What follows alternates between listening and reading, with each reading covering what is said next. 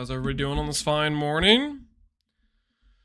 Daily Ascension run? I don't think so. Yeah, Lucas T, I appreciate the sub, man. How you doing? PoE2 shenanigans? Yeah, I kind of want to do some compilation of information. I want to dig deep on the intel we know. Look around, see if there's a decent amount of people posting like playtests that happened like real recently, like November, like the start of November. I kind of want to look at some of those. I feel like a lot of the information we can get from that stuff is going to be close to semi-concrete. But I think the thing we'll start out with that I want to do is I just want to get all the ascendancies in front of me in writing. And then we'll add some more compilation of information on this little notepad here. Shovelman time, something like that. Yo, Banda Boy, how you doing? Or Bands Boy, what's up? Appreciate the sub. Yeah, Dream posted a video. Apparently he's got a video showcasing some skills or passives on the tree. So I'm kind of excited to look through that. This guy did a bunch of, posted 3 hours of playtesting with Marauder. I kind of want to look through that. This guy posted a 27 minute video about Witch. There's quite a few things. This is just where I want to start. Ninjano Eyes, howdy. How you doing, man? What is up? Insilico, man, what's good? How you doing, Insilico? But yeah, I wanted to start out here just getting all the ascendancies kind of compiled together so I have an idea of... It's easier to look at it all written down and be like, okay, how much do we not know about on these ascendancies? Like, for example, Chronomancer. I'm not too keen on these, like, skill-based ascendancies, but there's 5 out of their ascendancy points we don't even know about that are all not blocked or gated by the skill-based ascendancies, and I think, you know, maybe those could be good. I'm kind of curious about it, you know? Hey, okay, Egg, how you doing, man? Stormreaver isn't a witch. Oh, whoops. Neither of these are a witch. These are both sorceress. That's a good point.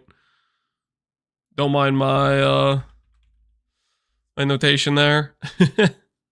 What's your favorite period 2 ascendancy so far? Infernalist looks cool to me. I'm a little bit worried that the nodes they didn't showcase are a bunch of minion nodes, so that's part of the hesitancy. I think I want to start Infernalist, but at the same time, I'm worried that half the ascendancy is minion nodes and they didn't tell us about the minion nodes. And then if I click Witch and I go to start Infernalist, there's a bunch of minion nodes, it'll be a little bit like, oh, dang. So I'm leaning towards Sorceress or Witch start, but I'm going to go through everything today and then hopefully get a better idea of what might be good or what might be bad. Yeah, you don't want to misclass them. I'm not 100% sure how to feel about skills and ascendancies as well as things like instant mana leech needing gear / normal tree to get going. It's just going to be a really big adjustment. Because, like, the only thing we have as an example of PoE2 ascendancy skills, as far as I remember, is essentially Guardians like Sentinel of Radiance. Like, this wolf, this Hellhound thing from Infernalist reminds me a lot of that. But I'm open to the idea. I'm hoping it's not going to be a situation where we end up like having our favorite skill like Righteous Fire tied to an ascendancy. Hopefully it's just a lot of like the unique cool stuff they want to add in that isn't something we previously know. Could a Blood Mage life stacker work? Potentially. The node that gives you crit damage seems really powerful with the Blood Mage. Instacking Mind over Matter, Monk, let's go. Yeah. I see a lot of people are excited about the instant leech nodes. I'm not sure how I feel about it because I just don't know what they did to leech. I don't know if it's like gonna operate the same way it does in PoE 1. Is RF safe at PoE 2? We have no clue if it's safe. All right, I'm gonna start adding to our notation a little bit here. Build your character. I'm gonna mute this background noise. I want to make sure I have stuff written down. As a sorceress, you could become a Stormweaver, a master of the elements. Yeah, Sorceress has a ton of nodes. It feels like a lot of these ascendancies have way more nodes than PoE 1. This is like, what, 1, 2, 3, 4, 5, 6, 7, 8, 9, 10. A lot of the ascendancies that have a lot of points have like 7 or 8 in PoE 1, and this has 10. There's a lot more going on. You see there's percent life on the tree. I briefly looked at the first node in Dreamcore's video, and it's a singular notable with 3% life. So technically, I guess there is percent life on the tree, but it's a very small amount at that.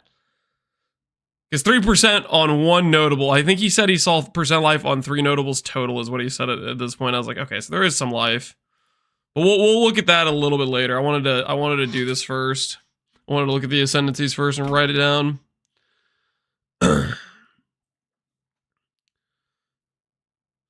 I need to know the last part of the darkness ascendancy. It would have to be a carry node to make the other nodes feel worth it, I think, because the darkness just doesn't make sense to be good to me.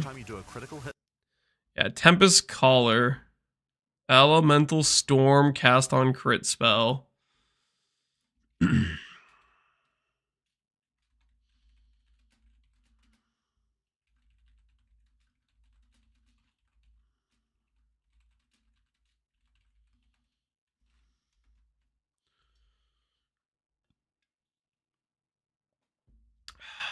I wonder if we're limited to 8 per ascendancy. I think it's going to be 8 per ascendancy. Like they talked about Sanctum having the Sanctum ascendancy stuff having 4 floors. I think it's going to be 8 points.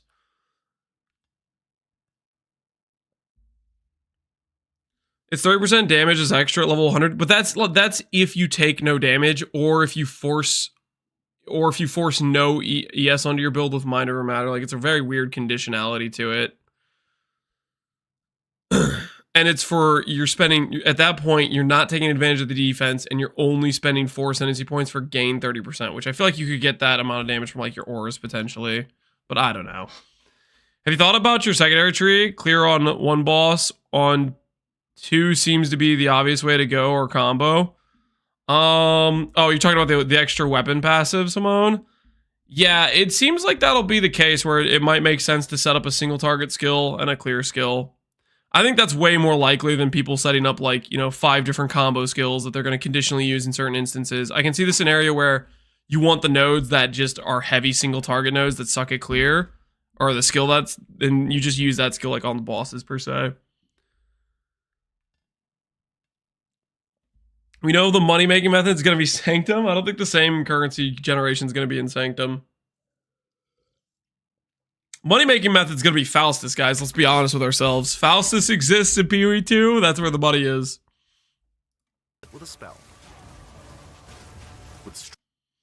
Yeah, look at this thing. So it's like a blade storm type of skill. As a sorceress, you could become a storm weaver, a master of the elements. You see a storm here. 1,000, 2,1,000. How I'm trying to see if it seems like it's a large cooldown. You could become a storm weaver, a master of the elements. 1,000. Yeah, at most it's a 1 second cooldown. It might be less, because like between this storm being created and this one being created, and it seems like it's tri-elemental, like it chooses between the 3 elements. You also support it too. Yeah, this seems pretty legit. I might end up going something like this at League Start 2. This could be pretty tempting to me.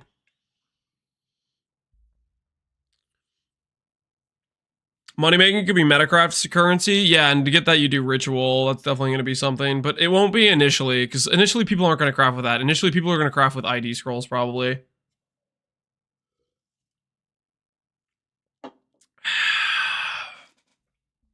Could also have a set duration for each element, so you can't have a proc again for fire as an example. Yeah, it could be that. But I feel like, hold on, let me play this. I thought I saw 2 of the same element proc at one point, but maybe I didn't. Oh, there's cold. I mean, it might just rotate between the 3. It could also be that they try to get a showcase where... Yeah, see, look, that's 2 lightnings in a row. What was the cooldown between that? What was the duration in between those 2? Let's see. He has like good crit on Spark, it looks like. 1. Yeah, at most it's a at most it's a 1 second cooldown, it looks like. I mean, those are pretty close together, it seems. Could it be prismatic? Oh, maybe. It definitely seems like there's a cold version, fire version, and a lightning version. Like, it seems pretty neat. Nice little Nova skill. Procs on crit. Doesn't have a super long cooldown. My guess is I think what they're going to do with a lot of these like skills that are attached to ascendancies is they'll probably level with your character. Like similar to what Guardian does in PoE, is like it scales up to level 85 or whatever, where it keeps leveling up. I think Warrior and Monk look so much more clunky personally. I could see that. I could see that. The melee not being able to attack from range type of stuff. But it hits hard. It looks thick and meaty, which is also kind of a big thing. And then we have to write down strike twice. I need to look up how shocks work in PoE 2. Is the PoE 2 wiki? Is this up yet? This is up, right? I wonder how accurate this information. It probably is pretty accurate. I think they're freaking like chatting up Viper-esque. Take up to 50% damage. This is Path of Exile 2, isn't it? No, this is the PoE wiki that says Path of Exile 2. Where's the Path of Exile 2 wiki? There is a Path of Exile 2 wiki, right? I'm not crazy.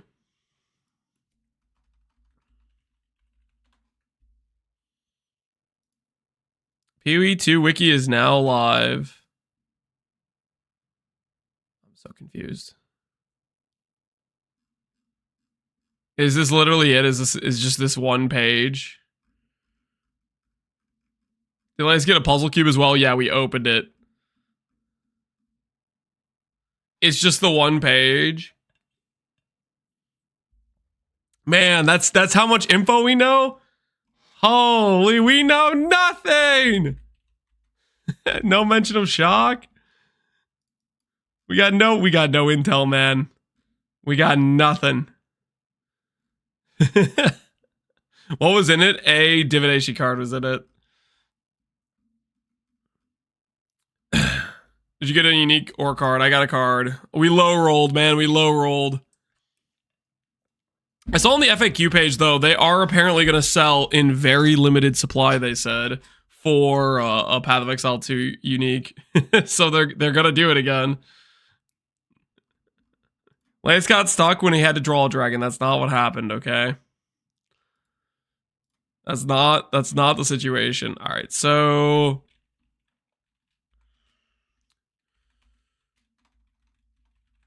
double shock node. All damage can shock node. Is that what it is? Let me make sure I read that correctly.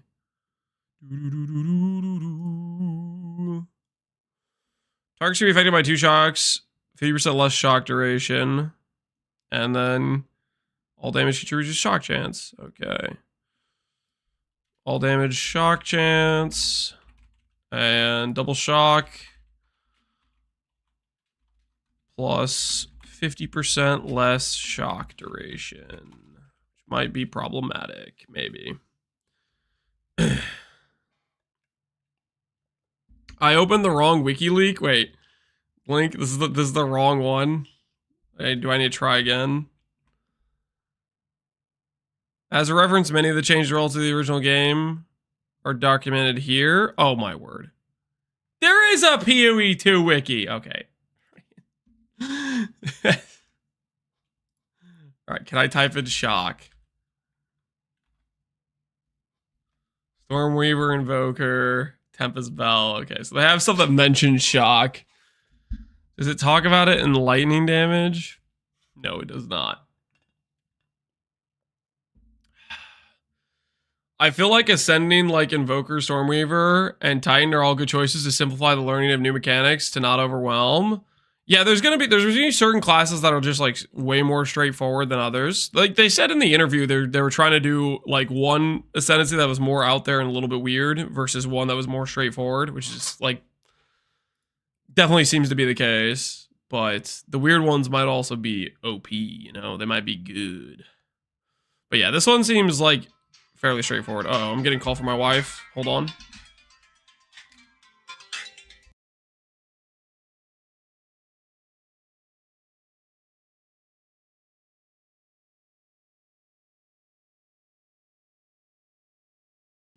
Hey, one second. My wife needs me to check her wallet's upstairs. Give me a sec.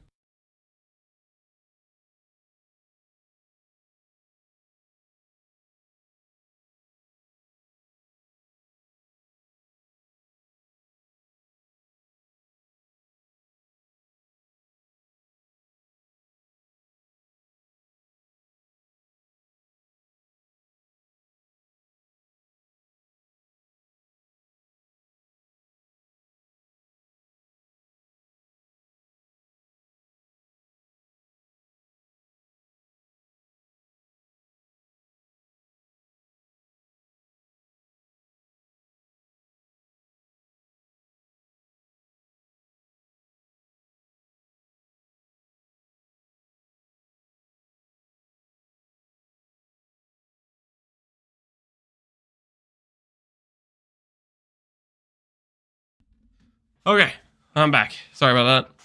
Excuse me, goes. It's not. No, it was. I just not make that up to go get snacks. That's not what happened. Before you go, do you know if shocks add 50% damage? Yeah, we don't. We're not 100% sure. I would guess. I don't know. It'd be a similar mechanic, but who freaking knows? If shocks do give a large amount of increased damage, though, this node is quite good. And the strike twice node is the first node here, right? So Stormweaver, we know one node out of 1, 2, 3. We know we're missing 7 nodes. There's a lot of potential to be good.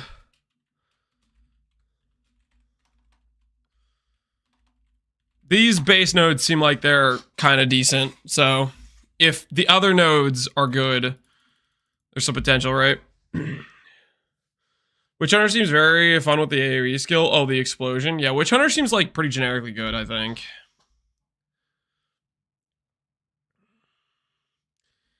Is it ironic that the Stormweaver with these nodes doesn't want to use lightning damage at all? I mean, you can still use lightning damage. I mean, technically, if you don't grab the second node, then you're still lightning themed with this node. This node's just more generic elemental. And it's and like if you look at the picture, like it's not just lightning, right? That's like a friggin' ice shield that's being formed around the Stormweaver, right? I'm gonna 100% play Stormweaver since you can support the castle crit. Yeah, that seems really good. And then there's 10 nodes you don't know. Make a shock build from any skill. Chronomancer, this just looks freaking cool to me. I'm not confident in the skills or whatever from Stormweaver. I don't have faith in them, but this, just the thematics of it just seems cool. I'm hoping the other nodes on Chronomancer are good. She literally has the ability to stop time with time freeze. Yeah, like that looks really cool, but at the same time, do I want to spend 4 ascendancy points to do that? I hope the other nodes on here are good. This is part of the reason why I'd be tempted to go Stormweaver is so that way I could look at these other nodes as well and make a last minute decision at the ascendancy altar, right? Because you can click and you can look at all the nodes before you choose your ascendancy. So the good news is you could hover over all these nodes you don't know, right? They're really cool, but why would you not just want to get Giga damage or Giga defense from your ascendancy? Yeah, I'm not necessarily a believer in these skills. I think the cooldown skill could have some use cases with if they have a lot of OP really long cooldown skills, but outside of that, I'm not necessarily feeling confident per se in the skills we're using a whole ascendancy point for them. Using Temporal Rift, she can teleport back to a previous location. I mean, the cooldown on the time freeze doesn't seem very long, right? At the very least. Like, how long was that in between when she used the initial time freeze, right? You can make all your damage types apply shock. Make a shock build from any skill. Alternatively, you could become a Chronomancer and command time itself. She literally has the... Have you seen Dreamcrew's new video? It seems like there's some life nodes on the tree close to Warrior. Yeah, we're gonna watch that. We're gonna watch that next. The life nodes seem really small though, is the thing. Like it was 3% life for one notable, and he said he found only like 3 notables with % life, which is a really small amount. It definitely helps a lot. Like you're gonna want to click those because it's such a powerful stat. Because that's like, there's no other sources of it, but still. Ability to stop time with time freeze. 1,000, 2 1,000, 3 1,000, 4 1,000, 5 1,000, 6 1,000. So it's like it's maybe like a 6-second or a 5-second cooldown. So like the time freeze isn't that long of a cooldown. And how long did it last during the cooldown? Previous location. She literally has the ability to stop time with time freeze. 1 1,000, 2 1,000, 3 1,000. Yeah, if the time freeze freezes things for 3 seconds, unless they did the reset cooldown, I feel like there would be like, I mean, maybe that's what that was. Maybe that little thing she did. Maybe that was the reset.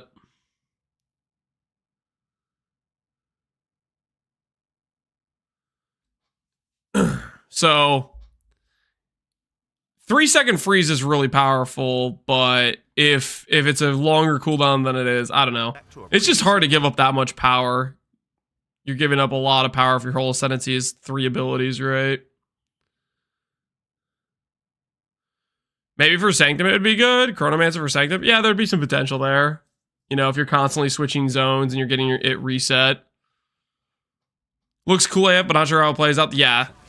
I'm not filled with confidence. I don't think I'd want to be clicking these nodes necessarily. Even for the dopamine hit, but maybe I would. Who knows? On the warrior, you can choose between the Warbringer or the Titan. The Warbringer channels the second freeze was shorter. I think she just killed... I think the freeze has an AoE to it. And I think she killed the enemies that were within the AoE, but I could be wrong. Or it's a thing where... I mean, maybe that's some weird mechanic where, like, the time freeze has a longer duration, the longer between when you cast it. And then if you recast it more often, it, like, does less and less of a time freeze. Like, that could be it, too, maybe. But I feel like it's probably just something on a long cooldown. 2 panic buttons, yeah. And the thing is, you'll get them more throughout the fight as it goes on, because it's probably on some cooldown. of his ancestors to gain tremendous power. Using answered call. I feel like this could be pretty strong. Answered call, ancestral spirits. So we know there's the reservation thing, right? We know there's the 50 reservation per totem thing. And if you get an extra dude for every totem that gets spawned in, Can summon ancestral spirits I feel like the totem builds are going to be maybe pretty legitimate with that. Encase your body in a protective layer that absorbs Depending on how much damage until it breaks. scaling there is for it. Warcaller's Bellow allows you to explode the corpses of your enemies. And with Great Wolf's Howl, you can ignore the cooldowns of your war cries.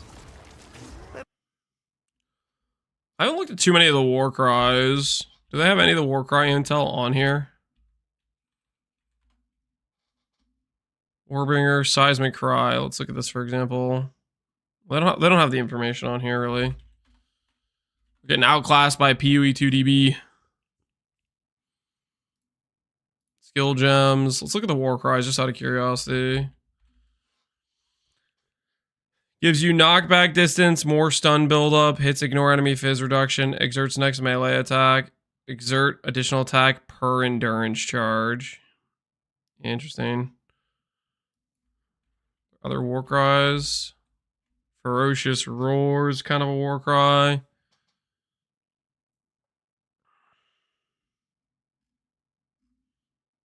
Infernal Cry. Every next melee attack you perform plus an additional attack per endurance charge consumed. And power attacks gain fizzes fire per power to 100%. I mean, that's kind of good. You get rid of this cooldown and you just constantly have this whenever you proc it. And if there's other war cries that are giving you damage multipliers. Oh, I don't know, man. Pressing war cries that often sounds like a pain, but...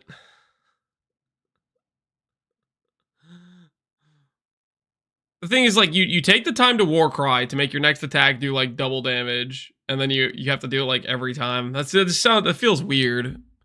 I guess it helps if you have, if you're doing it for, like, the cooldown attack. I wonder how much stacking stun resistance bosses will have if big bonkers can chain stun bosses. I think they're probably going to, most likely the bosses are going to have some sort of limitation on being completely stun locked, right? I feel like they would do that. I don't think they want people to just be able to permanently stun a boss and then ignore the fight, even if it's like low damage or something. There might be nodes on the tree for more exerts. There probably are. All right, before we keep going with the ascendancy thing, I guess because since I'm kind of curious about nodes on the tree, we're gonna watch Dreamcore's video. Captured some of the passive tree, including many notables and keystones. In the run-up to the launch on December 6th, I'm going to be covering some of the craziest nodes on the... Are you still planning on trying to make one-button builds be meta in PoE 2? I don't know about planning on trying to make them be meta, but I think it's gonna be... I think there's a very good chance that will just be consistently a thing that is good and people do. Like, what I think's going to happen is I think there's going to be skills that are good for clearing and skills that are good for single target. And what I think people will do is they'll have their skills that's good for single target or good for clear, and they'll use that while they're mapping. And then when they get to the boss or they get to a really tanky rare, then they'll have their skill that's good at single target but sucks at clear, and then they'll use that. There are some situations, if they make the combo strong enough, where it will justify, okay, this is what I need to do to get big damage or whatever, people will do it. But I think it's going to be a hard thing to balance and make worthwhile. Because you have to balance the situation where you're spending time setting up your combination or whatever. Unplayable, I can't watch. I mean, there'll be people that will just don't want to press any buttons at all. I mean, it's the same thing in current PoE. There's obviously they're making more skills in this game and they're trying to make them interact more and stuff. But in current PoE, you could choose to press the curse button or you could choose to not press the curse button, and one of them is just more damage, right? There's gonna be stuff like that for sure, where it's just like, this is just definitively, objectively a stronger approach. The tree and taking a look at how you can utilize them in your build. Now, one of my biggest concerns about PoE 2 before I played it was that the passive tree may have a bunch of very generic and bland stats due to the fact that it's bigger than the PoE 1 tree, and they had to fill out all of the space left from the removal of life nodes. But I can confirm Port that limitation, this is not yeah. the case. The design they've gone with has the more generic and bland stats at the beginning of the tree near the starting locations, but The bland stats are at the beginning. Interesting. as you branch out towards the He must have outside looked of at the entire tree. you begin to find some very interesting specialized nodes, some of which are more akin to keystones than a normal notable in PoE 1. I'm not gonna lie, I'm a little bit jealous of the guys that went to this playtest because they actually had it looks like they actually had a finished tree.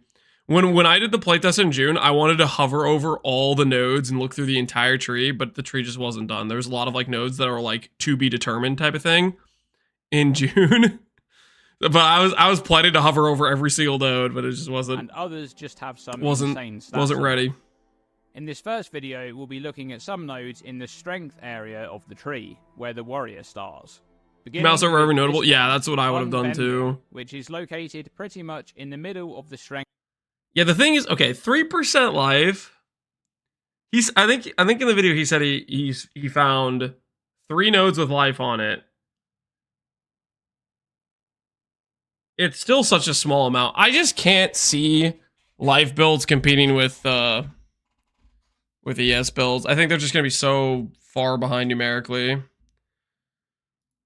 Aligned 60% ES node, yeah. So there is actually some increased maximum life on the tree. but Must be a it's very different game, yeah. Very rare stat. I think I counted a total of perhaps 3 or 4 notables. Can you from the not entire mad at you tree for not with reading the increased dialogue? maximum Yeah, life on them, probably. and this is one of them. So 3% increased maximum life. Seems weak at first glance, but that's not really the case. You see, in PoE 1 for the average build,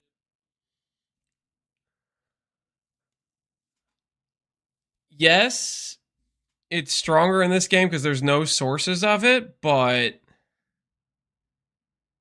I don't know, man. It's still like life is made up primarily of flat life from levels, flat life from gear, and a small amount of flat life from strength, combined with a large amount of increased maximum life, mostly from the passive skill tree. An average build may have somewhere between 75 and 150% increased maximum life from the tree, and this stat makes up a huge portion of total life. But in PoE 2, a character's total life will have a very different makeup, instead coming primarily from flat life. There's significantly more flat life coming from strength.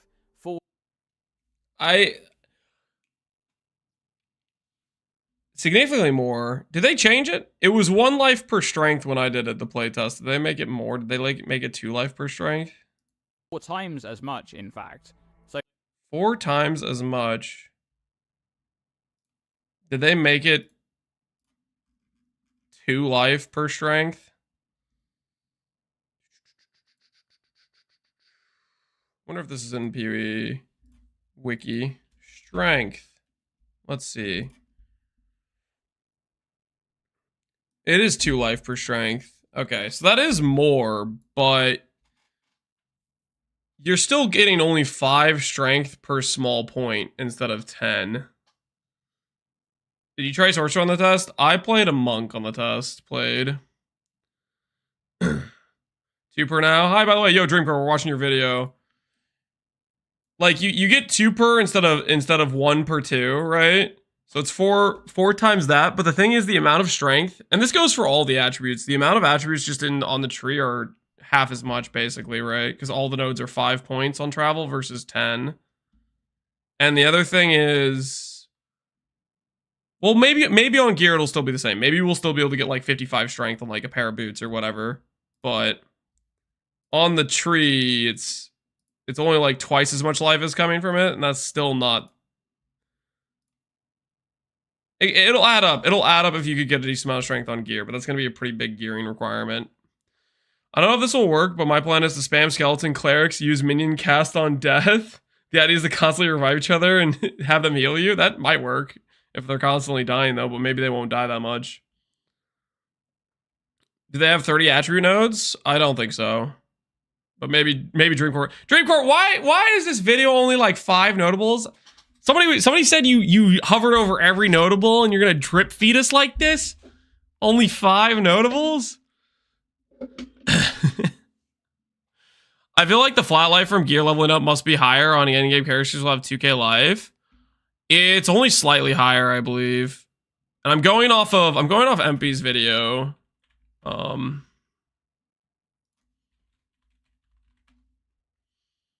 So you know when they obviously changed the bench. They changed the bench, but if you look at where's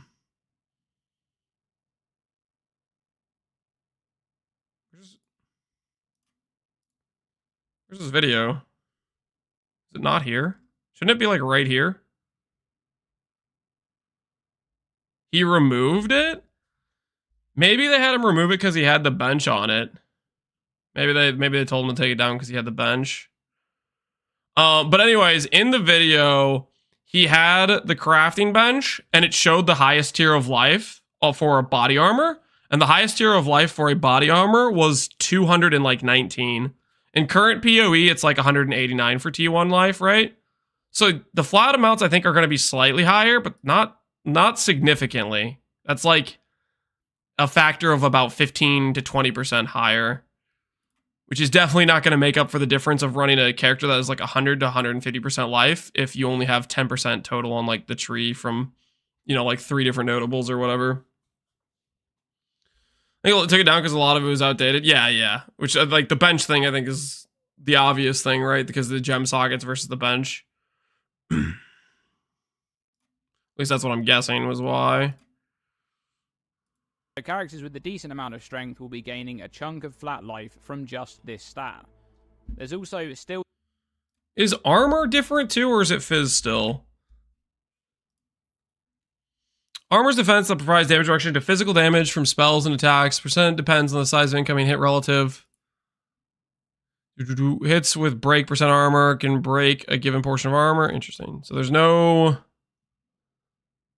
like generic armor defense against elemental weird stuff going on.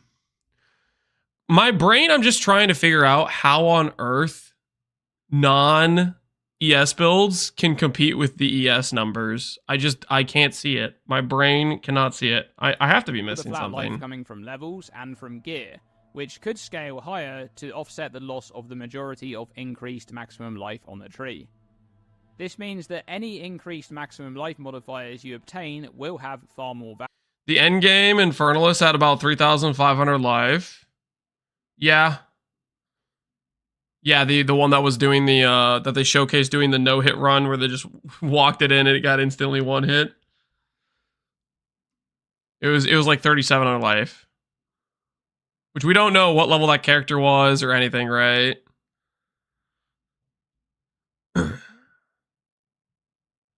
Value, as they'll be multiplying against a higher base flat life total. Why would you need HP if you could be a Some Chronomancer? increased maximum life on unique items too, but overall, Exactly, because Chronomancer gets to go ES. Log in. After, and I expect to see most warrior builds taking this node. Any life stacking builds, such as the Witch's Blood Mage Ascendancy, will also place high value on this node, but may end up anointing it or instilling it instead. Next up, Int doesn't give, yes, correct. Int now just gives mana, I believe. Int gives 2 mana per int. Which I found out today when I posted my video because people were like, yo, int doesn't give ES. I was like, dang. Which is probably good. I still think ES builds are going to just be way stronger defensively than life-based characters, but that'll at least help it not be too egregious. check out this one. Oh, dude, I saw this node on, I was briefly looking at this guy's playthroughs, where he has, it's literally untiring, but like slightly weaker. Regen, 0.5% of damage prevented in the past 10 seconds, and then you regen his life. I love untiring. Are you logging to Meditate build for double ES? I think Meditate could be good if, and this is a big freaking if, you can scale the cast time of that. Like, they showcased a really long cast time that you probably can't use in the middle of a boss fight. But if you could use it, like, consistently, like, proc it fast, then I think it could be pretty worth. For once in my life, I will not be baited into melee unless they do something crazy like dual wield two-hand. I guess you're playing melee. To last. Because they have Giant's Blood. 5% of physical damage prevented from hits. 10 seconds is long, yeah. 10 seconds is long. This is just slight. This is Untiring Juggernaut in PoE is 3% of fizz prevented, I think. But this is still very strong. Life per second. Seems familiar. Yep, that's a weaker version of the Juggernaut's Untiring Ascendancy node from PoE 1. I was surprised to see this one as a Can you dual wield crossbow? I don't know. But it's a fun one to have. One thing that really stood out to me during my playthrough, and the sentiment that I've heard from others, is that PoE 2, at least in the early game, is a war of attrition. Recovery of resources feels incredibly valuable, especially in those boss fights where flask charges can run out quickly. Anytime you're able to save a flask use because of another form of recovery that you have, it feels really good. And recovery generally pairs nicely with the dodge roll, being able to avoid hits while recovering. Oh yeah, Giant's Blood is limited to axe, swords, and maces specifically. Yeah, that's a good point. From any chip damage you take. It will be... The Juggernaut node is 1.5%. Wait, so it's a third as powerful as Juggernaut's node? I thought Jug's node was 3%. Oh my word. It literally is a third as powerful as the Jug node. I mean, granted, Jug node has regen rate. We don't know if that exists in in PoE 2, but to see that's still crazy strong. A character on this side of the passive tree will be able to reasonably achieve, and whether modifiers that provide additional physical damage reduction will still be available to see just how effective this node can be. For a passive, that's insane. Oh yeah, it Skull is. Crusher is located on the outer edge of the tree, and I wanted to highlight this one because of the Titan Ascendancy reveal, which has the same modifier. It's literally just half the power of the Titan thing? That's crazy.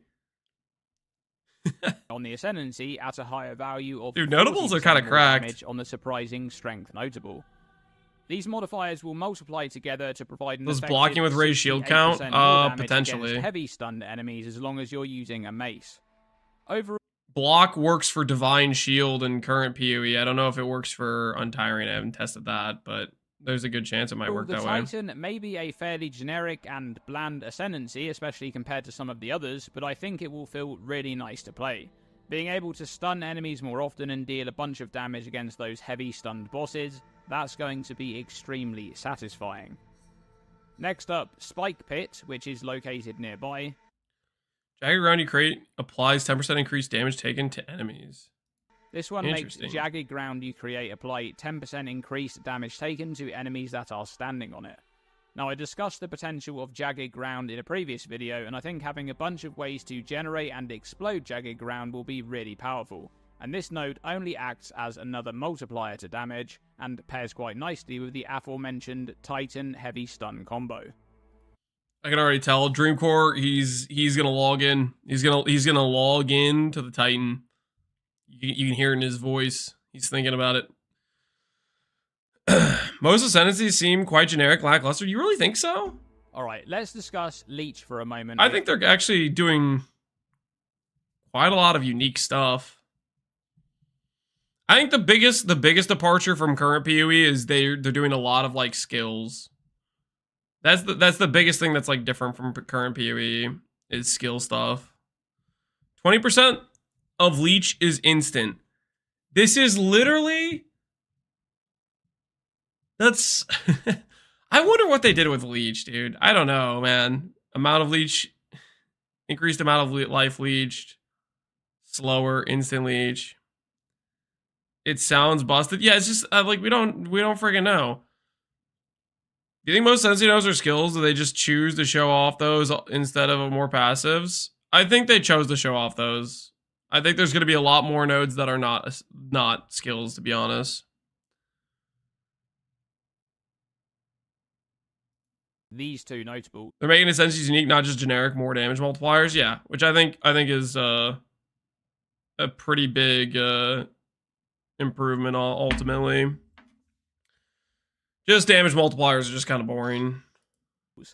Savored Blood, which is located towards the outer edge of the tree, and Voracious, which is located close to the start locations of both of the warrior. It's gonna be less crazy than we think because of the leech resistance. Yeah, I'm just not gonna put any of my start plans built on leech has to work type of thing. I think it seems too risky to me. Mercenary right between them.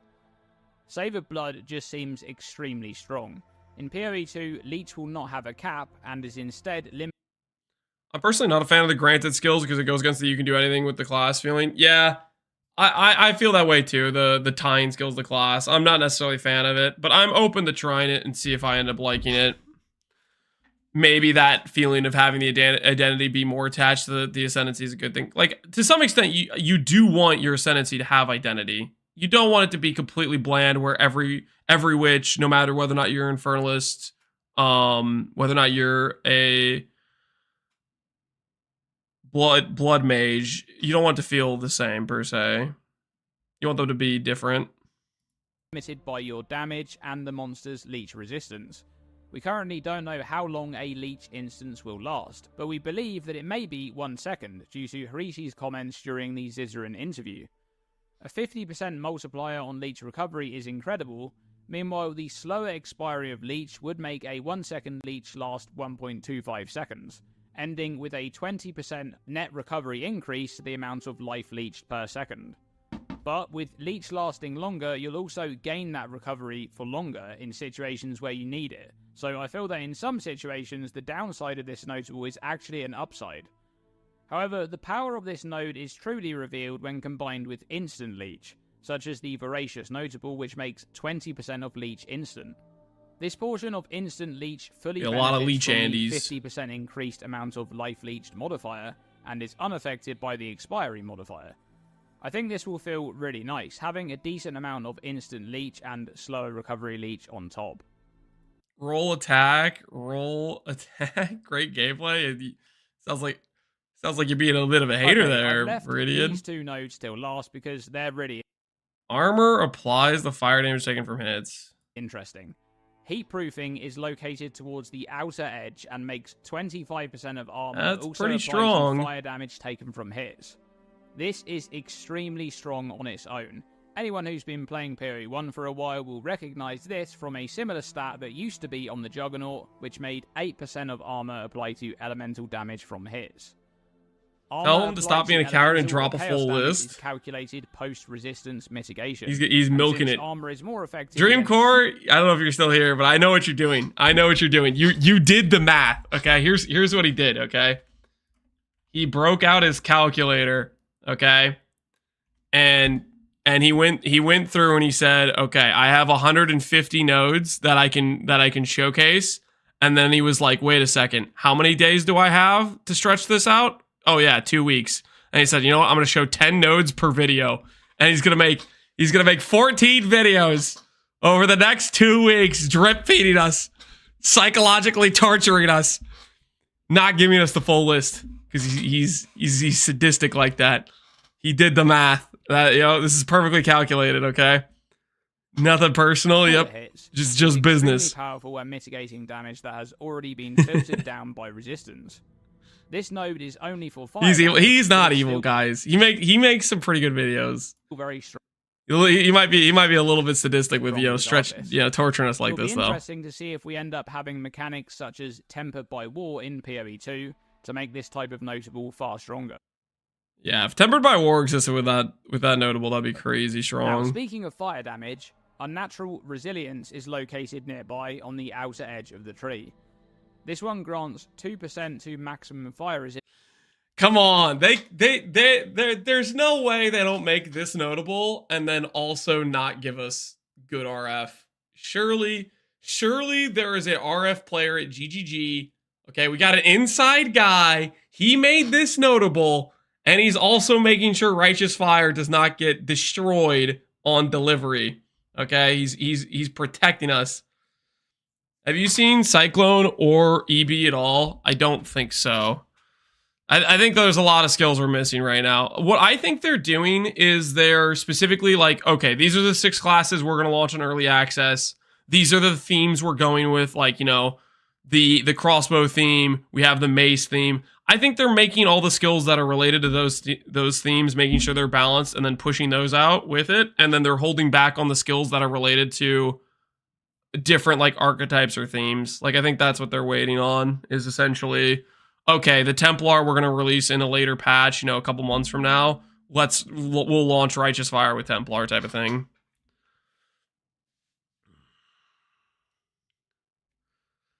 Arv is being withheld until the hype dips or so. Then you say sorry, and then they break it out. Is it the get out of free jail card? Arv is saved, we can dream, right? Per 40% uncapped. 2 max fire is per gear slot. Yeah. Technically 2.2, right? If you have 48 fire res, but that's really strong. Uncapped resistance is any resistance you have above 0%. So by just having 80% fire resistance, you can take this node to increase your maximum fire resistance from its 75% default maximum up to 79%, which, just like the previous node, is incredibly good value to improve your defense against fire damage. But this one gets significantly stronger when used with Cloak of Flame, a unique body armor that we know exists It's taking in us, PO2. baby! 40% of physical damage is taken as fire damage, so you're able to mitigate that damage with your fire resistance, including damage over time. Sublime Vision. I don't think there's going to be Sublime Vision. Meanwhile, the Cloak of Flame also provides a large but amount maybe of fire resistance, helping to further boost the effectiveness of this combo by scaling. You could socket more fire res on the new sockets. That's a good point, yeah. Those are basically our pseudo bench crafts where you get to add in a stat if you want. Maximum fire resistance from Pump 'em Unnatural up. Resilience. Like the life node from earlier, I expect a lot of warrior builds to be picking up both of these fire defense notables because of just how effective they are with minimal investment. And that's it. A handful of interesting passive tree notables from... And that's it for today. Tomorrow we'll have 10 more notes. He's sitting on a gold mine of info. Oh, he's just gonna torture us like this. I'm gonna have to go through and look at all these random playthroughs and just be like, what's there? You know, and just freaking pause the video, frame by frame it. Just because Dreamcore won't release his master list. He's holding out on all of us. Dude, I'm so jealous. I would have absolutely traded the June playthrough for the November actual tree playthrough where you actually have nodes. Inhale the info about PoE Facet Tree? Yeah, exactly. Hit you with the get algorithm, bro? Yeah. I like the video. Next video when? Question mark. We all know you have the goods. 13 days until we log in. You know, translation. 13 more videos of profit. I already know. He's counted down. I wonder if Archmage support's gonna be in. I think Archmage support is in, or at least it pops up when you go here, I think. Okay, maybe it doesn't. Never mind, I lied. I thought it did. Never mind. It's a risky game. GG may release the entire data beforehand. Yeah, I don't know. He's playing it close to the chest. The thing is, I don't know. I don't think they're going to. I think they're going to let us go in, you know, pretty blind, right? I think they're going to let us go in pretty blind. Do you know there's an instacking notable at the top of the tree? Yes, there is. They showcased it when they showcased the passive tree thing, essentially. They showcased it when they showcased the passive tree thing.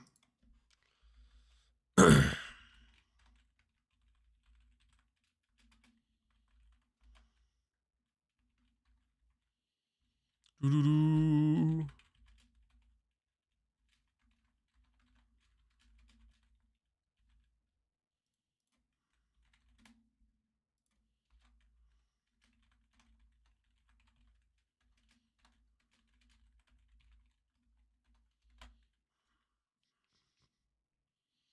Local made video that you could buy a key with a good discount. That's kind of convenient. I'm probably not going to do that because I'm literally just going to buy a pack. And I also have spent more than $480, but that should be useful for a lot of people that need it, though.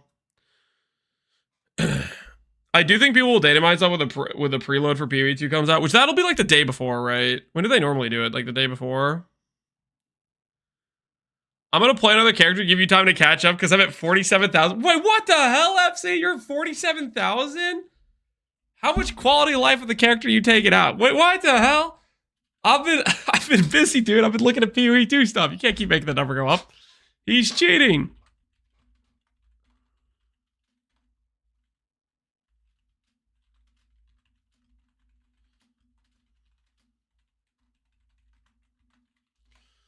Doo-doo-doo.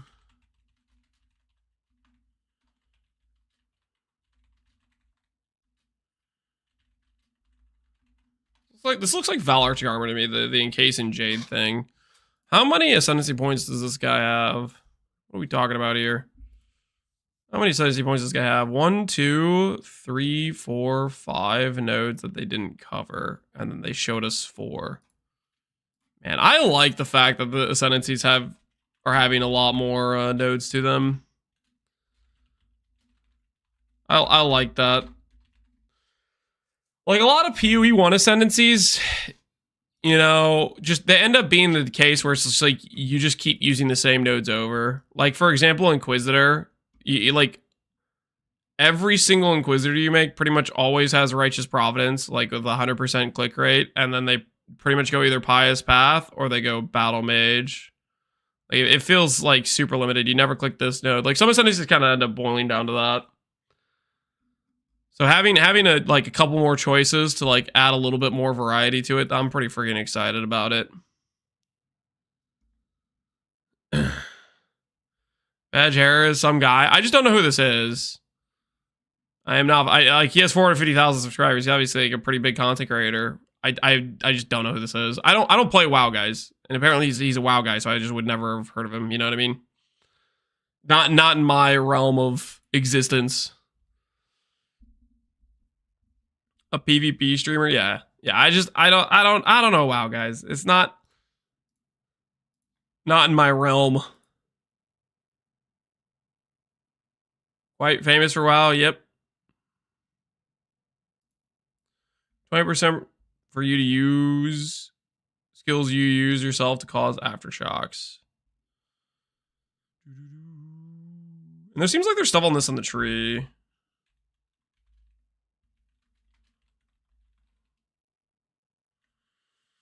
I don't get the early access pack, when do I get to play the game? When it comes out of early access, it will be, they said on the FAQ page that they did recently, they said that they expect it to be at least 6 months of early access, but it could go longer if need be.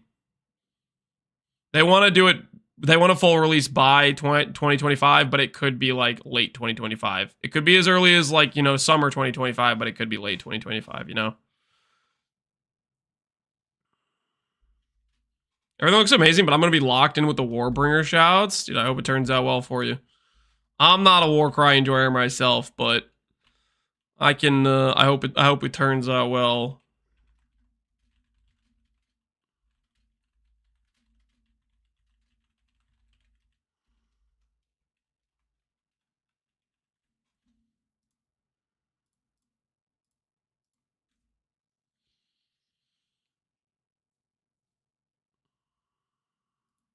Your hits are crushing blows.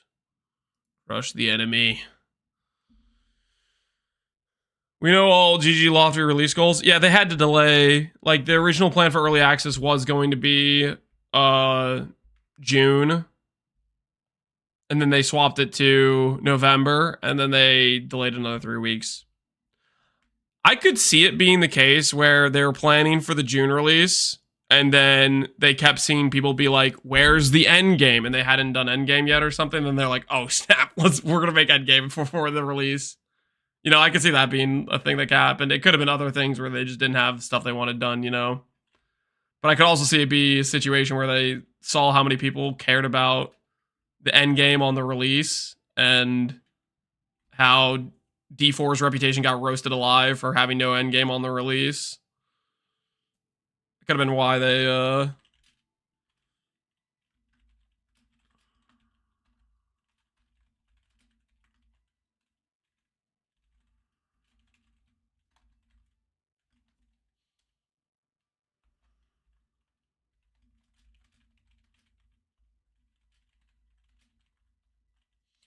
will there be new gems? If so, will there be RF? Please be RF. I'm okay with Death Oath also. I don't know if those are gonna exist in this early access. I said it earlier. I think they're doing the skills based on the various like class archetypes type of thing. And Righteous Fire is very Templar-y, Righteous Fire, Holy Man, Templar. That's so I think they're gonna do is they're gonna save Righteous Fire for when they add Templar into the early access, which could be, who knows how many months later. It could be on the official release when they add Templar. There's a D4 director losing his mind over PvE2 announcement. No, I didn't know that. That's really funny. He didn't like the announcement or something. He's like, they're making me look bad, maybe. I don't know. He's in the bargaining phase of grief. They're not going to get rid of Righteous Fire, guys. There's no way.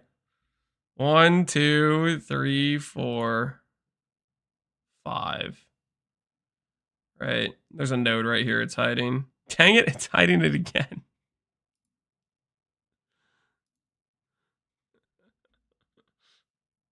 Surely they aren't. Copium. I'm not coping, guys. Okay. So we know 3 nodes and we're missing 1, 2, 3, 4, 5. They didn't tell us 5 of the nodes. Dude, I freaking love this. I love the fact that not only did the information we get, we only have 12 ascendancies, and we're missing another 24 we don't know, but every single ascendancy, there's more that we don't know about the ascendancy than what we do know. I'm so freaking pumped.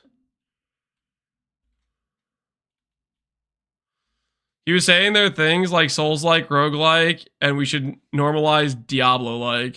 What even does Diablo-like even mean at this point, though?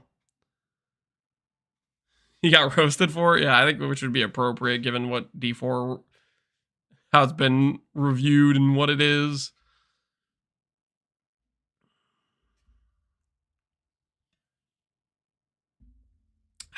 I think one of them is an RF skill. I hope RF isn't tied to an ascendancy, but we'll see.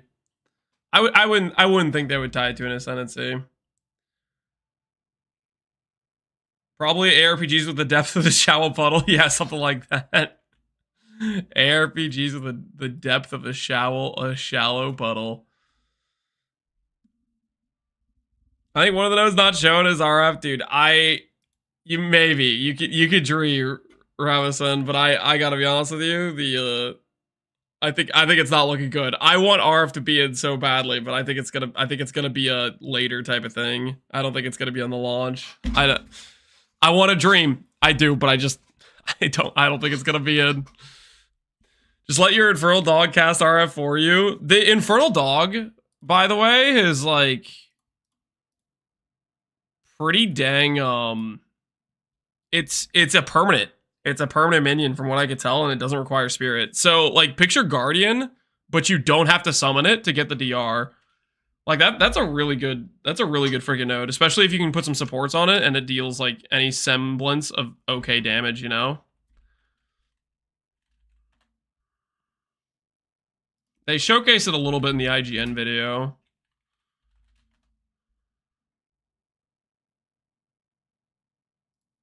Yeah, in this video. Here, let me show you guys.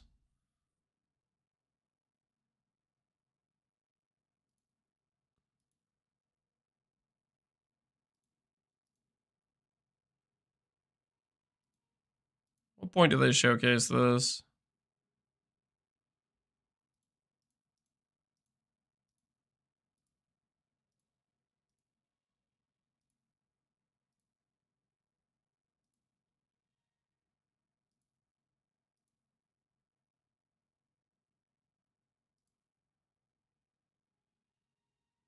Not in this video, might be in a different video then. I have to find the other video because I thought I was an IGN video that had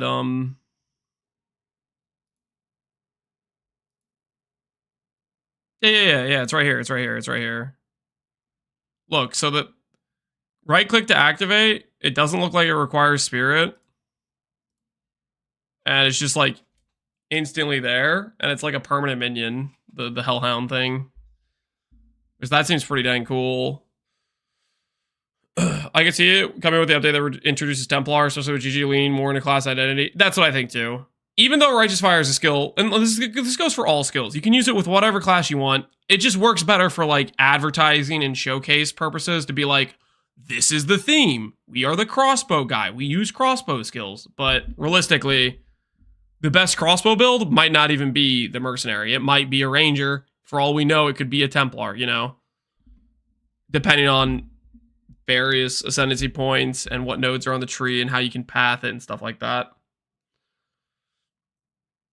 I'm torn between Witch and Sork. That's where I am right now. I'm between Witch and Sork. I'm just trying to write it all out so that way I can like be like, what are my options here? And look at it a little bit more in a more succinct thing in front of me. All right, one second. I have to pee real quick, guys. Give me 1 second. I have to pee. Drank the orange juice. It went straight through me. Went straight through me. Drank the orange juice. It went straight through me. I'll be right back.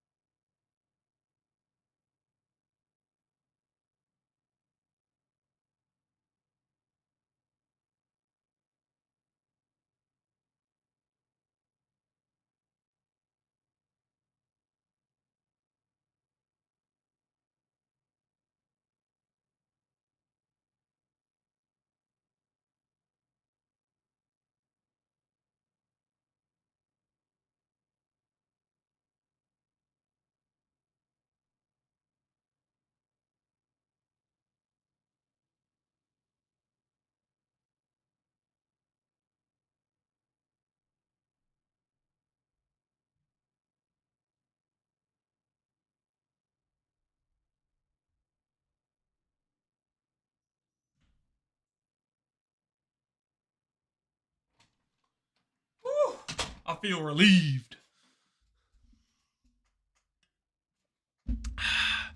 I'm still waiting for Chonk's other ascendancy nodes. Is Chonk? Is that what we're calling the Chaos Monk? If RF even works similar to PoE1, it's gonna they're not gonna change perfection, guys. Okay, let's believe in the ideal situation. Chayula Monk Chonk. I don't know about this. I don't know about the Chayula Monk Chonk thing.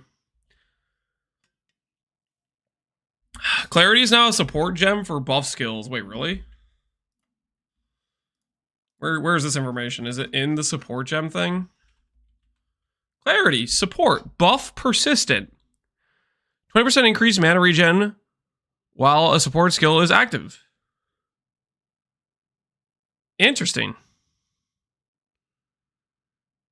I'm probably going to go the Chayula Monk Chonk, guys. I got to be honest right now. I think the Chonk, the Chayula Monk guy, I think it's going to be bad. I think you guys are overestimating the leech mods. The darkness seems like not worth. I think auras are going to be strong. I think you guys you're clicking the dead ascendancy. I got to be honest. I have no faith in that ascendancy. You got to read the flavor text on keystones. Have I done that yet? I don't know if I've done that yet.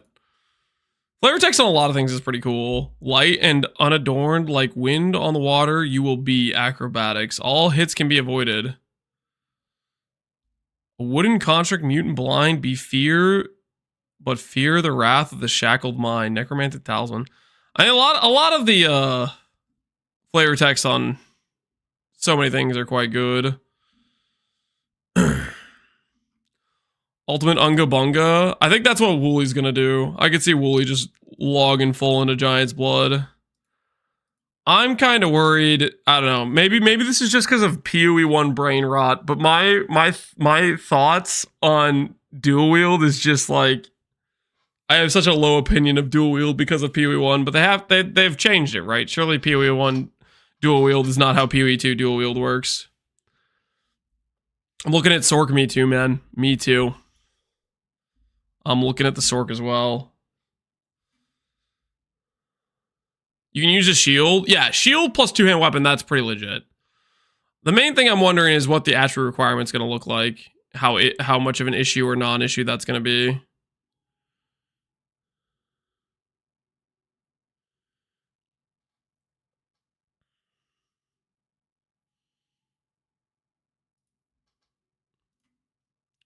In this clip, Deadeye does seem to be fairly fast walking-wise.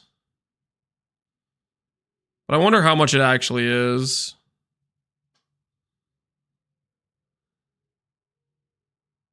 Wonder how much movement speed it is.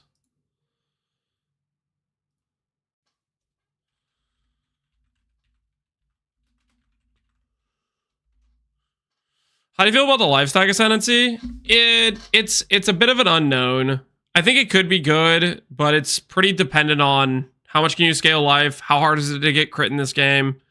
Like if it's reasonable to get decent crit chance, that crit bonus damage you're getting from that ascendancy point seems really strong. Like a 4K life build, which seems like what you can get to endgame at least. You know, they showcased a 3.7K life character, means that node itself could give 200 crit multi, right?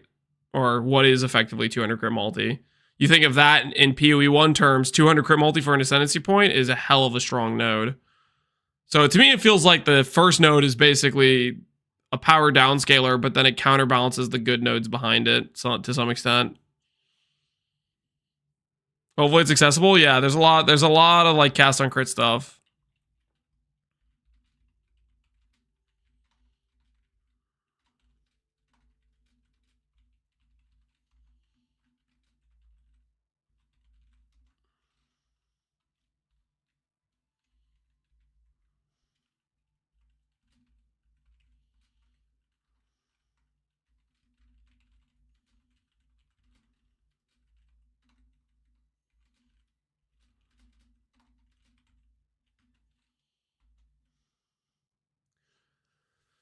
Breach farming login. Yeah.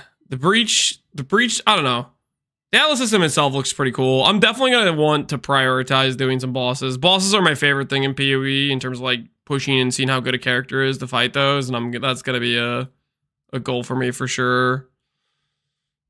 Deadeye seems meh. I think the movement speed might be king. Because from what I can tell, there's not really movement skills. And so if you can get a stacking movement speed buff, that might end up being meta just because it allows you to speed farm faster. It kind of depends on the other stuff too, though.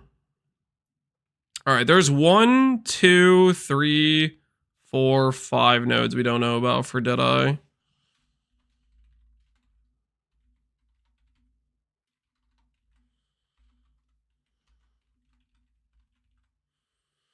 Looks like they removed Elemental Prolif and replaced with Fire, Cold, Lightning Prolif supports.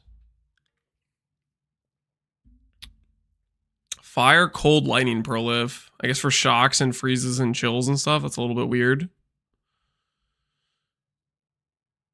Increase crit damage. We'll look at Cyber's Mark. It gives flat extra bonus crit damage. Yeah, they have a few different separate stats. One's a multiplier of the other. It's weird. To me, it's like, I feel like they were trying to simplify it, but at the same time, they made it a little bit more convoluted. Do I have Trinity? I think Trinity I've seen as a support gem, but I could be wrong about that.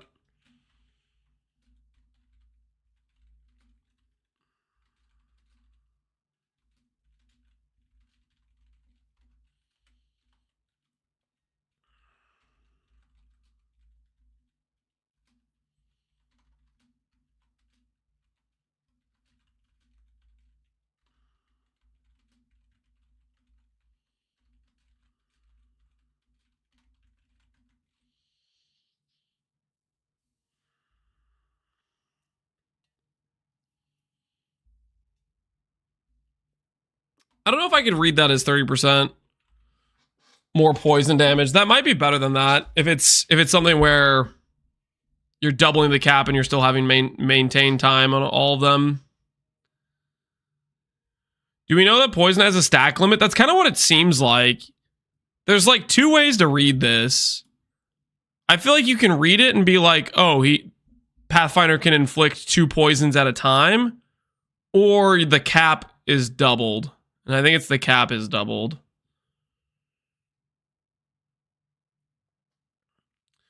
One stack limit by default. Yeah, which is a pretty big change, right?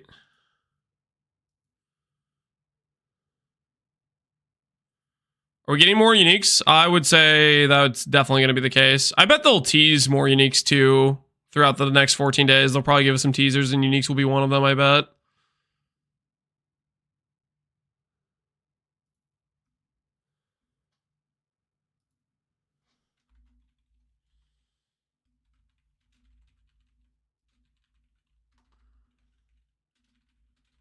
Less movement penalty while shooting. This seems kind of lame to me, the less movement penalty while moving. Nobody talks about Impale Bleed. What do you mean nobody talks about Impale Bleed? I just think the archetypes they showcase aren't Bleed or Impale related, but there's probably going to be a duelist that is a Bleed thematic ascendancy. I think there's going to be the case where there's certain things that we know are going to be in the game that just aren't supported by the tree or by skills on the early access. And those are going to be the things that are related to the archetypes that aren't in yet. I feel like the Dark Monk seems strong as...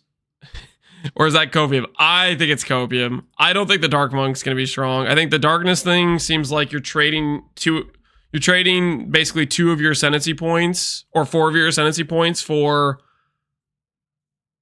what's almost no benefit because you're sacrificing your reservations to get like damage or tank, which reservations can already give you damage or tank.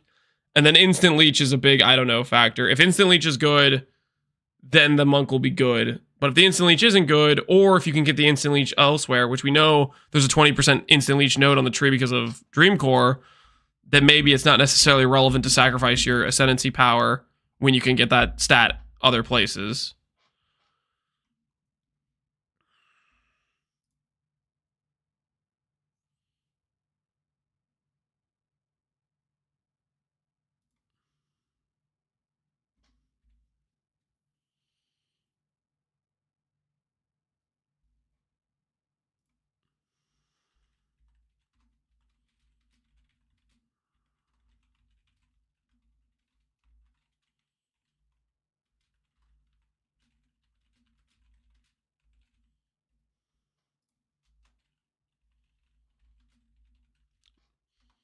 Man, Pathfinder might be the thing we got the most information about. What do I do for 2 weeks? You get a cryostasis chamber. You hop in, you freeze yourself for a little bit. Have you watched the playthrough of the whole Act 1 yet? This guy's videos or somebody else? This is the Act 1 playthrough, right? Or are you talking about somebody else's? I mean, there's multiple people that have posted Act 1 playthroughs. But I was going to watch this guy's because I was kind of curious. Because it has a pretty detailed run where he hovers over nodes and stuff.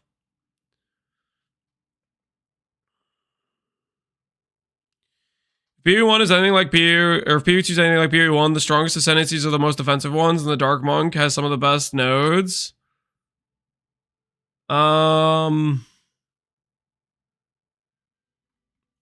don't think I agree with that. I don't think the Dark Monk's defensive nodes are that good. I think it's contingent on the instant leech.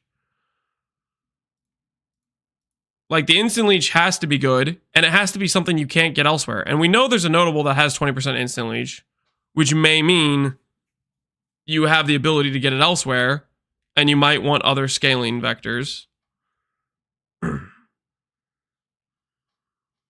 As recovery, yeah, the instant leech is recovery.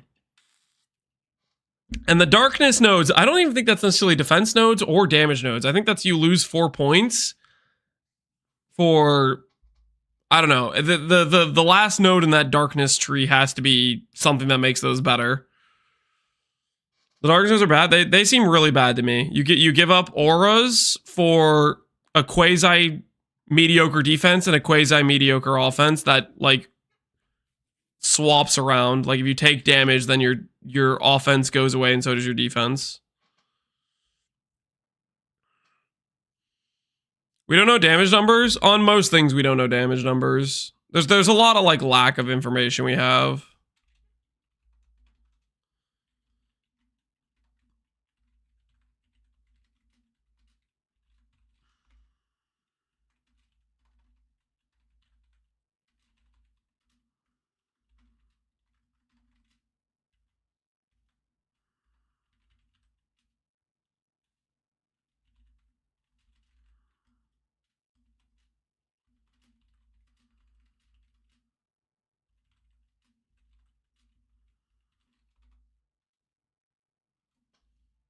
Herba Minion. Demon Form. Oh, I wanted to showcase this. I think Demon Form showcases in this video. This video got me a little bit discouraged about Demon Form. I want to show you guys something. You summon a ascendancy where you get to pick once. There will only we got a peek at the witch's infernalist class. Okay, it shows the minion first. I think they show the Demon Form next. Yeah, so one of the things I noticed when I was watching this, I think Titan sounds pretty cool, albeit a bit generic. Yeah, Titan's pretty generic, but I think it might be a good ascendancy. Just because, like, stun locking bosses is real strong. For the playtest, I remember people that were stunning bosses were having a much easier time with bosses to some extent. Will there be Relic of the Pact? We don't know. I think there's, like, we've been shown, let's say, 20 to 50 uniques, and there's going to be probably, like, 500 or something. There's going to be so many uniques that we just don't know about.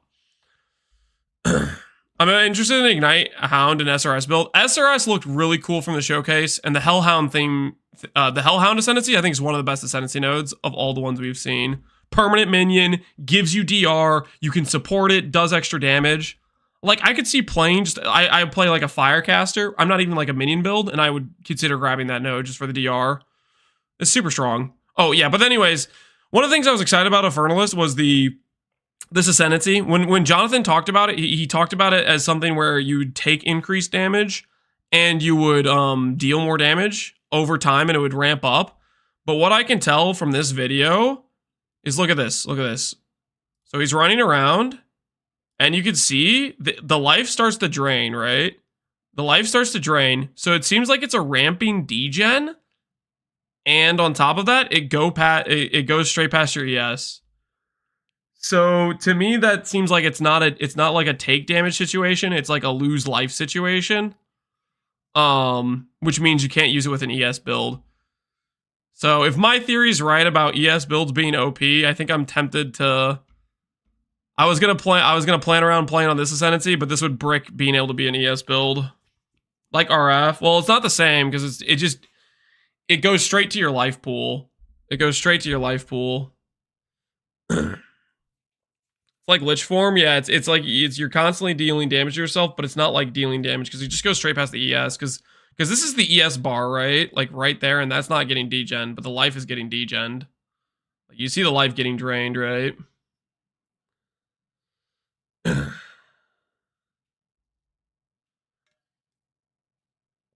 Maybe it shuts off at one life. I think that's something where you get knocked out of it, or you have to just turn it off when you're about to die or something.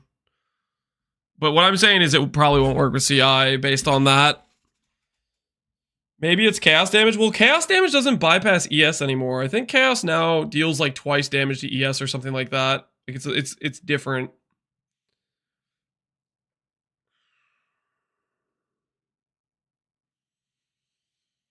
Depends on the mana leech. Yeah, it does. The leech node I think will make or break the Chayula Monk, the chonk. Bleed and poison bypass though. They bypass, but they have to actually like deal damage to your, or for bleed to be inflicted, you have to get hit on your life pool. So like CI makes you bleed immune kind of, and poison, if you're CI, then you're immune to poison too. I don't know, there's some weird stuff going on that's different than what normal PoE rules play by. Isn't poison still? Yeah, poison still chaos. Bleed would be fizz, but bleed you have to get hit on your like life pool or something.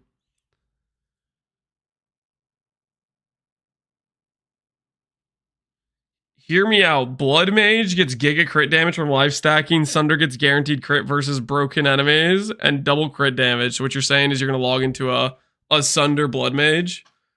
I was thinking similar things too, Nito. I was thinking like, well, hold on. What if I grab a dagger that has Omega free crit chance with that crit damage bonus? Like that crit damage bonus node, I think it will carry that ascendancy by itself pretty much.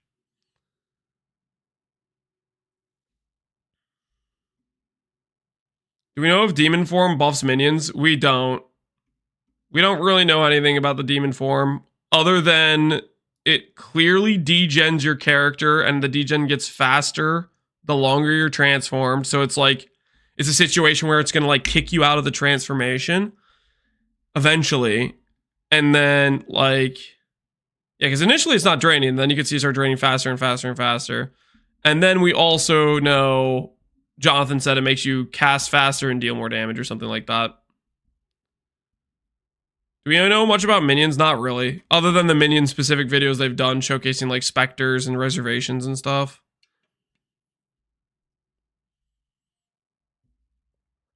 She gets apostate with buffed ES bases. That node just applies the chess piece and it's 4 ascendancy points you're spending to get there. Is that going to be better than just putting on like a comms per se? You know what I mean? Like maybe the other nodes are good too. So I don't know if you click that node or not. Did the minions disappear? I think they're showcasing 2 different ascendancies being procced. Like what this is right now is this guy and whoever was invited to the November event, they're all watching a presentation. And so Octavian or whoever's at the computer here reset, I think, and was showcasing them ascending into the demon form instead of the Hellhound form. Like, so first they were here with the minion setup and they showcased the Hellhound, and then they were showcasing this. But did that actually unsummon all their minions?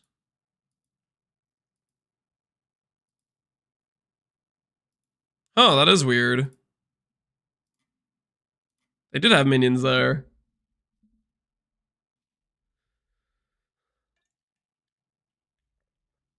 Do we know if Eldritch Battery exists? It's on the tree. The artwork's there.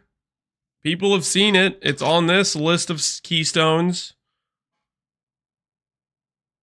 They get resummoned when it falls out of form too. Interesting.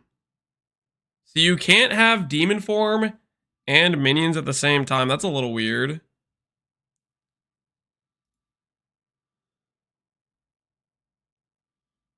Does transforming remove the spirit reservation? That could be what's happening. Which is a little bit weird if they have a Hellhound that reserves spirit. Before the transform, do they have spirit? Looks like they have spirit beforehand too. Yeah, and it comes back. You can see it on the bar over here. Maybe demon form requires a lot of spirit. No, it's just unreserves. You can see the spirit bar.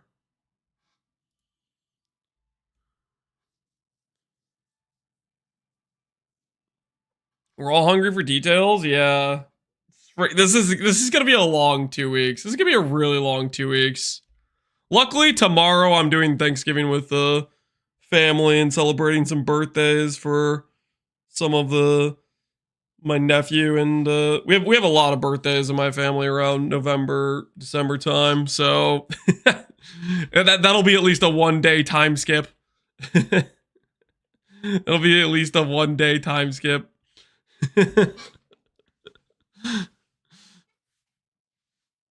It might get rid of your scepter stats. Yeah, that's what I'm kind of wondering, is if it does things to the items you're wearing.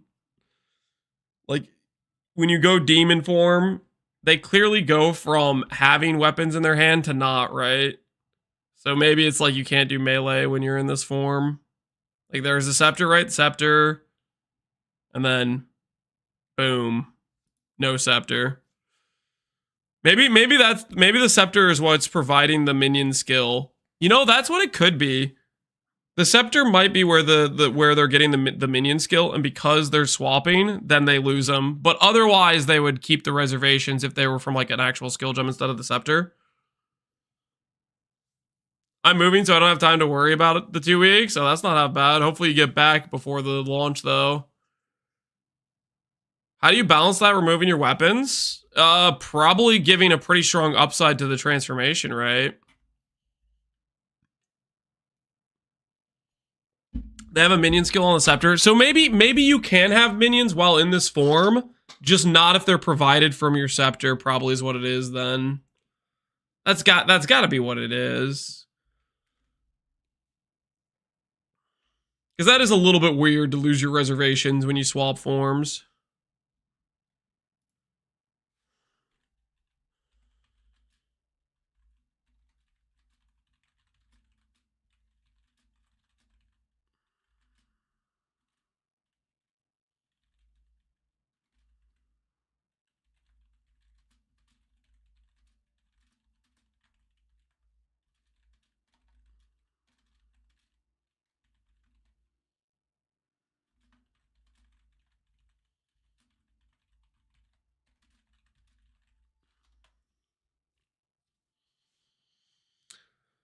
Is progress from early access kept or lost after the official launch? I think what they've said is there's going to be an early access separate realm or whatever. So after early access, there will be, your character will still be accessible, but it's not going to go to like standard. When they do the full release launch, there will be a fresh standard created, I believe is what it's going to be. So I think the idea there is in early access, there's probably going to be things that aren't balanced well. There's going to be stuff that's OP. There's going to be things that are strong. And they don't want to necessarily just delete people's characters, but they don't want them to be a part of like the core standard is what my guess is.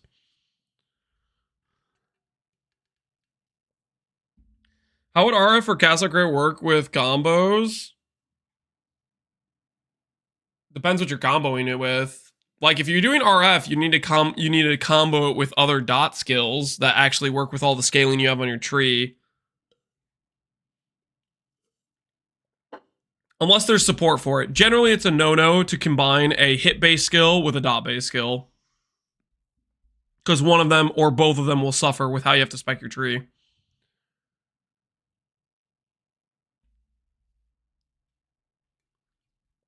Nito, mark my words, there's going to be people one-shotting with the Time Mage Hammer of Gods cooldown reset, Nito. I like the way you think. I was saying that too. When I'm looking at the Chronomancer, did I have the Chronomancer in here yet? Oh, I have it up here. The reset cooldowns, this thing. This is like a big... It seems like it could be good if they have more like giga powerful long cooldown skills, but I don't know how many of those they're gonna do. It would be kind of hilarious to have the ascendancy that can reset the cooldowns, not have any skills that are like giga chad cooldown skills, and it's just the Hammer of the Gods. And so there's Chronomancers that are specking all the way over to the melee nodes just so they could proc 4 Hammer of the Gods in a row.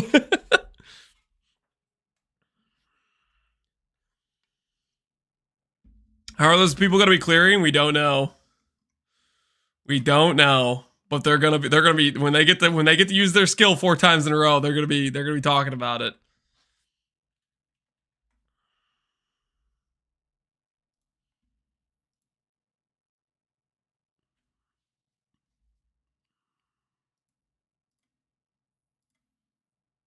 As an Infernalist, she can summon a loyal Hellhound companion. The Hellhound sets enemies on fire, as well as taking a percentage of the damage. Is the Hellhound casting flammability too? Hellhound companion. The Hellhound sets enemies on fire, as well as taking a percentage of the damage. No, they're running Blasphemy. They have temp chains and flammability. Blasphemy seems pretty good in BOE 2, from what I could tell. The Infernalist gets hit. With Pyromantic, man, those fire skills turn look your mana cool. into Infernal Flame.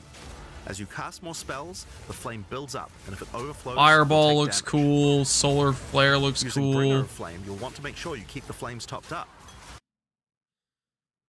This node looks 6. Wait, while not on low Infernal Flame, all damage from you and your magic creature to ignite, chance, and magnitude. I don't know what the magnitude thing is, though.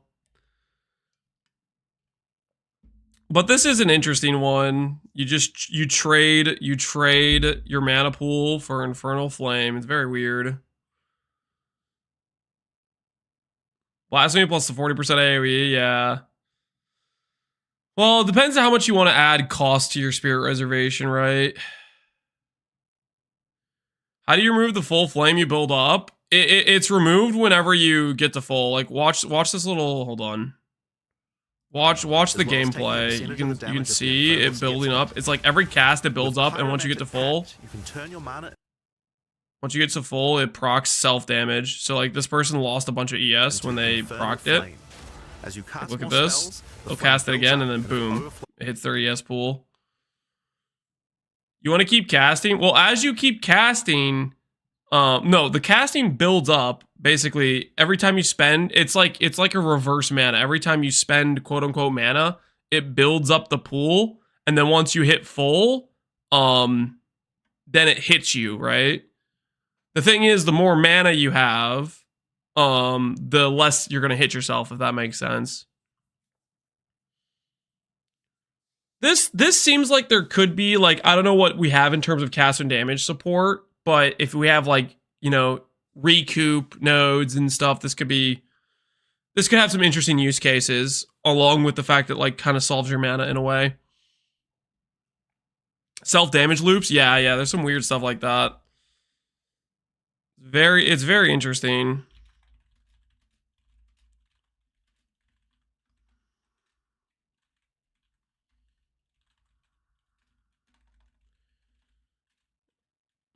Reverses mana spend on once you hit full, deals self fire damage.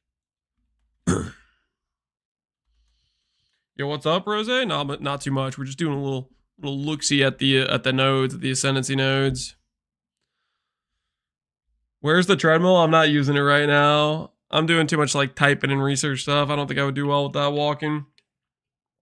That's probably an excuse though. You think Mage Wall's dead? If it's not dead, it's changed with the current flasks system they're presenting. I mean, Mage Wall has to be a different thing. How do you think that Ascendancy would work with Mom? I don't freaking know. It would be kind of funny if it would be like a tank source. If this works with Mom, I don't know.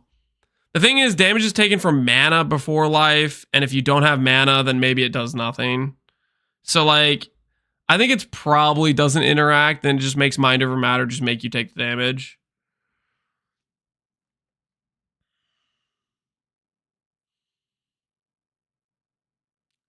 You just not, since it's not mana anymore, that's kind of what I think too.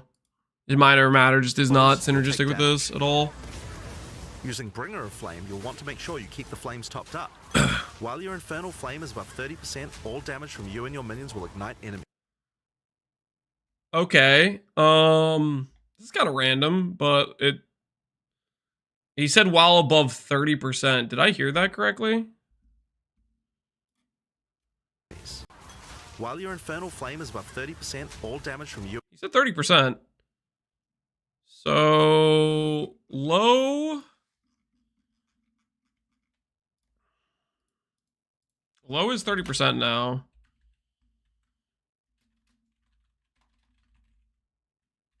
Say new/change terms. Just write that down.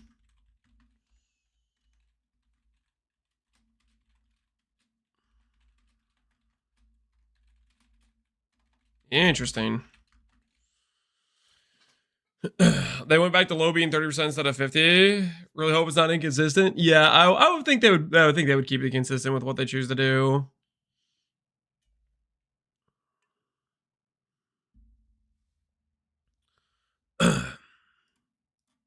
That's a nice little change. Nice to know. Not sure it's equal to. He said above 30%, which would imply low means 30%. And it's also a key term. This underlining thing means I really like the system. Have you guys seen people use it? Literally all the random key terms in PoE, whenever you come across something you don't know what it means, you can literally like do a little click that pops up what it means. To make sure you keep the flames topped up. While your infernal flame is above 30%, While you're above 30%, which implies that 30% is low. all damage from you and Because your this is minions while will not ignite on enemies. low. So 30% or lower is what low means. Tooltips, yeah. It's pretty freaking nice. Demon form. You can also transform into a literal demon. Saw an MP's While video, demon yeah. form, she takes an increasing amount of damage. Pretty Her freaking cast speed cool. and damage increase rapidly as well. So if you're planning on transforming into a demon, make sure you stack a lot of life recovery. Dude, the fire skills just look so She can cool. also become a blood mage. If you go Dark Monk and you get instant leech with Mind Over Matter and Darkness nodes, as long as you have mana, you should never take any reservation for Darkness. As long as you have no ES as well, Whitworth, you have to completely gear no energy shield, because if you take damage to energy shield, that will reserve Darkness.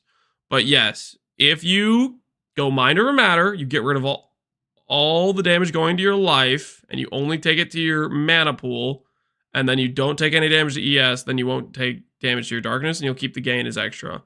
The problem with doing that is, I feel like reservations, like the auras you can reserve, they can give you damage, maybe more than you're getting from the Darkness gain as extra thing, and you're sacrificing 4 ascendancy points to do that. I don't think the Darkness nodes are good. Unless that node that's behind it, the last node, like somehow makes it much stronger mechanically, I think the Darkness nodes are super bait. A master of life and energy. All blood mages must pay the price of making skills cost life as well. You can still have ES though, like you should never take damage to ES anyways. If you have ES, the damage will... If you click Mind Over Matter and you have ES, damage goes to your ES first, then once you have 0 ES left, then it will go to your mana, then your life. That's like the order of operations or whatever. Unless it's the damage bypass, then it goes to your mana. But the point is, that node says if you take ES damage, that reserves your Darkness. Life and ES damage both reserve Darkness. Herald of Ash gives 50% extra for 30 spirit. Exactly. That's my whole point. Is, yeah, here, we'll pull it up so people can see it. I guess that'll be a better way to explain why I think it's bad. The Darkness thing. Skills. Herald of Ash. Buff causes attacks to gain 15% of damage as extra fire. This is a gain 15%, cost 30 spirit, and the base amount of spirit we get in the game, I think is like 100, right? And then there's a boss you can kill for another 30 spirit. Like, do you really want to give up your reservations for 4 ascendancy points to get 30% gain as extra? And then on top of that, I don't know, man. Like, you could still get the same damage from just having reservations. Multiple bosses for spirit. Yeah, there's like for the King of the Mist dude in like Act 2 or Act 1 or whatever, he's like 30% spirit but buff. It was 30 spirit per act. Yeah, I don't know what the base number is. Like, I don't know if you get to 100 by the end of the initial acts, or you start out with base 100 and then you get more as you go. Chong Darkness also works for spells. Yeah, but there's other reservations, guys. This is just one example showcasing that, hey, they believe the power level of 30 spirit is relevant for 15% gain as extra. There's going to be other reservations besides that. There's other things that are going to give you damage. And you're spending 4 ascendancy points when you could just have damage from your reservations. You start with 0, I think. Yeah, I don't know what the start point is, because I know like the minion players, they had minions right away, but it might have just been because they had like scepters or whatever.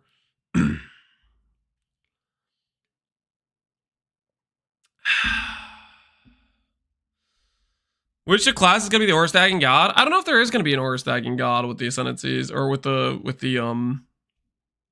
stuff they have on the tree. I don't know if they're supporting aura stackers being a thing as much. Mana, but in exchange, every monster they kill will drop life.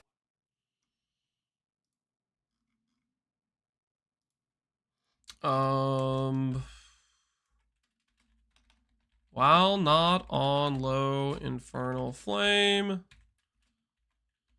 all damage, ignite, plus magnitude. I don't know what that even means, the magnitude thing. How many nodes do we not know about on this?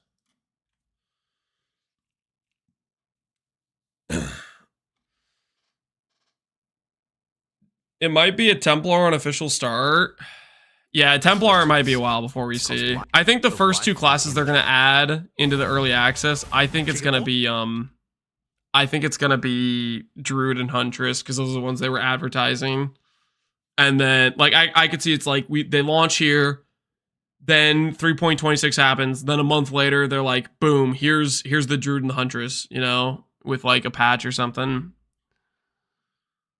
I hope they didn't shrink the Templar neck. They might not have. We'll see. Gemini Legion looks so good to me, so open-ended. That one I think is probably going to be quite strong. Like just the max res ascendancy seems quite strong, but I don't know. It's like it's like there's so many unknowns about it. We don't know how good quality is on skill gems. We don't know how hard it is going to be to get like the gem sockets filled out, or if having 3 extra skills is even necessary. I feel like we're going to have an overkill amount of sockets. I have a hard time seeing people use as many sockets as they're giving us, you know? What is this? So we know Hellhound is here. We know these. So we know 4 nodes, and we're missing 1, 2, 3, 4, 5, 6 nodes. 6 unknown nodes for Infernalist.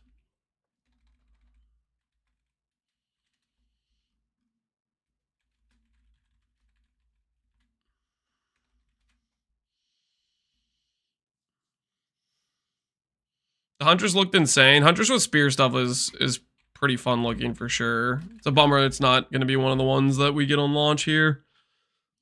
I'm still bummed out I'm not getting Druid on launch because I kind of wanted to be a bear.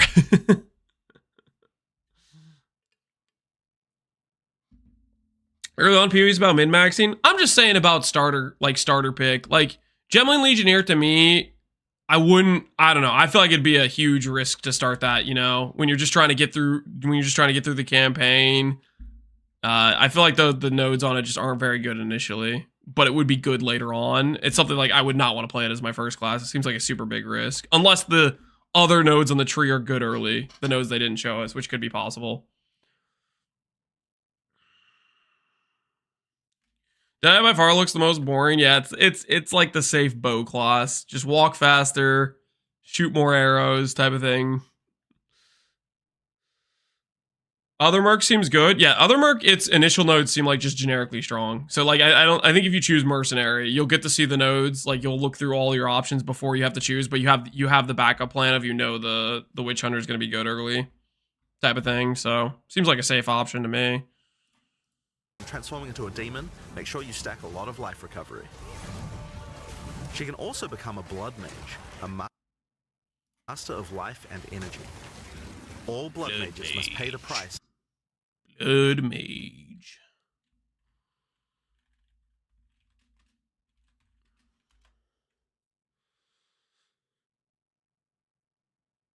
Imagine League starting a Gemling.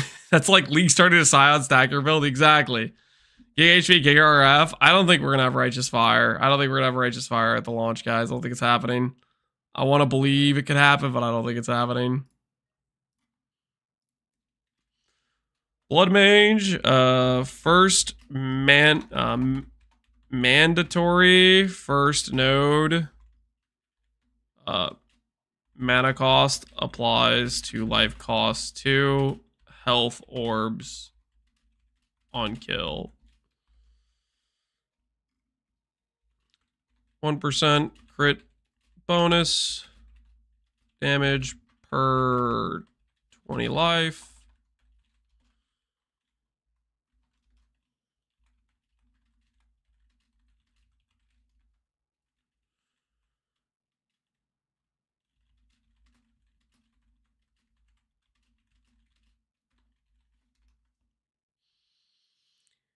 Is Immortal Man coming back? We'll see in PoE 2 if we can make it Immortal Man. We will try our best. I really like making tanky builds, so that's definitely going to be on my agenda. Making something that could just face roll Ignore content. Danger. 1, 2, 3, 4. Only 4 unnodes. Unknown nodes for Blood Mage. Man, I think I'm talking myself into the Stormweaver guys or starting Sorceress. Like, I'm looking at this and I see 4 unknown nodes, 6 unknown nodes. And I'm a little bit skeptical of the Demon working with CI now. And then I'm looking at this. Stormweaver, 7 nodes we don't know. Chronomancer, 5 nodes I don't know. Like, that's a lot of possibilities for good stuff in there, right?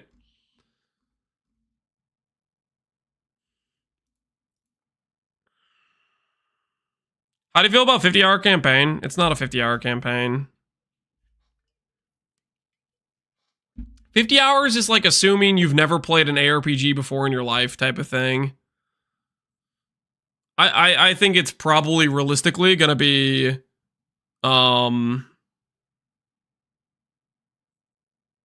maybe it's a bit longer than current PoE's campaign, but I don't know. I don't even know if it's gonna be that. We'll see. 70 hours, 5 hours for Lance. It's not gonna be 75 hours for me. No shot. I mean, in the couch co-op playtest, me and Yosis did Act 1 in like an hour and a half, right? So, unless the Act 2, 3, 4, 5, and 6 are way different or way harder, there's no shot it's going to take us anywhere close to 50 hours for most competent PoE players. He's going to snack between acts, and the time adds up when he starts snacking. Group play is going to be ridiculous due to the combo interaction. I think group play is going to be weaker than PoE 1. Like, if they're cutting out some of the power of an Aura bot, for example, I think group play is going to be... It might still be faster to group play than it is to, like, solo play, but freaking, they're not going to have the one class in our 6-man party 10x's everybody's damage, you know, like they're not going to have that free of scaling. I don't think that's going to be there, but we'll see. Maybe it will be. I think group players are a little. They're on a little bit of a. They're on a watch list or something. Mark's he's dialing back their power a little bit, even though he's an Aura bot main.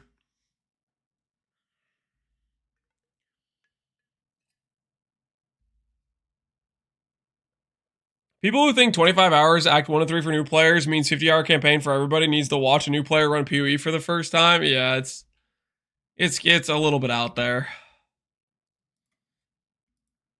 Making skills cost life as well as mana, but in exchange, every monster they kill will drop life remnants, which allow them to quickly gain back that life. With Crimson Power, she can gain large amounts of extra life, and with Vitality Siphon, she can use her spells to leech life back as well. Thoughts on the Minion Pack support gem? What's the Minion Pack support gem? Minion Pact. What is the Minion Pack support gem? Is it called something else?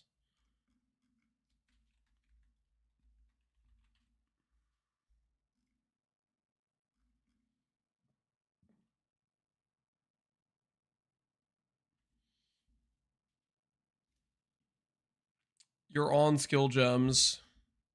Whoops. No one saw that. No one saw that. No one saw that. Don't look at me. Listen. Okay, I can explain. I was looking at the top here and I saw expended skill gem support gems. Okay, I saw skill gem support gems and then I typed and I put the search thing. Okay, I can explain.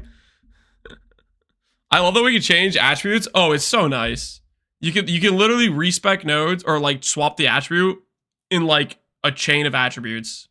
Like you can have like your whatever nodes you have. You don't even have to respec the node. You can just swap it. Super freaking convenient. It's still not going to be easy or free to solve attributes because you have less of them on the travel nodes, but it should be a good time. Support skills remove 20% of your maximum life from a nearby minion on use. Supported skills remove 20% of your max life from a nearby minion on use to deal 20% more.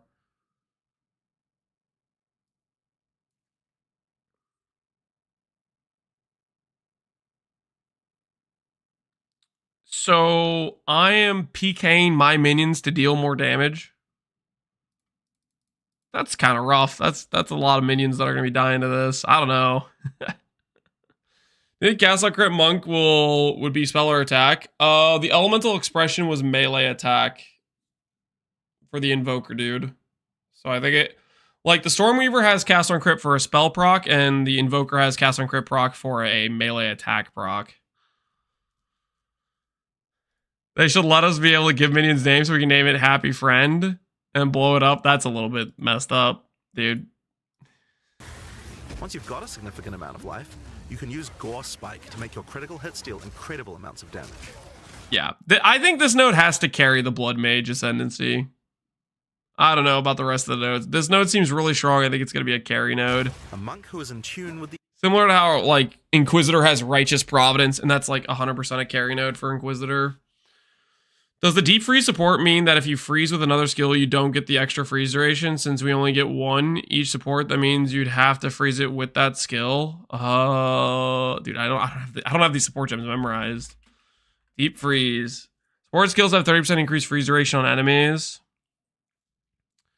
I think the way freezes work, I could be wrong about this, and this is like, I think this has to do with a lot of like the ailment stuff, is like you build up to it. So freeze duration, like this stat, I think, like if I hit an enemy with, let's say, I don't know, an arbitrary amount of damage, this would make the freeze ailment threshold that I'm building up to, it would make it impact that more. Because I think the way it works is you just keep building up the stat until you proc the freeze or something. But maybe that's just stun and I'm applying it to ailments and I don't know if it actually works that way. But I think it's something like that, where it's like the hit you deal would maybe contribute additionally because of that support gem. Not that you have to freeze it with that support, with that skill specifically. But who knows?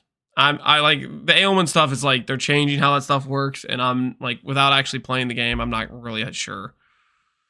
I hope Forbidden Flesh and Flame come back. I'm mixed about Forbidden Flesh and Flame because they do kill some of your identity of your Ascendancy nodes. I'm a little bit unsure about how I feel about it. I think it could be something on their radar to bring back at some point. We have life multiplier on the tree, a very, very tiny amount from what Dreamcore's video. He showcased one node that had 3%, which is a minuscule amount. That's, for example, the difference in when you click that node on a 3K. If your build's a 3K life build, like they showcased that endgame Infernalist or whatever, if you're a 3K life build, you click 3% life, that gives you 90 flat. It's not making or breaking, making life builds have suddenly a large amount of life. He said 3 total on the tree. Yeah, exactly. So you could path to those nodes, but they're not going to be... The difference in pathing all 3 of those nodes and not pathing all 3 of those nodes is not going to make that large of a difference between a character that has them versus doesn't, because it's just not enough. There's a mini Untiring node. Yeah, that node seems really strong. That node seems fantastic. Yo, Connor, I think I missed it earlier. I don't know why my alert... Oh, I muted my alerts for... Oh... I muted my alerts for the, for the stream yesterday. And I was wondering, because I didn't even realize you rated me. I'm so sorry, dude. Wait, can you guys even hear that when that plays? Can you hear the alerts when it plays?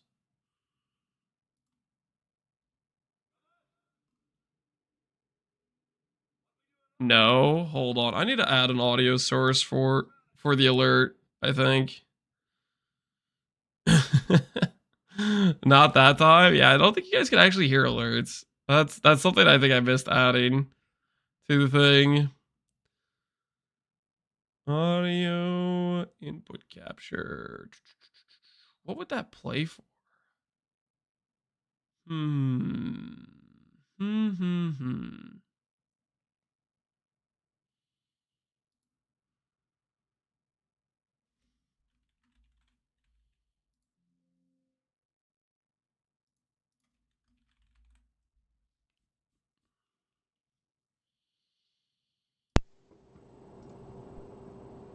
Mm,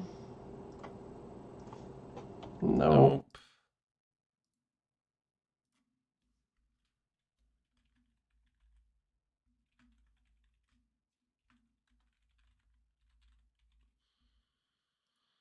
I can hear it because it plays on my desktop, but I changed the audio thing so I could split audio for YouTube and for no longer saving music while streaming to the Twitch VOD. I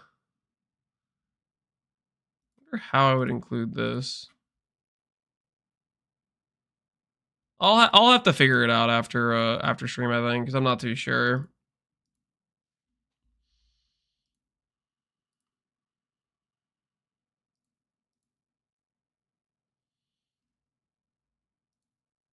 I'll figure it out after stream. Not force you guys to watch me take forever to figure it out. It's when I swap my audio. I have to add an audio source for every specific thing, and I'm not 100% sure how to add that for the alerts specifically. I'll figure it out after stream. What's up, Miter? Not too much. We're currently compiling a list of ascendancy nodes for science.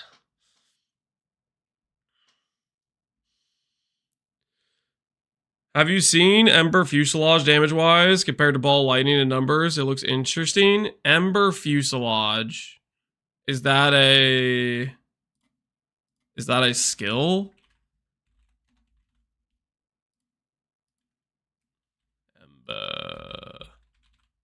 Ember Fuselage. Laud. I don't know how to say that word. Conjures a blazing ember that hovers above you.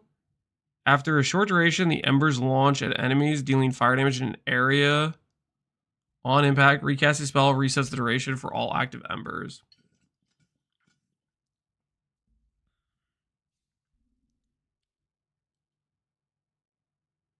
Is there any showcase of anyone using this skill? It's got a fast cast time. It doesn't cost a lot of mana. 4% more damage for each previous ember fired in sequence. Can accumulate up to 10. Fire Winter Orb? Yeah, it kind of sounds like that a little bit. Multiple embers fired in the same fusillade will attempt to target different enemies. It sounds cool. I don't know. I'd have to see like the actual like what it looks like in game when people proc it. It does kind of give a Winter Orb vibe though. That's for sure. Annihilation. Oh, like Exarch's move. Yeah, no, I'm not familiar with this one. There's a lot of skill gems here, which I just don't think I even like know what they are. All right, guys, 1 second. I need to top off the water. We're at an all-time low with hydration. I need to refill this. I'll be right back. Okay. I will be right back. Give me 1 second.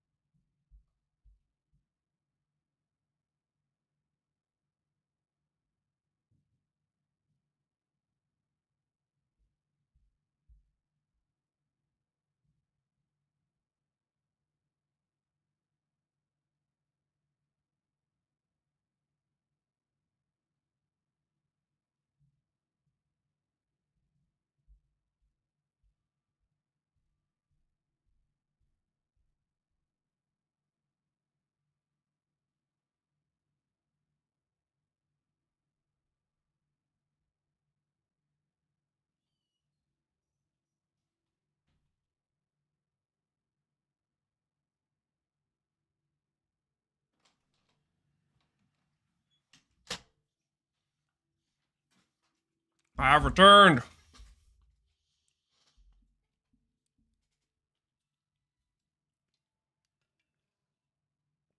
Does Lance know about Obsidian software? For sure better than Notepad++ for what he's doing. What if I like Notepad?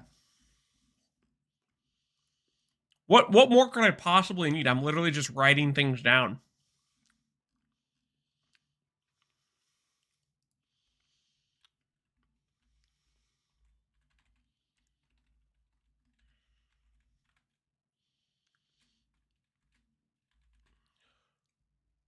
Actually, it's much better. I'm interested. He doesn't know.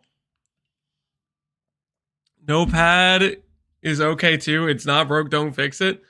What could I possibly... I'm just writing things down. How could it be better? I could have a pen and paper right now. The problem with pen and paper is you guys can't see it, so that's why I'm using Notepad. You want to be a real pro, you need Sublime Text? I don't even know what that is.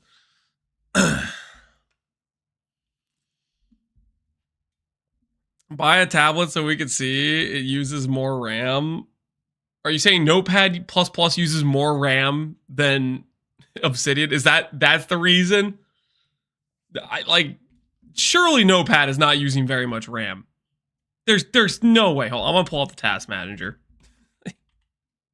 Is that really the concern? The RAM use from Notepad++? Notepad++ is using a grand total of 18 megabytes. I think we're fine, guys. 18 megabytes.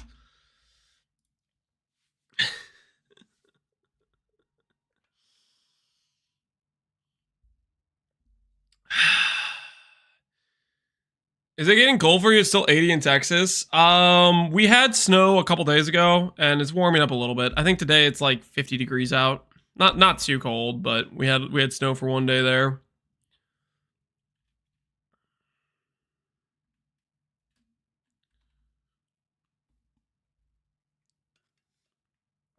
It could be 17. Yeah, but I don't care. Okay? I don't that's a negligible amount of difference. The elements might become an Settling using Notepad. Shut up. With elemental expression, the Melee crit elemental expression.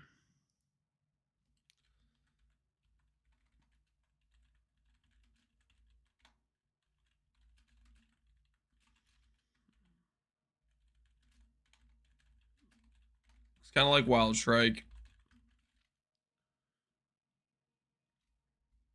This doesn't really seem like it has much of a cooldown, right? Like, this seems like it procs every time you hit, pretty much. will create waves of elemental power each time he does a critical strike. With Faith as a choice, you gain waves. The elements might become an invoker. With elemental expression, the invoker will create waves of elemental power. Doesn't really seem like it has a cooldown. And it seems like it's Wild Strike. It looks like Wild Strike to me.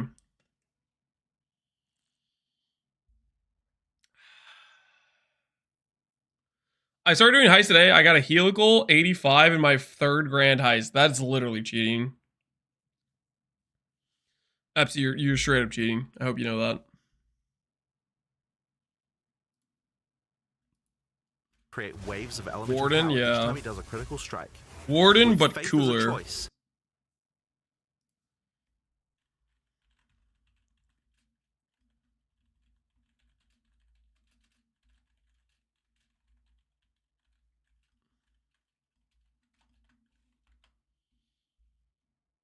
It's gonna help reach 50k. That's true. you gain Numbers the gotta ability go to up, baby. meditate, allowing you to double your energy shield. Choose between I am the Blizzard or I am the Thunder to specialize in cold or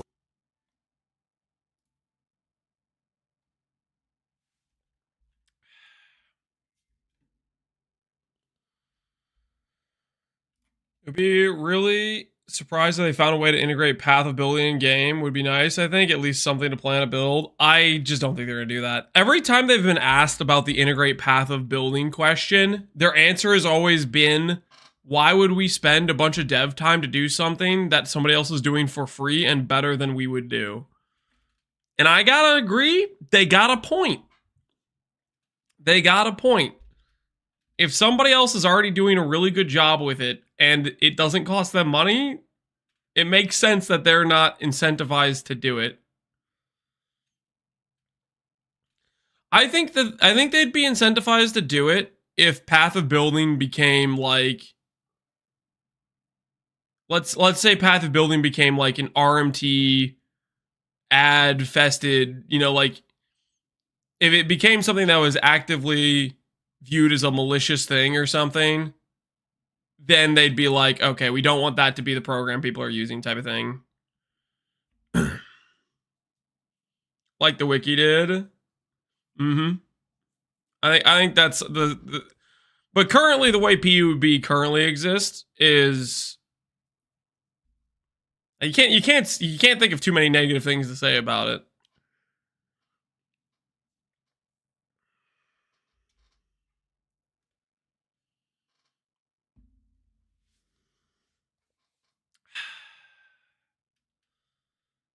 More time in game, less time in PUB. Yeah, the initial launch, there's not going to be a PUB, right? For people like in their start, and people are just going to be going in blind. It's going to be freaking fantastic.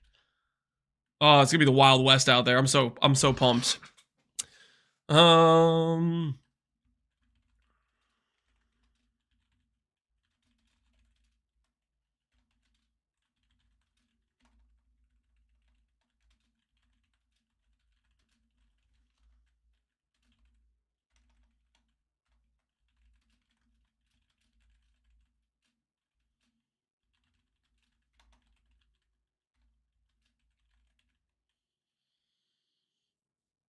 We're going to play bad builds and we're going to like it. Yeah. Well, the thing is like, there's also the part where you don't know how bad your build is. You know what I mean? Like, one of the best parts initially when I was playing PoE is I had no concept for how trash my build was, and I was just freaking having fun. If I knew how bad it was, then I'd probably be like depressed initially, but I had no clue how bad it was. And so I was just freaking like, I didn't know that I should, like, I literally, how I met my basically my guild leader who invited me to his guild, how I met Zed, I was trading him and I needed him to carry me in a white canyon map. It was like a T5 canyon map, and I was chain dying to the dude who like he shield charges and puts a bleed on you. I was chain dying to that guy, and I was selling him some random 1C item. I was like, dude, man, can you help me with this boss? It keeps putting a bleed on me. It's destroying me. And he carried me through that, and I didn't have any concept for how trash I was at the time, because dying to that white map was kind of pathetic, but I was having fun because I didn't really know, and the ignorance was bliss. How valuable is instant leech? It might be really valuable. It might be completely overrated.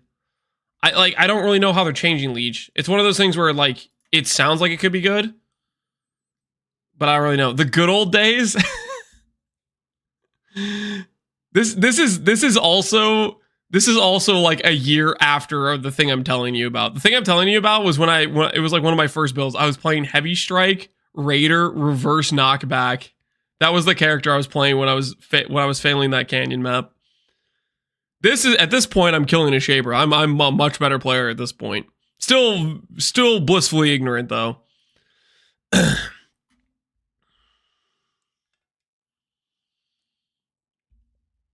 Unlike PvP1 where there's no pivoting until you get established with currency. Oh yeah, the nice thing, the gold respec is going to be a godsend for people who need to fix their builds. I'm so glad they backed down on the regret orb thing and embraced the gold respec, like making the respecs easier. It's such a big thing when you don't necessarily know what you're doing and you need to fix your character and whatnot.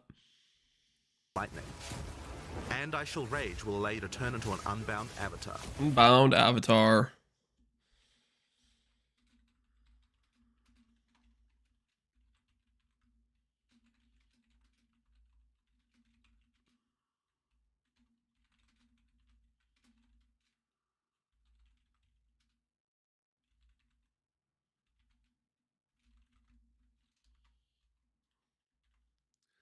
The amount of nodes we don't know on this class are 1, 2, 3, 4. 4 nodes we don't know.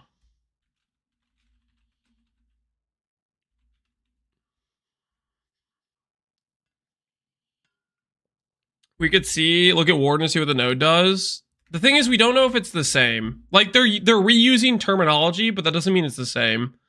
Like, Deadeye in PoE 2 is different than Deadeye in PoE 1, right?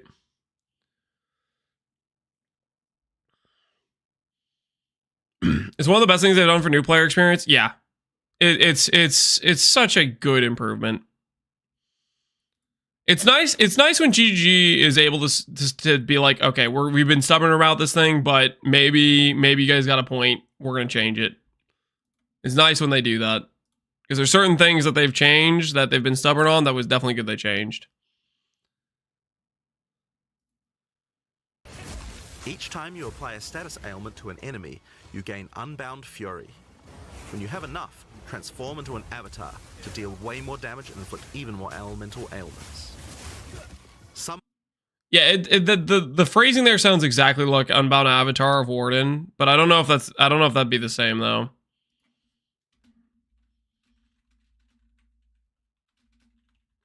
Like that I don't know. Sir Gog's video should have all the information consolidated. I'm just going through each showcase. Basically what I'm trying to do is I'm trying to get a count of how many nodes we don't know about of the things. What's Sir Gog's video covering? Is it just ascendancies or something else? 12 ascendancies and many gems. I think we're fine just looking at the freaking preview they did here. The most important thing I want to have on this notation is I just want to have a good picture of how much potential there is. Potential being like, if I click Sorceress, there's 12 nodes that could be really good, even if maybe I'm not excited or not sold on any one of these type of thing. What's your vibe right now? I might be leaning towards Sorceress over Witch, but I might go back on that and go Witch anyways. My concern with Witches is I'm hoping the rest of the nodes aren't minion nodes, but I'm worried they might be.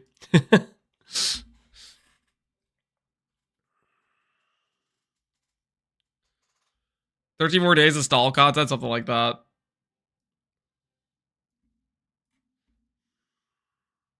Hound or bust? Hound seems really good.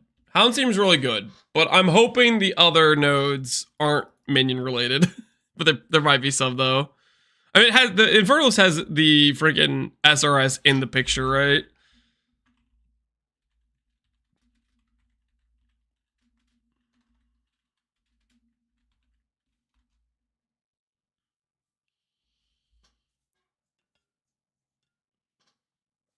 Did you see the max res for uncapped fire res node? Yep, I did. Which that makes me believe Righteous Fire will be fine. There's clearly somebody at GGG's offices that likes Righteous Fire. For me, it's gonna be the Unga Bunga two-handers. Unga Bunga two-handers. I think the Giant's Blood does look pretty good. I'm wondering, like, because it seems like a pretty big upside to be able to use a two-hand with a shield. I'm wondering if that downside of double attribute is actually really painful to meet. Playtesters said Sorceress is the weakest class. Playtesters from which playtest? And did they have access to ascendancies? And were those playtesters even good at the game? I have a lot of questions, Simone. A lot of questions. Because, like, I'll give an example. There were people that playtested Sorceress in, I don't know which one it was, the one in, like, February that said Sorceress was bad. And then there were people who played Sorceress in the June launch, and where they buffed the Sorceress after that, and it was quite a different experience, you know?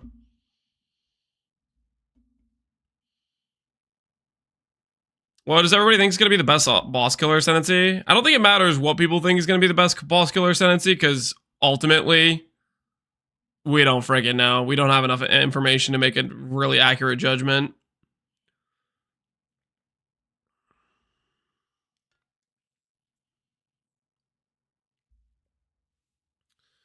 Is there the passive tree for PoE2 somewhere already?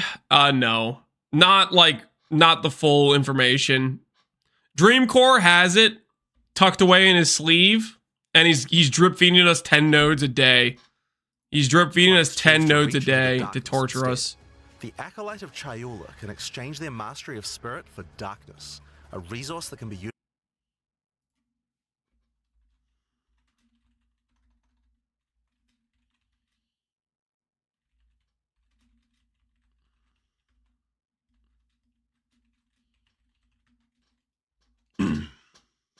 I am such a non-believer in the darkness thing. I think this is such a scam.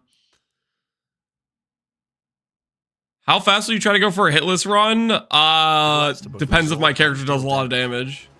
The Shroud I like no, I have no context for how hard that's gonna be. I'd imagine the playtest didn't have ascendancies. Yeah, I would think they didn't have ascendancies, which that's a pretty big deal. And also, were they the playtest that happened early on versus later? Because I know early on people were saying Sorceress is bad from like their initial playtest like a year ago, and GG probably took the feedback and said let's adjust it. I just know for sure in the June playtest, the people who tried Sorceress both times, the Sorceress was better the next time they tried it. So we got some who has strength bar of the tree. Anyone else get info on other parts of the tree come out? That's this guy's video. I don't know if I saw any other videos of people hovering over the tree. I think the only person I know that hovered over the tree was Dreamcore, and he's freaking being stingy with it. He's being real stingy with it.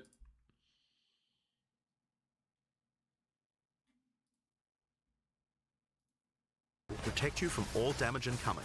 But if you take Grasp of the Void, you will deal extra chaos damage from all the darkness you have. Their dark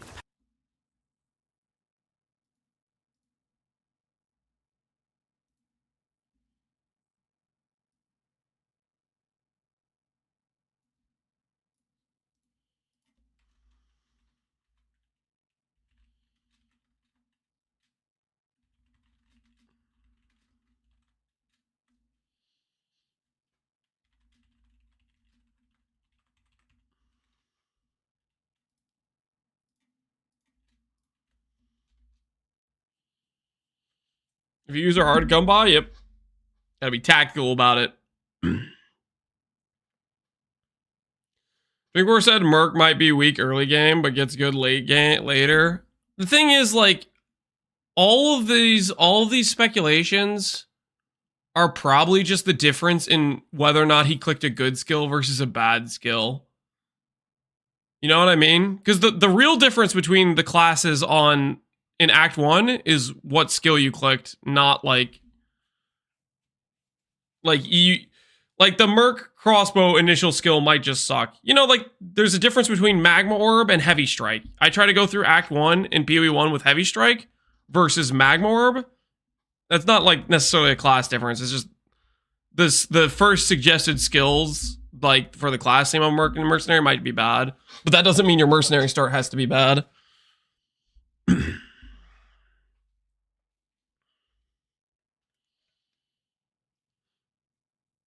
I watched a 48-minute Merc Act 1 playthrough earlier. It did look a lot worse than Warrior. See, the thing is, I think it's just related to what skill you click, probably. I doubt the tree start power level is very different between the classes. I feel like the balance level between the tree starts is probably fairly similar. You start with a bow skill if you knew what you're doing? Yeah, exactly.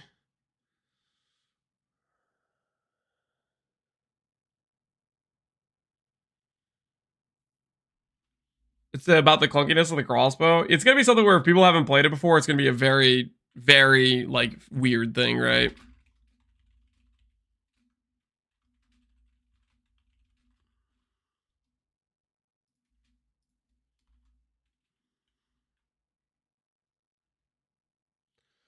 Warrior looks like it feels like a warrior, if that makes sense. It looks thick, looks juice. Which we're gonna be looking at this guy's playthrough after we finish this. I just wanted to have it all written out, and then I was gonna continue to add stuff as we see things come up.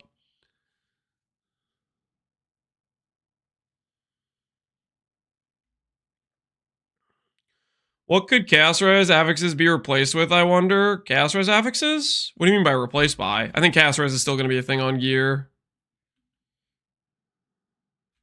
I'm torn between Warrior and Witch.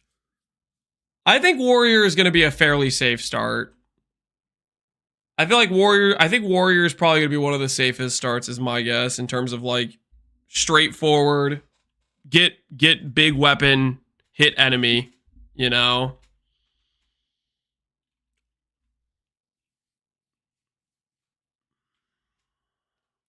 Is spell suppression gone? I do not know.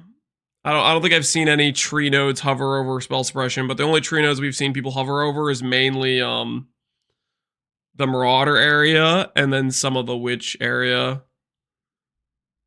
Thinking about going SRS, I think that could be strong. I don't know. The Hellhound seems quite strong, and then going with the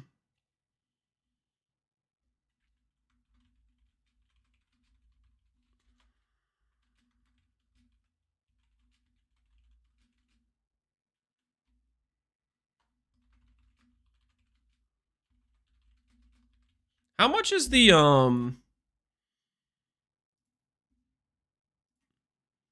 Pack there was like a downside to this, right? to chaos damage, and can allow their Like it mana to not removed only happen instantly, ES but applies recharge. their energy No recharge, yeah.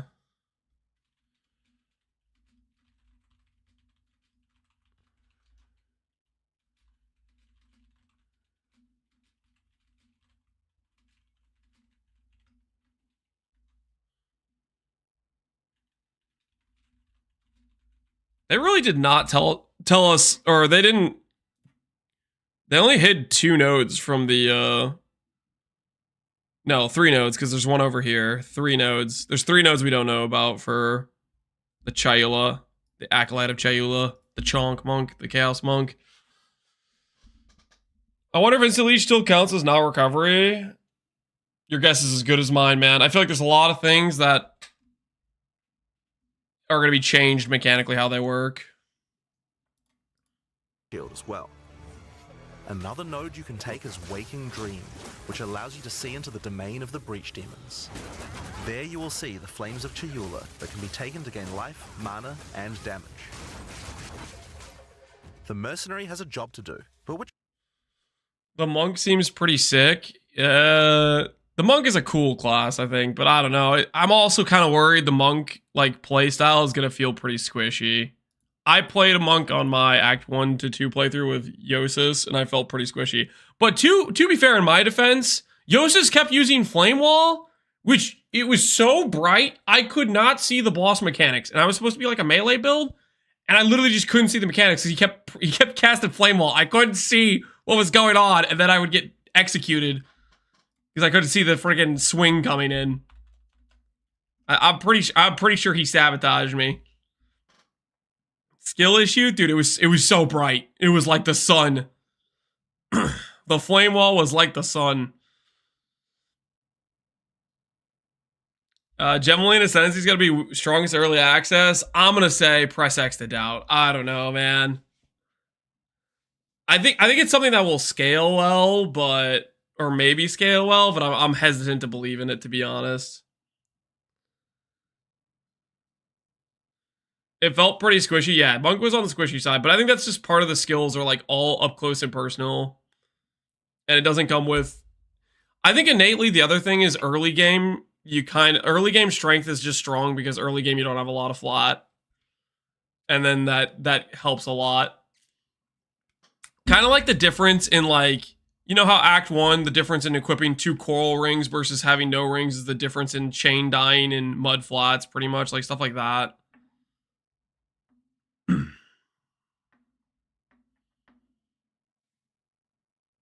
All right, who do we have next? We have the Witch Hunter.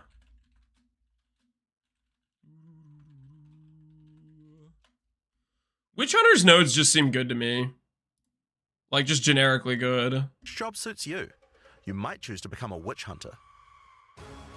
Obsessive League start, I'm ritual- unsure. Yeah, I feel the same way. Sorcery Ward is like, who knows what this does defensively. Elemental Ward thing. 50% less evasion, armor. Who knows? 10% chance for 100% explode plus double chance on undead / demons. Yo, he's literally gonna see. He's gonna like party up with the demon S player and then betray them. Will give you a sorcery ward, allowing you to defend yourself. The explosion radius is good too. Against attacks. This little showcase they give, like look at that radius. That's the base radius, right? That's a your enemies have a 10% that's a good chance to radius. explode on death. The chance is doubled against demons and yeah, look at that. That'll feel pretty good, I think. It looks awesome too. Yeah, it's got a cool animation to it. I think it's gonna be OP early. Yeah, this to me seems really strong early. Like generic explosion, and then on top of that, this node is also just like 30% more damage. Like as for ascendancy nodes we see, if I see a damage multiplier that's just straight up 30% more damage, like that's still really freaking strong. Like look at this. Look at this. Look at the showcase. Look at this decimating strike. Your initial hit against enemies. Ooh. Hello. 700 barrier, guys. Look, he has the node for the barrier thing. He's getting 700 from it. I wonder if this is at what point this is. Can deal up to 30% of their life and damage. Can deal up to 30%. But the thing is, we don't know the range. It could be 1 to 30. It could be 10 to 30.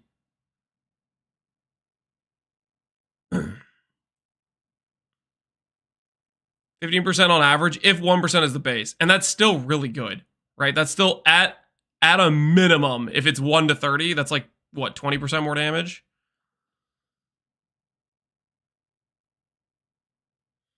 It pushes you into ES. I don't think it's pushing you into ES. It's just it's pushing you into less armor evasion, but maybe you go for other DR stats, other mitigation layers. If you get Cull, you can skip more fights. Yeah, so it's reverse Cull and then regular Cull. Not a fan of RNG big hits. I think it's cool. I think it's just a generically, like, I think this is way cooler than just saying 20% more damage or something. I like this personally. Like, look at that. You just hit him once, 260k damage. You're lucky. And then he starts hitting, like, every single time he hits him, he does, like, 2k damage. And with Witchbane. So that one hit did the damage of, like, 100 hits for him.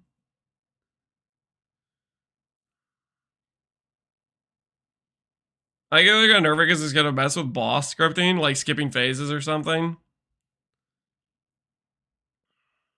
Rare goal has changed. It's now only 5% on uniques. It's based on rarity. Interesting. Today I learned.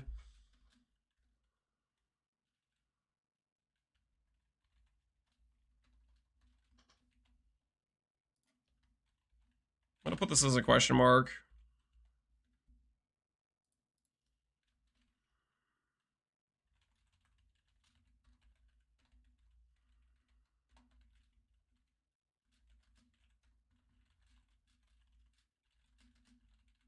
This is just really strong, I think. And then...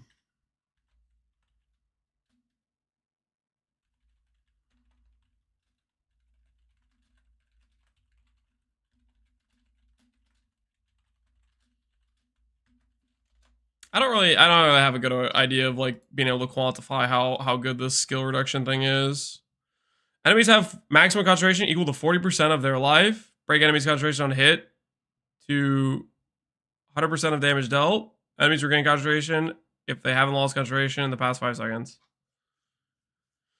Which just seems like a solid choice. I think this is one of the easiest like save choices. Like if I was gonna do a mercenary start, I think I would no brain go for this dude. Unless when I pull up and I read the Gemling Legionnaire nodes, then like there's other nodes they didn't showcase that are good early. You can break. But the nodes they didn't showcase didn't seem very good to me. How many nodes did we not see on this? 1, 2, 3, 4, 5. 5 unknown nodes. But just these 2 nodes alone seem really good.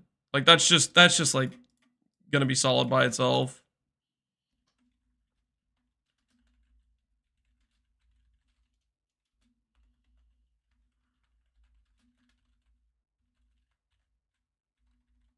2 ends.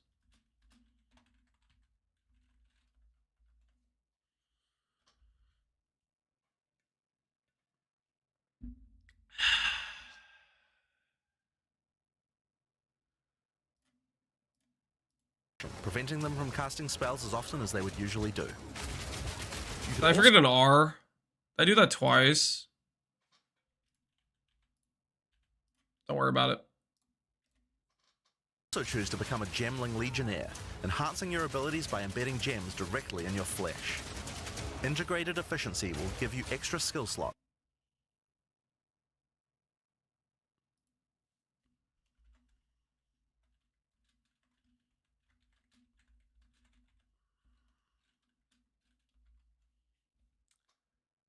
I don't know, man. This node seems like just really bad to me.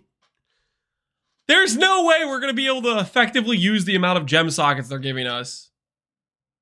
Do we know how many skill slots we get at base? I think it's like 9 or something like that. Like, it's a large amount. There's so many sockets we get at base. Thermatological infusion gives you. This node seems good. I think this node is counterbalancing this other node. Think about Castle Channeling, Castle on Ignite. I mean, a lot of those things have like reservations to them, right? I don't know, man. I am really not believing that people are gonna need that many sockets or even use that many sockets. Why is Lance looking at videos and not this? Because I want to hear Jonathan's voice, okay?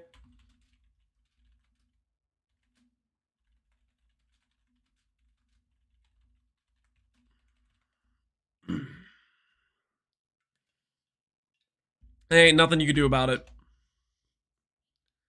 This looks like a minion ascendancy. Yo, maybe. You need the extra gem sockets, baby. Adaptive capability allows you to use any color of gem without worrying about attributes. I just don't think these nodes are, I don't know.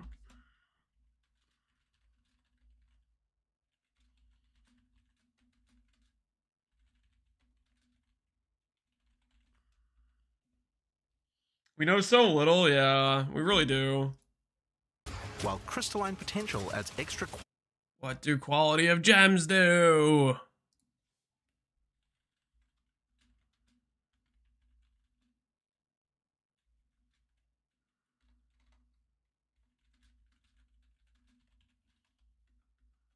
And then we don't know about 5 nodes.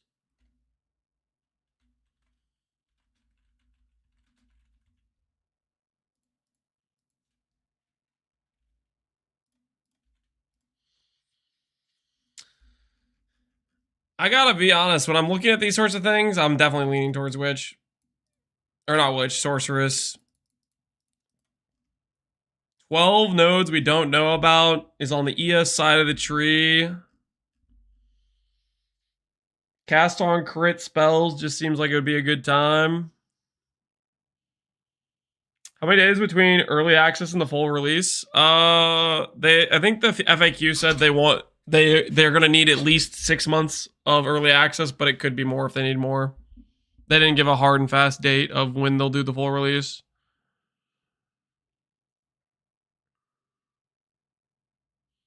I think there's a high chance Chronomancer has a petrified blood per Genesis effect. You think on like the earlier nodes? What does the artwork look like for the earlier nodes? Ascendancy classes are unique to each character. Chronomancer looks so cool. They can drastically affect how you build your character. Chronomancer looks cool, but I just don't think the skills are good. So I'm just hoping the other nodes on Chronomancer are good. Sorceress, you could storm twice. Types apply shock. Make a shock build from any skill. Alternatively, you could become a Chronomancer and command time itself. She literally has the ability. Let's examine a little bit. Enhance, hold on.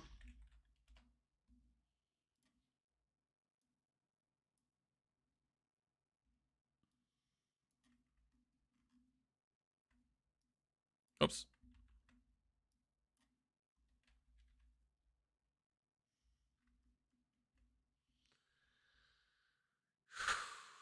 What the hell is this? The hell is this? What does it mean? What does it mean?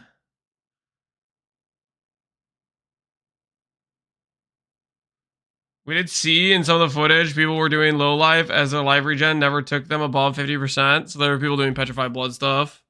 But I don't know if that means it's tied to Chronomancer though.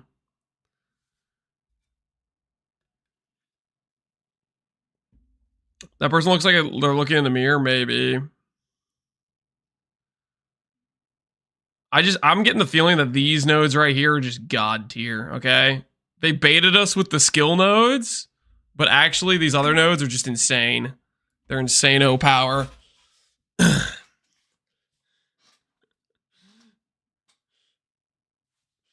Wager Chronomancer might be able to be a boss, a glass cannon boss nuker.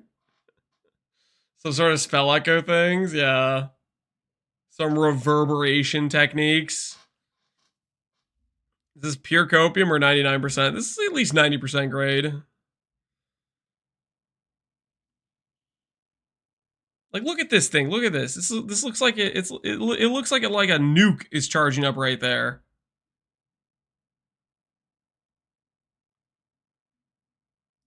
Look at the power. That's a power stance. Middle left, reflect 4 to 6 physical damage to melee attackers. There's no way. There's no way. This is like teleporting to another dimension, I'm pretty sure. It's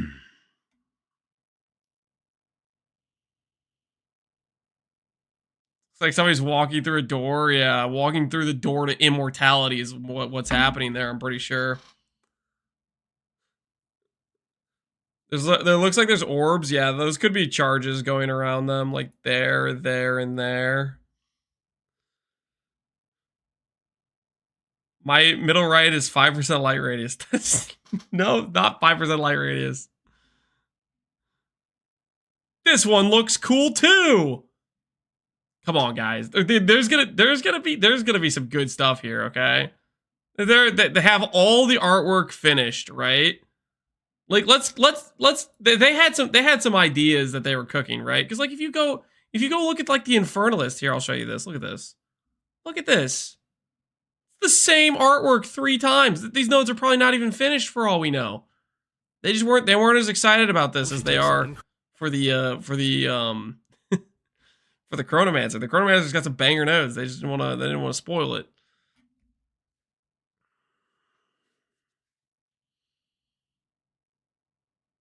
Your reverse Google image server in case they got linked. I don't think that happened. I like the cope though. I like the cope. I'm down for that level of cope. Turning into a demon though. I was most excited about the demon thing until I saw this. The demon, as far as I can tell, here, I'll show it. It bypasses ES, so it just won't work with a CI character. Look at this. It starts draining the life, which to me implies if you click CI, it just doesn't work with this ascendancy point. That's because of the zoom. Yeah, the zoom seems pretty good, but at the same time, no CI. You're taking it deep to this? Well, like, look at it. Look at it. The ES doesn't move, and it's draining the life. That means it's not like a take damage thing. It's like a lose life per second thing, or a lose flat life per second thing, or something, right? Which means it just won't work with CI. Does he have ES? You can kind of see it. Here, all enhance. All enhance. Hold on. Enhance. Enhance. That is, whoops. That is clearly CI. Or not CI, sorry. That's clearly energy shield. You can see it, guys. You can see it. It's like teal. That's spirit. No, spirit's on the mana, guys. Spirit's on the mana.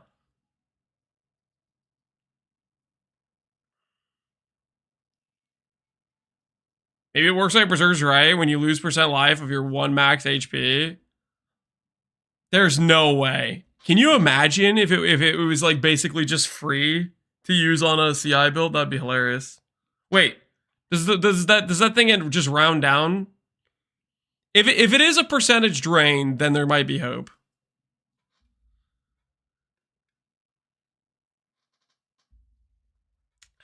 It also could be a situation where it turns off when you get to 1 life, like Righteous Fire, in which case it just would never, you could never turn it on with CI as well.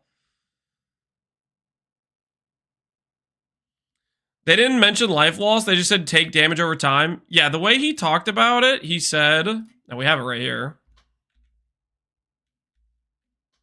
30%, all damage from you and your minions will ignite enemies. Let me turn off this background stuff. She can also transform into a literal demon. While in demon form, she takes an increasing amount of damage. Takes an increasing amount of damage. So he's saying it's a ramping damage. But her cast speed and damage increase rapidly as well. So if you're planning on transforming into a demon, make sure you stack a lot of life recovery.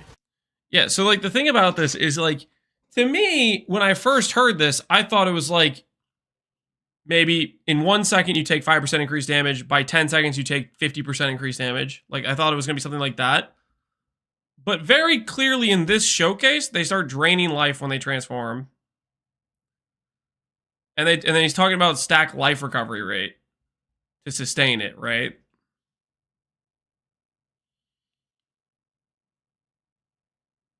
Sounds like a degen? Yeah, and we can literally see it right here. It's a degen that doesn't apply to ES, which that implies to me it's like a lose life per second thing, or a lose flat life per second.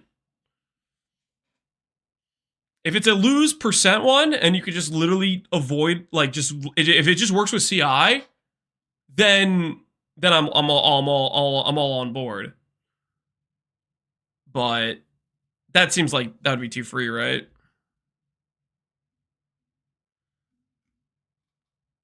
There a YouTube video of Jonathan showing Witch Hunter has Culling Strike node. Not that I'm aware of. If you want to link it in chat, I'd be down to investigate. I don't think they'll want it to work with CI. It'd be too strong, right? Our power would be unlimited. Chaos damage per second. Well, chaos damage doesn't bypass ES now. It deals double damage to ES, I think, currently. All I know of is Recoup exists. I'm on Infernalist. Recoup does exist. And I think it's in, like, larger supplies. If only we knew somebody who had a list of ascendancy nodes, guys. If only there was somebody we could contact who's looked at all of them and is holding out on us. You freaking Jane Grower. 10 nodes a day. You'll take your drip feed and you'll like it. It's freaking. Poisons bypass? Yes, I've heard that. I have heard the poisons bypass thing. Let's see if it says it here. If we go to the PoE2 wiki. Poison is a damaging amulet that deals cast damage over time. Poisons deal 30% of hits damage combined physical and cast damage. Blah, blah, blah, blah, blah. This percentage is affected by multiple blah, blah, blah, blah. Poisons can stack and has default limit of 1. This can be increased with various methods. Fair enough.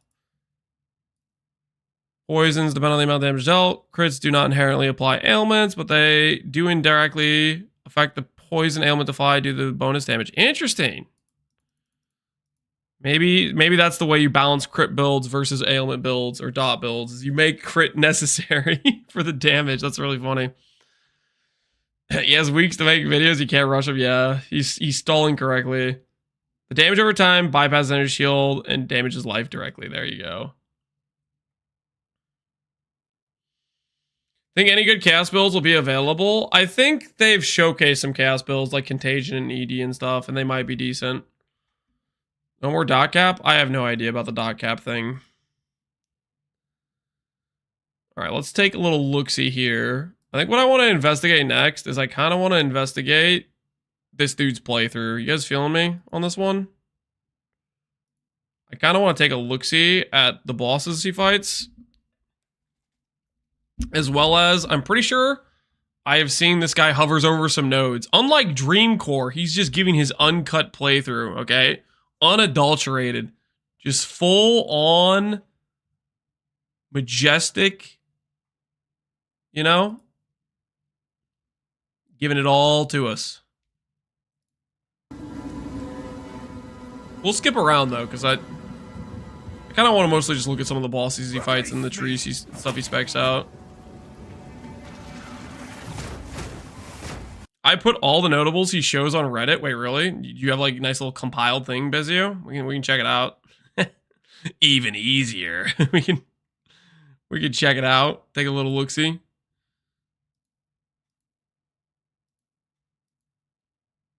Surely he's gonna start hovering over nodes, right?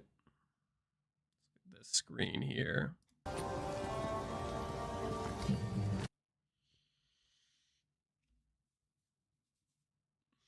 Wait, somebody need to hide your link here. I'll pull it up.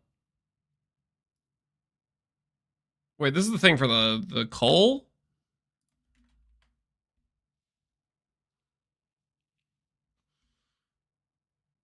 And I need to go to the 55 timeline. All right, let's see it. 55. The end here, we can also ascend. For this particular one, we when was might this as well just posted? ascend this character. So there's the Witch Hunter, which you could pick. Oh, he messed up. He done messed up. He forgot the golden rule of not hovering over nodes. What a misplay.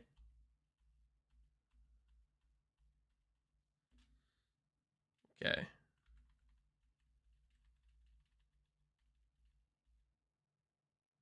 Deal up to 30% more damage to enemies based on their missing concentration.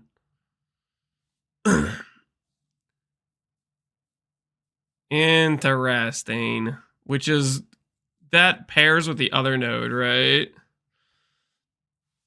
That pairs with the other node. What node is he hovering? I think he's hovering this node, right? But that isn't coal, though. And might as well just pick a simple node. I mean, there's a basic one. There's one for Culling Strike? So he hovered multiple. Holy, Jonathan's a leaker, dude. He's leaking Ascendancy info. We can expand our list. Witch Hunter. Culling Strike. And also 30% more damage. Up to 30% more damage. Based on enemies missing concentration. He is the rat. He is our inside man.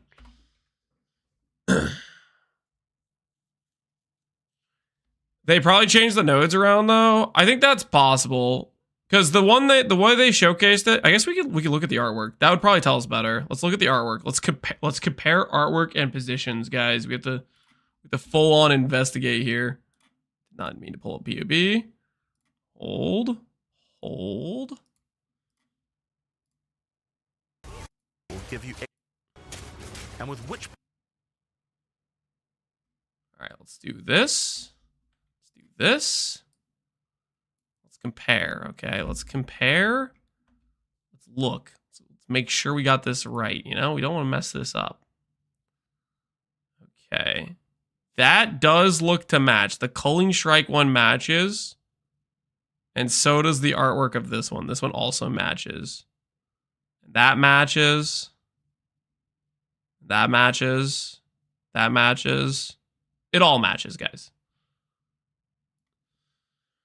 Cole's not as strong in PoE 1, yeah. But now we know. So this node is the Decimating Strike, which seems quite strong. And then they have the Cold next to it, so you can do both.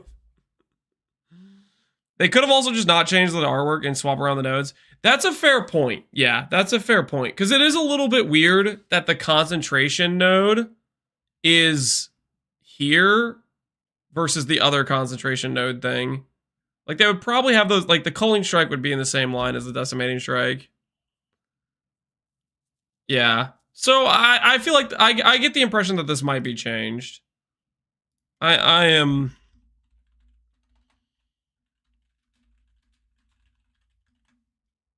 It seems weird that they would be positioned like that, not lined up with each other. Cold plus reverse cold plus explode, yeah. They could have switched where it was, yeah. It's just Culling Strike. You might as well put that. We didn't actually plan to show this character class while we're doing here, so just, you know, ascending while we're at it. Now, we didn't plan to show this class. Yeah, there's a good thing. There's a good chance they swap stuff around. Right there, you also see there's an entrance to the Trial Master's Tower. That's like a special endgame thing, which we're not going to show you, but effectively that's the pinnacle boss for this particular endgame grind. But let's talk a little bit about how you're going to expand on this. So if you go back to the start of the area, and a bunch of other things like that. So does he showcase doing like a whole thing? Is he just doing an entire walkthrough? Yo, we need to watch this like whole video. This has got some good intel. Link the video. Yeah, I think we might just look at this. This has got some good stuff in here. This has got some good stuff. All right, guys, we're gonna investigate. Pretty much all of it. The Ascendancy class system, what it's like at max level and beyond. A tease at some of the. Oh, hold. Culture of Crimson Gilded Vestments. Armor and energy shield. Reduced max life. Reduced bleed duration. Life leech can overflow max life. What the hell does that mean? Overflow max life? What? Overflow. I wonder how much that means. I'm guessing that's like let's say you have 1,000 life and then you leech up to 1,100 or something. Slayer leech. Yeah, it could be overleech. But I feel like it could also be like some extra temporary barrier or something. Similar, you know like what they did with the meditate thing with the monk. It could be like the meditate thing where it's like they have a temporary value that's higher, right?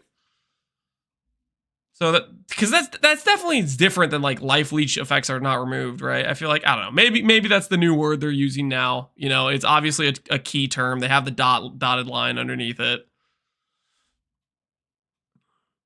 But it comes with reduced life. So to me, I feel like that maybe is what's going on there.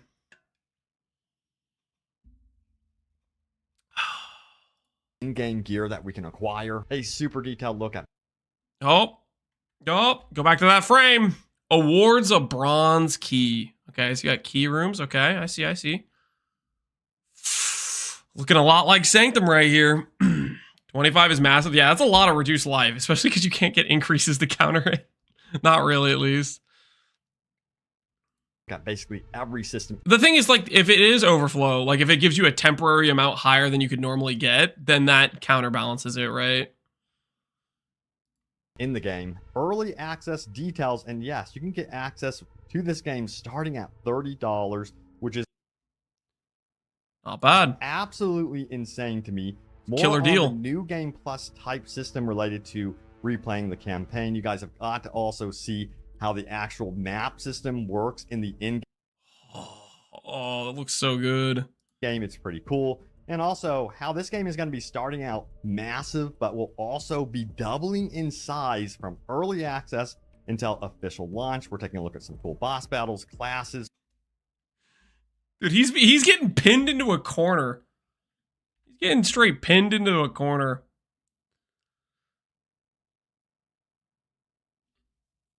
If it's like the monk, no, it could be temporary double life. Yeah, exactly. That's what I was saying. Is like maybe it's like how you can get an extra temporary amount that's higher than normal. From early access until official launch, we're taking a look at some cool boss. That does look pretty cool. Those monk abilities. Cool. And also how this game is going to be starting out massive, but will also be doubling in size from early access until like he's a freaking ranged launch. We're build. taking a look at some cool boss battles, classes, so much stuff. But by the way, I am doing Ultimate Life Flask. Ultimatum. Surely that's related, right? I am doing a Path of Exile 2 giveaway. Okay. Path of Exile 2 gonna hook us up with some giveaway. goods. So for a chance to win early access, see the link in the pinned top comment. Check it out. But we're going to go ahead and see what Jonathan Rogers has to say. This is a very big presentation. By the way, a very special thank you goes out to Grinding Gear Games for their professionalism and providing me with all of this footage, the full-blown presentation for you guys. Dude, and remember, I have returned with my own recorded. That looks so good. It's got like a chainsaw, crab claw, a laser thing. I guess that's Doriani up there. Freaking spider mech bot thing. The grinding gear That game looks so for freaking the good. professionalism and providing me with all of this footage, the full-blown It's a presentation. crab? for It's a you crab guys. And spider, remember, I have think. I don't returned know. with my own Robot. recorded gameplay, so look out for that in the very near future. So yeah, here we go. This is super impressive. Enjoy. Now, what we're going to do here is we're going to go through the characters. Let's look at these characters. He has one labeled Sanctum. I see what they're doing here. Level 64 Sork, that's a Stormweaver. Okay, here's the thing. Here's the thing, guys. Here's the thing. ES is OP. Okay, and here's more evidence. They clearly have not set up super late. Like, this is just level 64. Come on, they haven't even made a level 90 character. They don't know how OP real ES gear is. They have a couple of ID'd ES gear off the ground. They don't know. ES gear is just sneaking right on in, baby. Character classes that you're going to be playing in early access. And while we're doing that, we're going to explain the different ways that you have to develop your character. Now, as I said before, I like to keep things pretty casual. This isn't some kind of hyper-polished presentation. Hell yeah. Octavian, who's playing, is going to be using cheats and so on, so, you know, he might have to die and revive, but hopefully it goes okay. So we're going to start off with the Monk. So the Monk is a fast melee fighter. He cares a lot about momentum in combat. Now, he does a lot of damage. Is it allowed to be broken since it's pre-release? Yeah, I think that's going to be the case. I think there's going to be a lot. We don't know what exactly is going to be broken, what exactly is going to be good. I think ES is going to be OP, for example. There's going to be a lot of stuff that's probably like broken in terms of too powerful, broken in terms of literally bugged. You know, like there's going to be a lot of variance to it. But he isn't necessarily that I think the early access is going to be the Wild West. So you're going to want to stay back and you know, go into and out of combat very quickly. Now, like all classes, the Monk was going to want to mix and match a few different combos. And one of the things we really like to do with our skills is make sure that we've got a lot of things that can take advantage of different situations. In this particular case, Octavian is freeze animations are monsters looking with, sick. This wave of frost, and then he's using Glacial Cascade to kill them if he hits the thing. If the end of the Glacial Cascade hits the monster and it's frozen, then it will do a... I love the subtle AoE dig at damage Octavian. and, He misses you know, once. yeah, If he even hits the thing. Jonathan's backseating him. He's just backseating him just in his presentation. Now, the Monk also has a lot of combo skills. An example, so if you hit monsters using regular attacks, then you'll charge those skills up. An example, Overflowing this is life on... Bell. So here we're going to create a bell. On Demon Form might work. That would be interesting if it did. You can also add status ailments to the bell. So, for example, you could freeze it like he was doing there, which will add cold damage. But you could also set it on fire or shock it and this kind of thing. So that's sort of just like a really quick rundown of the kind of skills you can expect on the Monk. But how do you get skills in the first place? Looks pretty cool. Well, Oh, it looks super cool. So the way that you get creating skill gems are items vortexes that you with can his find in ice the world, spike. and if you right-click on one, you can choose what skill you want to get. That was a lot of Now, we're fun, trying to yeah. keep the It skill looks really system cool. feeling as much as possible simple for new players. There's two things That you was can my do. favorite You can skill either to level play up an Tuz, existing the skill, or you bell. can pick a new one, and that kind of interface is quite familiar. We have added things like tutorial videos for every skill. Frozen locusts will explode when attacked by you or your enemies. But effectively, we just want to make sure we're keeping this simple as possible. Now, what you do once you've got a skill gem is put it into your skill screen, and once you've done that, you can bind it and use it. This particular skill is called Frozen Locust that creates a little ice ball there, and then you can detonate that with your Glacial Cascade if you You're just lost laying one, eggs. since it counts as a frozen object. Or the monsters can attack it and explode it that way, or you could use it in front of a boss who's about to slam and explode it that way. So that's a sort of basic rundown on how you get skills, but it's worth mentioning that you You have a can link also to the use video? Yeah, here, I'll get you a link to the video. For those of you that want to skip through or whatever, here you go. Here's a link to the video. skills across other classes as well. So what we saw there was just the skills for this one class. If we open up the screen again, Lance, did you play can before see you that the played skills Monk? Correct. I played in the playtest in June. I played a Monk, and it was just for like 2 hours. Basically, the playtime we had to playtest was like closer to 3 or 4 hours or something like that. And I opted to interview Jonathan and lose some playtime to do it. I thought that was the other classes are more still important available. at the time. If you have the But stats to use them, you can use them just as well. And then I was there's a little lots of jealous different because interesting Yos combinations is you just can use he across just played the classes too. whole time. I was freaking So that's jealous. just a quick rundown on what you can expect for the Monk. Now we're going to move on to the Sorceress. So the Sorceress is our primary. It's weird they call it a skill for a class. I think that's literally just that's all. I mean, it's not just binded to that class. You can click the uncut gem. You can click on the Sorceress skills as like a warrior, and you can make it a freaking fireball. It's just for like introducing people to be like, hey, this is cool thematics. This is how you can use it. You know, that sort of thing. It's like friggin' Elemental spellcaster. the way to She's promote going it. to attack mostly from range. Make the she barrier has high entry easier, damage, but yeah. low survivability. I don't think The there's area anything we're wrong with entering that. Here is in Act 3 called the Forge. This is an area like an ancient Val forge where they were making various, forging various gold things. Trying to reach a wider audience. Yeah, trying to reach a wider audience. And like, you don't want to be like, hey, as a warrior, you should use Fireball. And then some new player clicks Fireball. And then they're on the part of the tree where they have no support for it. And then they end up with a skill that deals no damage, you know? Things. Whereas like more experienced PvE players are going to know how to like spec their tree out or plan out something that's actually going to be using off a combination base, of lightning you know? and fire here. Once again, there's lots of interesting combos that we want to do, but one of the things that I'd really like to kind of show you to get a taste for one of the other character development areas we have in PoE 2 is support gems. So, support. Dude, I love the animations they have for things. That looks so good for Support gems Orbistorms. are, in PoE 2, you get them by finding an uncut support. And when you open this by default, what Fortress. you're going to see is just a few recommendations. If you go through the different skills that you have on the left, there's different recommended skill gems for each skill that you I kind of want to look at these. support gems. So Looks sick. support Yeah, it gems looks real good. In PoE 2, you get them by finding Fortress, Hourglass, faster casting. This is for Flame Wall. Hourglass looks like a cooldown related thing or a duration thing. Fortress makes it go in maybe a circle. Faster casting is a faster casting uncut support. And when you open this by default, what you're going to see Log info is gun? just a few Absolutely. recommendations. If you go through the different skills that you have on the left, Arcane Surge, Conduction, Pierce, Shock, Siphon, Mana Flare, Coursing Current. Chronomancer support gem? Yeah. I'm gonna start doing my freaking time freeze, baby. there's different recommended skill gems for each Fireball has Fork, Unleash, Ignition, Fire Pen, Elemental Focus. He's got a lot of links on this.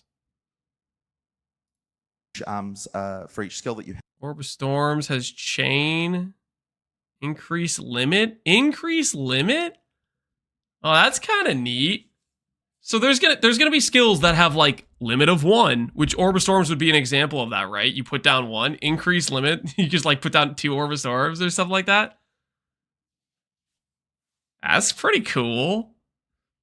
That's pretty dang cool. And it looks like coming soon. So there's a lot of support gems that they're gonna work on adding to. 2 peak. 1 extra, -50 duration. Yeah, it might be something like that. It probably would have a downside to it, you would think, right? It wouldn't just be double damage. 2 bells, yeah, so what we're double trying to do is bells. just, Might be. make sure that for new players, it's very easy for them to pick something that's just going to work. In this case, what we might do for Spark is pick Pierce. The reason why that's good is because Spark is a skill that creates a lot of projectiles that run around the ground and then bounce off walls. If we're able to pierce through monsters, it means that they can bounce off a wall and potentially hit a monster again. So that Pierce can is make it good. a lot more powerful when you are filling up areas with things like that. Can't wait to create we're gonna my try and little relight up the forge spiders. here, in order to be able to get to the boss. So that's what Octavian's doing here. So one of the other things that we might want to pick is multiple projectiles for one of our skills. So for example, we've got Fireball. If you fire it without multiple projectiles, you get a single fireball that explodes. So Throw Fireball multiple by projectiles on default there, just does and, that, like, shotgun obviously it does what you might projectiles. expect. You get multiple fireballs. So one of the things that's important is that you can actually move these skill Dude, gems, Fireball support looks gems so around between skills. fun. For example, we took the multiple projectiles and instead we put it on, I don't know, this ice. I think you've got an ice skill somewhere. Frostbolt. Then you'd be able to make that into multiple projectiles instead. So effectively, this is the way another area. These of of an character extra, progression it that you can did. use, And what in they order did to, with it was improve your good. Characters in PoE. So you want to? I think there was another one as well. Actually, yeah, Firewall. Let's try Firewall. So Firewall is a skill that allows you to create a wall of fire. If you fire projectiles through that, it's going to add fire to the lightning projectiles that we fire through. So that is quite a nice little combo there as well. But if we want, there's another skill, a support gem I think is quite Turn it interesting into called TS? Fortress. Yeah, kinda. If you throw that on any skill that creates a wall, was that the one? Yep. Then when you cast it, it's going to make a circle, which you can either put around you or around the monster. So that means you can cast that and then fire in all directions afterwards. Are we certain that supports don't get skills? Yeah, I think might be a little so. bit easier in this area as well when you've got tight quarters. I believe that's the case. Ultimate Mana Flaws. All right. Now the next thing we're going to show is the warrior. So the warrior is our freaking kind cool, of big man. tanky melee class. Unlike the monk, he's a lot slower, but he hits a lot harder. Crosswall circle shotgun's back. Well, there's a lot of things that might be shotgunable, maybe. He's just going to... Can you link this? Yeah, I can. I should also, hold on. I should pull up the... I can link to my Twitch chat from Stream Elements, but I don't have anything pulled up for YouTube. I'm gonna pull up so I can link the link for people that are watching on YouTube. I don't know if there's many of you guys chilling from the YouTube chat, but here, I'll link it to you guys too. I gotta open up a separate browser to do it, but that should work, I think.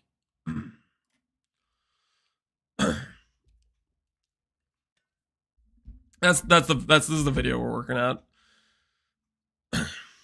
YouTube plebs killed my axe. They didn't kill your axe. I will figure out how to get the alerts playing correctly again. I didn't realize that I didn't set up the audio for that, so that's my bad. There are dozens of us, dozens. That's right, dozens. Change Face to of WSD, respect. which works a bit better on this class. Right, so here's the warrior. Now at the moment he's using a two-hand. Man, this is so crazy how many videos that I like don't even know about because they had the embargo or whatever, right? From the little secret event they had November 8th or whatever. This is a lot of stuff in it. Weapon, so Oh, Sam, I have to pee again. Dude, I'm drinking too much water. Okay, I'm gonna drink less water, but I need to pee. Hold on. Wait a second. Freaking. Ah!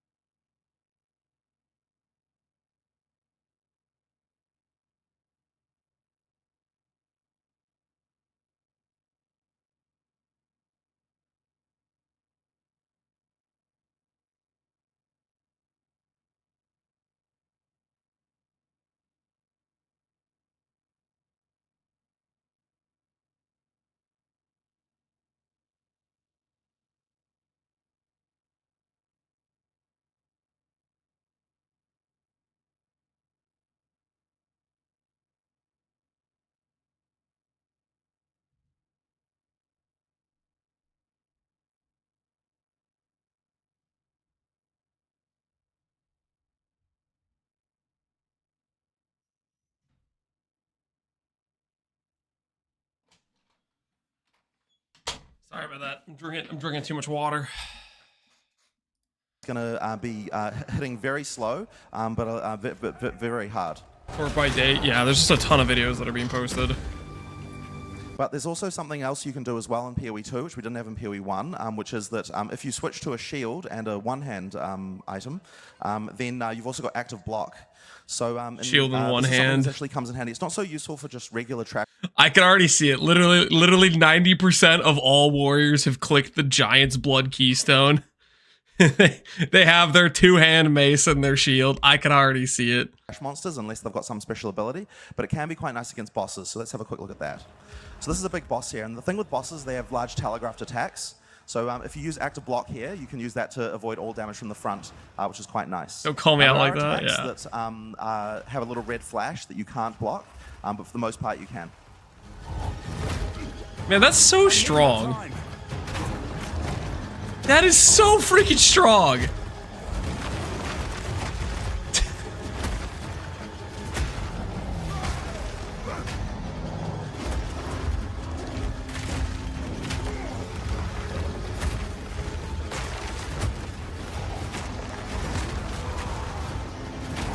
Dude, oh, come on. He's literally just absorbing everything.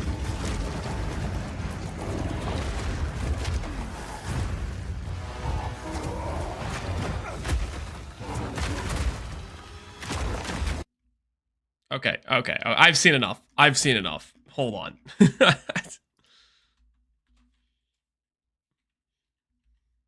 Note to self. Use shield on my sorceress. What do you mean? That's so ridiculous. He literally hasn't taken any damage this entire fight.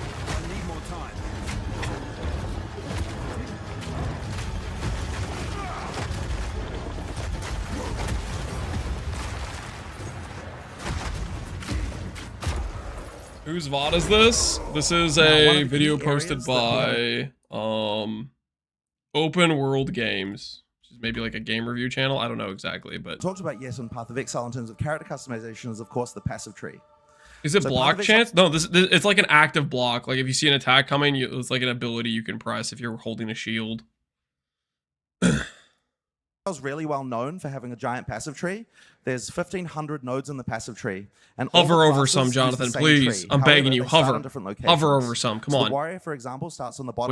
Wait, hold on. Frame by frame. Frame by frame. That was an ascendancy node. I saw it. Did anyone else see it? Classes use the same Hold. tree. However, they start on. There's 1,500 nodes in the passive tree, and all the classes use the same.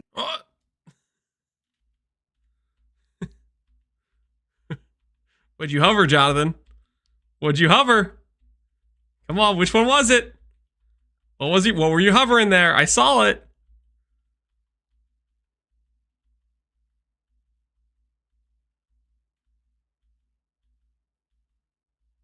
Wait a minute. What the heck?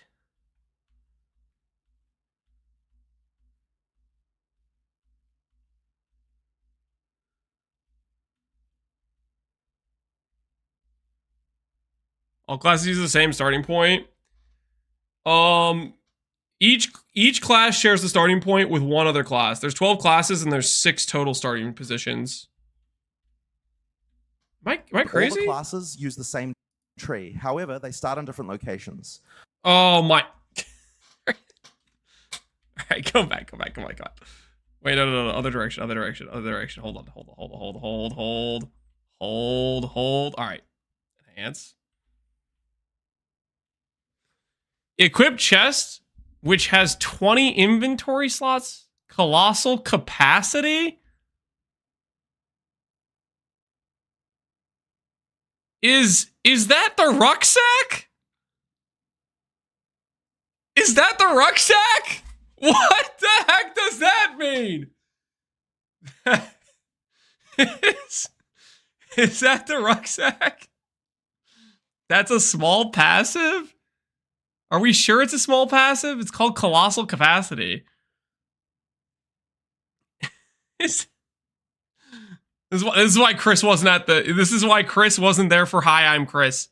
He's still fuming that they put the rucksack back in. Yeah, the small node is 12 AoE. That clearly says equip a chest with 20 inventory slots.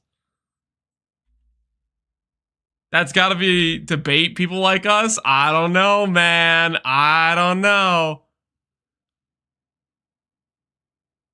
It has to be a meme. Maybe. Yeah, maybe. I don't like that being a part of Ascendancy. I hope that's not part of Ascendancy. It seems so... Hopefully this isn't. Because, like, this isn't, like, any power to the Ascendancy, but it's the QOL thing. Do you really want to grab QL for your Ascendancy point? Hopefully not, but that's still hilarious. Armor from equipped body armor is doubled. Stone skin.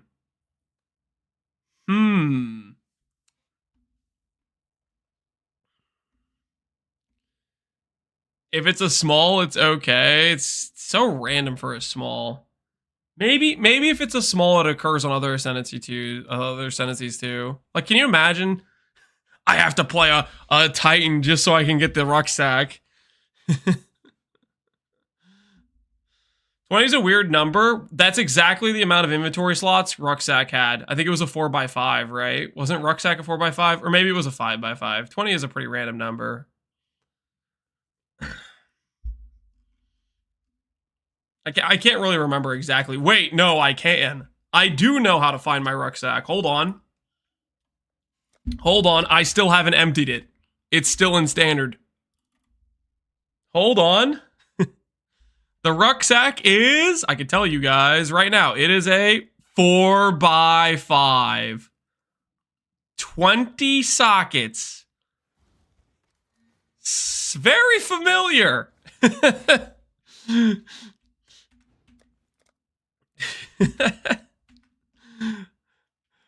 Okay, wait a minute. Rucksack? Question mark? And double body armor? Question mark. 5x4, 4x5, 5x4. It's same freaking thing. It's 20 slots. Okay, don't make me freaking think about columns or rows or which one goes first. Don't make me think about it, please. Oh my word. Every second slam you use yourself is ancestrally boosted. How many did he hover over? He hovered over like every node. Jonathan, like, he very specifically didn't hover over like regular nodes on the tree, but he hit 3 ascendancy nodes on the Titan that we haven't seen before. He managed to hover over like every single one of them. Bait 100%. Yeah, there's a good chance this stuff has changed. Intentional? I doubt it. I doubt it's intentional. Surely not. Surely not. Every second slam ancestrally boosted. Fist of War. How did he manage to hover over that many? So the warrior, for example, starts on the bottom left side here. In such a short time frame. Wait, whoa, did he get another one? Hold on. Did he do it again? Wait a minute. This is too funny to me. There's no way he just did it again. There's no way.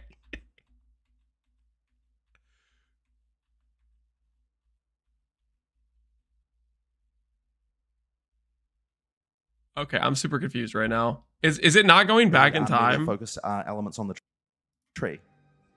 Now, to quickly explain how the passive tree works. Oh, what?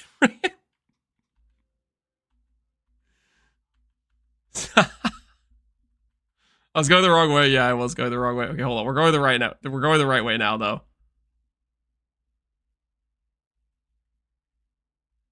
Hold. Mysterious lineage. 20% more life.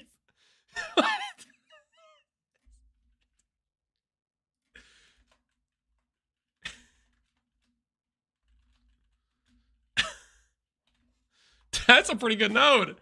Yeah, that's a pretty good node. Link the video. I want to watch it. Here you go. All right, I think he hovered over one before this too, though. I don't know if it was the same one. Hold on. We have to go back farther. A lot more of the melee focus starts on the bottom left side here, and because of the fact he starts. I was going the wrong way earlier. Hold on.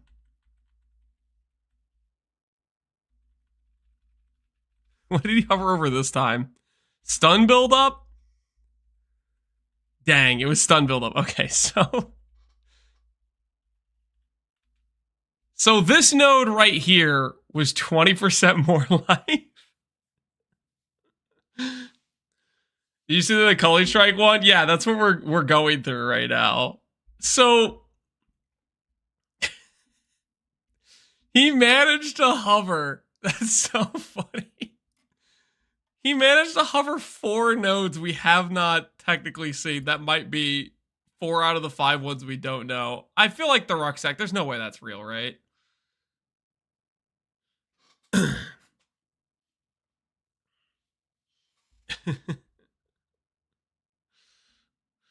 100% real. I mean, this was something that was recorded probably, you know, on the November thing, right? It was recent. So if they changed it, they would have had to change it very recently. There is a good chance this Ascendancy has the ancestral boosted every other attack thing and the 20% more life. Like those, the double armor, that seems like real stuff that could be on this character. The fact he starts there, he gets access to a lot more of the melee focused elements on the tree. Now, to quickly explain how the passive tree works.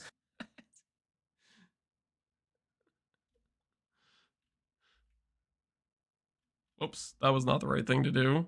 I want to go for called. Okay, freaking, I have to go back now. Investigate. How long is this video? This is gonna take me like 10x the time of the video. It's gonna take me 10 hours to look through this video if Jonathan keeps torturing me like this.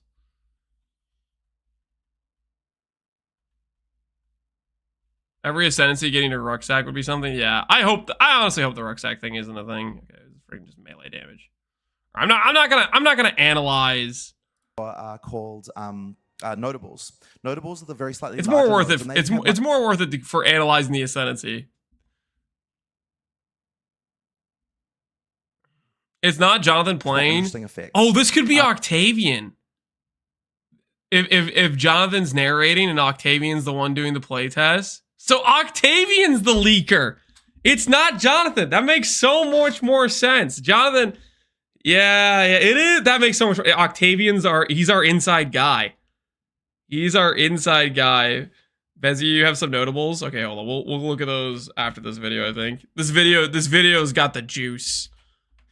Octavian's he's leaking everything. He's got our backs covered. I'm pretty sure. All right. Okay, here we are. They're often going to depend Our on a inside little man, what kind of build you're doing. Yarmbull. For example, this one here is 20% more damage against heavy stunned enemies. Like I said, with intentional. maces. It's This is got to something be you're obviously right. only going to care about if you're heavy stunning enemies a lot, and of course using maces. Dude, 20% more life is pretty. These That's pretty notables are the ballin'. things that are really going to define your character, and the list of notables is really when it comes to making build guides and things. Is this is what really matters. And in PoE 2, I've really tried to push the fact that notables are a lot more interesting, so there's a lot more stuff going on with them. But as well as notables, Yeah, the there's notables are also, cool. Other big nodes on the tree called keystones. And keystones are unique because they have both upsides and downsides. So an example of one right here is called Giant's Blood. It says you can wield two-hand axes, maces, and swords in one hand, but you get double attribute requirements of weapons. So effectively, if you want to use a giant two-hand sword, but you still want to use a shield, you've got a way to do that. You just have Precise to make the movement to requirements hover for do it, exactly one which could frame. be Yeah, quite tricky for in-game bases. There's tactical. also other keystones, a few examples from other classes. I gotta go back for that. That's on the side of the tree that I'm actually gonna be playing on. Hold on. Well, I need to go back for that. Octavian, what was that? What were you trying to show me, Octavian? What were you trying to show me? Hold on, Octavian. Speak to me. What were you showing me? Dang it! It's just a small note, Octavian. What the hell? From other classes, there's one here that is Not useful at all. Maximum life becomes 1, but you're immune to chaos damage. Since chaos damage does double damage to. I would do the energy same thing shield, fishing this for is something that you frames, might wanna yeah. use. Once you've got that, you don't have to worry about We're chaos starving damage for the anymore. You information. just build for energy shield and not life. Or another example of one that's been modified from PoE 1 is Did he hover over conduit there? I have to go back. Mind over matter. For energy shield and not life. Or another He hovered over Keystone, guys. We have to go back for that. Sudden escalation. Cast speed if you dealt a crit recently. 16% increased crit chance for spells. I mean, that's not a lot of crit chance.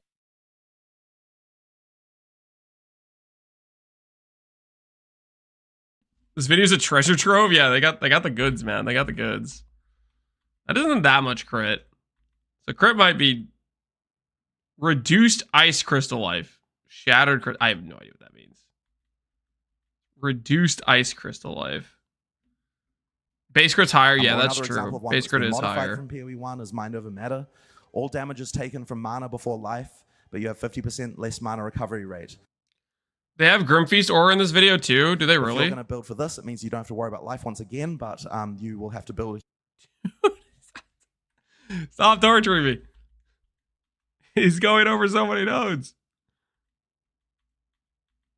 It's something that ice crystals you have to explode. Okay, I see. Come on. What was that? What did you hover over? What was it, Octavian? Link skills? Oh no! Oh, I didn't want to see that. They exist in PoE too? Oh no. Can I just erase that from my memory?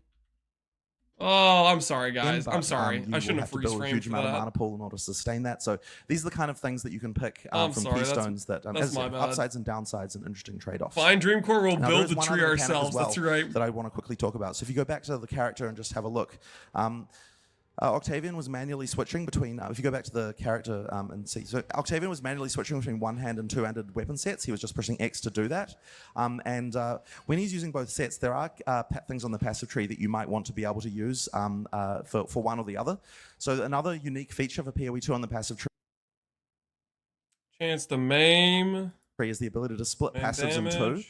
in order to allocate one for one set and another set for the other. So if we allocate ones in red here, these passives will only be Two-hand. used when you've got a two-hand weapon. And if you allocate passives in green using the other one here, these passives will only be allocated. Oh, they're when changing you're the holding- colors. That's kind of nice. That's kind of nice. They're giving us a little like color coding for the two weapon sets. They didn't have that before. That's new, I think. the other weapon set when he's using his one-hand weapon. So effectively, if he presses the weapon swap button now, it'll switch from one set to the other. What video is this? Here, I'll link it. It is a video from a So that means that he plate- can that played us on effectively November, early dynamically November. adjust his passives based on what weapon sets he wants to use. But the other thing as well is in order to make it a lot easier for you to be able to use different passives in your different passives and different weapons for different skills, we also have the ability to pick for a given skill which weapon set you want to use it with. So for example, the Stampede skill here, if you've got a shield, then when That's you not the use video. skill- Oh shoot. Sorry, that was the other thing I copied and pasted. My bad. My bad. Here. There's the video, sorry. it will be that was the blocking Reddit the post, entire my bad. time if you just demonstrate that quickly. So if you use a Stampede, because you hold your shield in front of you, you're blocking the entire time you're charging. And using the one-hand weapon will also be a lot faster because it's got higher attack speed. So that's something we'd much rather use with our one-hand weapon. But when, for example, we're doing our Earthquake or our Double Slam, this is something that we probably only want to use with our two-hand weapon because we want to do the most damage. So that means we can turn it off with the other weapon set. And now when you use your when you use that, it'll switch to your two-hand weapon automatically. Interesting. So effectively, this allows you to have multiple weapon sets and do a lot of different things. It's also very good for, for example, on the Sorceress earlier, she was using lightning and Do you have his fire. link skills? You You don't want to know, she man. had Just two pretend they different don't styles. One was exist. geared for one, one is geared That's for what the other, rest of and us are also the doing. passive tree out as well. We've coped So just that's another fine this character far. development feature that we have in PoE2. Next up, we want to talk about the Ranger. So the Ranger is our primary bow cast, bow user. And she's all about range and mobility. All right, Octavian. So, Time one to of the link first us things we another did ascendancy, when we were, buddy. developing the Ranger is we wanted to make sure that everything you do can be done while moving. So this just makes the game feel a lot more fluid. So Will link she's skills just a be lot OP more in couch mobile co-op? even from Maybe. that. But she also has a lot of vaulting skills that allow her to jump up. For example, there's one there that freezes monsters. She jumps up and she can jump over monsters and freeze them. So this kind of thing allows you to, as I said, feel a lot more mobile in combat. Make sure you can get away from the monsters, which you need to do since, she isn't necessarily the most tanky character. What ascendancy you're considering? Now, one of the Sorceress things or you might have Demoness? noticed if you're a PoE1 I mean, player is the bottom left of the screen Journalist. there. There's only 2 flasks, just a life and a mana flask. We've actually changed how the flask system works in PoE2 very recently. Now you get 1 life and 1 mana flask, and that's all. And the reason we actually did that is we found that there was a problem in PoE1 called Flask Piano, where everyone was just sitting there pressing 1, 2, 3, 5 constantly, flasking. Let's be honest, we were The thing all is, using a so, popsicle stick. we've actually buffed flasks significantly so that each flask has a lot more charges, but you only get 1 of each type. Now, one of the main things that people were doing in PoE1 when they were using flasks is they were using the other flask slots for mostly things that were making them resistant to various element types and so on. He doesn't and know so we about wanted to have a system Paladin, to he allow that doesn't. to still be the case and still have interesting Grants immunity to ignite when you become ignited. Charge gain. Consumes charges. Lasts 3 seconds. Currently has 80 charges. Interesting. character customization there. Drop So it we've for added look. I a never new have type of piano. item Must be called nice. charms. charms charge up using flask charges, so as you kill monsters, but they automatically trigger in order to grant you immunity to certain things at the point You when also you get die those if your things. So link for target example dies, here, something like this that. is used when you become ignited and then grants immunity to ignite. So if you're having trouble with fire damage, then you can throw that on there. If you get ignited, it'll automatically quench you, and then it will charge up again from killing monsters. Now, there are lots of different charms that have different abilities. They trigger on. Your speed is unaffected by slows when you're affected by a slow. So if this exists, and this is 40 out of 80, I think they're separating slows. Like, maybe this is referring to just, like, movement speed slow versus an action speed slow. I guess those things might be separate things now, because they showcased a freeze charm right next to it that was 80 out of 80. Different things. They get you. They make you resistant to different things, and they can also get mods, from crafting and so on. So you can make them an interesting part of your build. But the point is, they're always automatic. You don't have to manually trigger them. So it kind of solves that problem of having to manually use flasks constantly. You get the ability to use more charms by getting higher level belts. This is relatively lower level, so you've only got one charm slot there. As you get higher level belts, you get more slots up to 3, and there might even be some uniques that lead to more charms later on as well, of course. Now, one of the other things Blood, that 20 we wanted to upgrade charms as well is that we found, so in PoE 2 there's a huge amount of encounters and bosses. There are actually 50 bosses in early access. There's going to be 100 in the final game. One of the things we've changed is we've upgraded the map to actually allow you to see all of those on the map. So if you zoom in a little bit there, you can see that there's a bunch of bosses and random encounters around the area. Near to where Octavian is right now, you can see that there's a boss called Silver Black Fist, and that means that in this area there's something to find, a boss to encounter. So as I said, the bosses often have things that you can use to increase your character power as well. So it's important to kill them.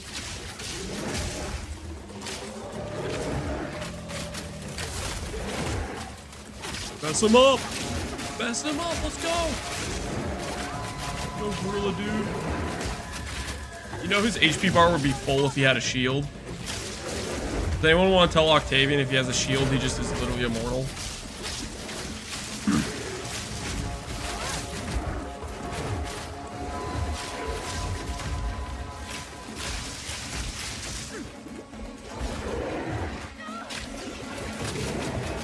Number above is total damage.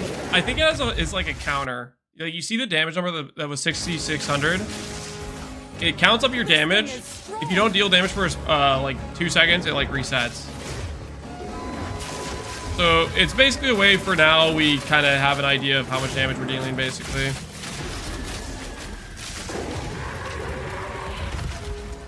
Forgive me. Great. I think it's a pretty good compromise between not wanting to clutter up the game with damage numbers and actually being able to know how much damage we're dealing. Ooh, an Exalt Orb. Creature. So as you can see, he dropped a Book of Specialization there, and this is one of the items that allows you to do the split passive points in the passive tree, but it also gives you more passive points as well. So it's something that you're going to definitely want to find. Now, there are other bosses around the game that have different bonuses and so on, so it's definitely a good idea to explore all the encounters throughout the game and find all of those things. So next we're going to talk about the Witch. And while we're showing the Witch, it's also a good time to talk about one of the other character progression systems in Path of Exile 2, which is Spirit. So the Witch is a primary summoner, but she also has a range of other supporting skills. But the thing we want to show you first is just the fact that she often, and in fact all the classes, use a resource called Spirit. So there's a new type of skill gem, an uncut Spirit gem, which you can use here. He swapped a mouse clicking for another Witch. skill screen with a bunch more abilities. Doesn't think these Laws ones does are necessary for Witch giving gameplay. you things that are kind of somewhere halfway between a passive bonus and an active one.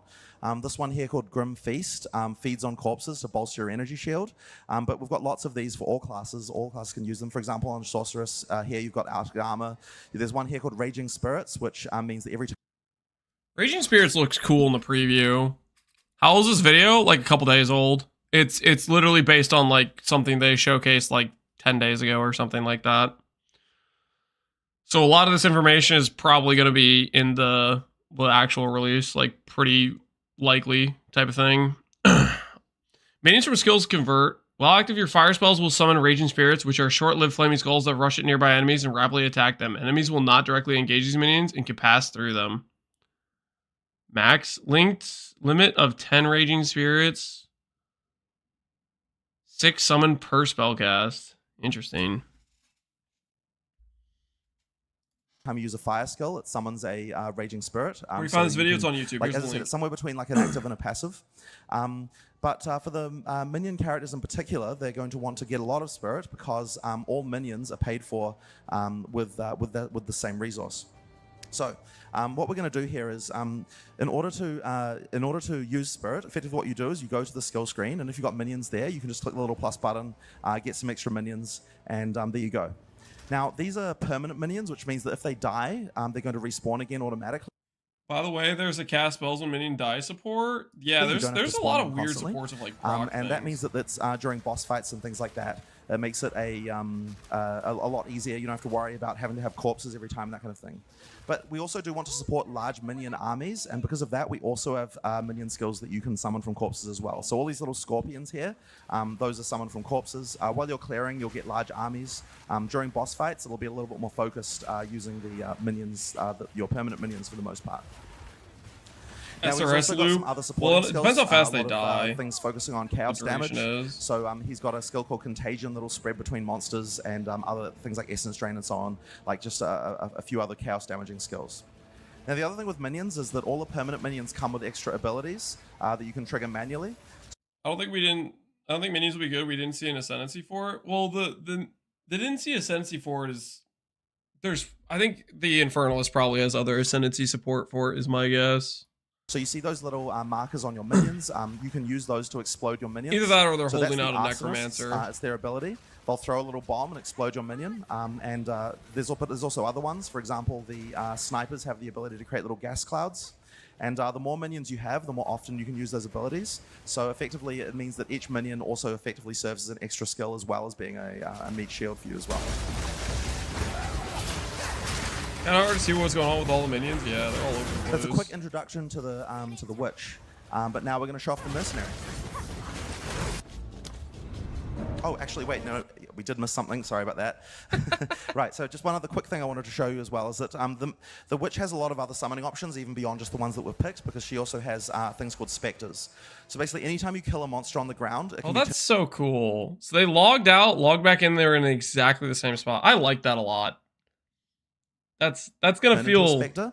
We've actually created one here from Act 1 pretty cool. called Cultist Archer. They cost quite a bit of spirit, so we're going to unsummon a couple of the EC, Arsonists and then you put go these, straight back to where Cultist you Archer were. in. Now the nice thing is that because lots of monsters in Path of Exile have different interesting abilities, all those abilities can be used by the summoner as well. So this one has the ability to summon playing these, hardcore, like, yeah. purple polyp things that both HC slow players are in monsters danger. and add weakness to chaos damage as well. She's using it there with those little things that exploded there.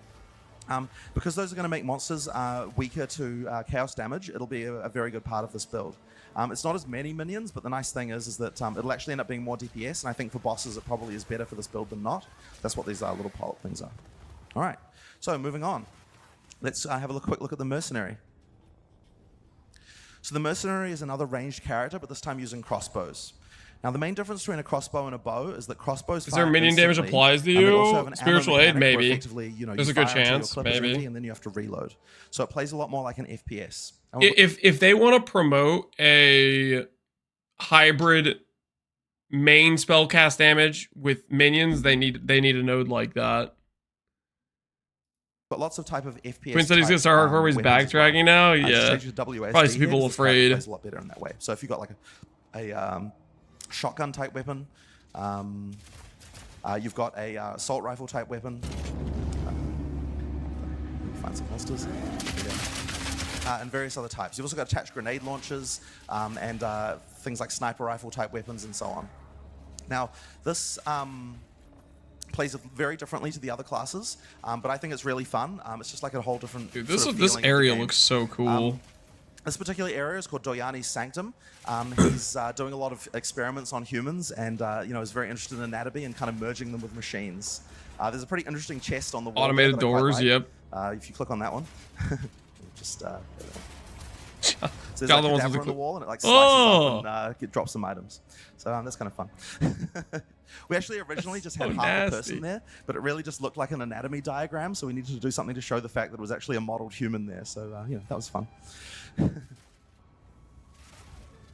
So So one of the other things we haven't even talked about, which is another really important character development system in Path of In Exile, the is, of reveal, course, yeah, I know. items. It's still like, ooh, So I want to look at now, that. items in Path of Exile work like many other action RPGs, but I think that we do a particularly good job of having interesting. Are they going to affixes show and us suffixes. more if you have a look at uniques? the items on the character, like they generate. We have normal, magic, rare, and uniques. Magic items can have up to 2 mods. Rare items can have up to 6. And effectively, each of the different slots has a pool of mods that's unique to it. But one of the other things that's sort of really important about PoE is crafting items. So here we have different crafting items that allow you to add affixes to items.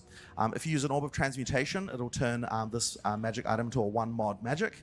If you use an Orb of Use your Augmentation, Spectre it'll add an abilities? extra mod to make it into a 2 mod magic. Some of them have like You've also command got Regal abilities too, I Orbs that will think. turn it into Don't a quote me on 3 that. mod rare, which is normally that I've I don't like that they add advanced to the higher tier gear. I think that's just part of the making the game more approachable. Of like, you know how it's like you see like 3 different evasion bases and you don't know which one's the good base until you go look up the freaking PoE wiki and you look at the base numbers and then that's how you know which one's the better base, right? I think they're trying to remove that situation. 4, but if you do it this way, you get 3.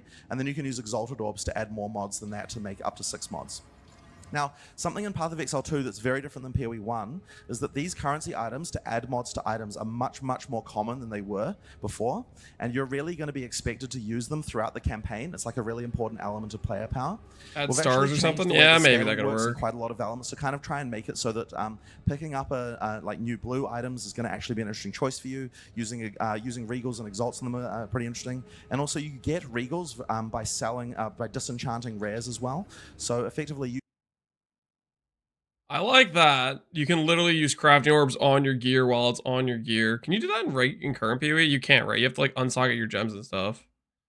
Is he gonna hover over these uniques? you can get quite a lot of regals in order to upgrade items to rares relatively easily. Yeah, So, that's nice. Now these crafting items, the other thing that's important about them is you can use them on any base type, not just items you can equip. I'm not gonna freeze frame. They're I'm used assuming they're throughout gonna the game for show many us. different He keeps purposes, hovering medium it. as well, and many other things. So you could use them on flasks and charms. There's all sorts of places Okay, yeah. where you can use them. So it's definitely something that you're going to want to master and play around with. Now the other items, of course, that we have is lots and lots of unique items. There All right, yeah. This is like, of course, he's gonna show us, right? Okay, we've seen this. hundreds of them in PoE 2. There'll be hundreds and hundreds more. We've as we seen go this along. the warp thing, right? Some of them are pretty interesting. They all do things. They aren't. One's the just blink upgraded chest. Yeah, rares. yeah. They all They do something. they kind of showcase these interesting. two For on example, the here we have reveal a boots day. called Corpse Wade. If you put that on there and then you walk through a corpse, it'll make them explode and turn into little puffs of green chaos damage there. That's not something you're going to get on a rare item. Another one here is called Sands of Silk. If you put this one on, what it's going to do is change your dodge roll into a teleport, into a blip that can blink through monsters. Once again, not something you get on a rare, but there's a few others here that are kind of interesting. Next one here is called Couture of Crimson. It makes Life Leech overflow maximum life, so as you attack monsters, you can get like over health above your normal maximum if you're using Life Leech. Over health. So I think that does imply an extra higher amount than you actually have. I think that's pretty confirmed, right? Another one here, for example, pretty simple in some ways, is Quill Rain. This thing here just has ridiculous attack speed, but low damage. If you want to make an interesting bow build where you're just making, where you want to hit huge amounts Health of over your times, maximum, yeah. don't I wonder what necessarily it care about caps the damage at. dealt, Quill Rain is going to be something for you. Or another one here called the Wailing Wall. Block damage from all hits. Cannot use shield skills. This one here disables shield skills, but makes you able to block damage from all hits without having to raise your shield. So effectively, if you want to be able to block a lot of damage, but you don't care about being able to use other shield skills, this could be a good one. So all of these are what we call build enabling.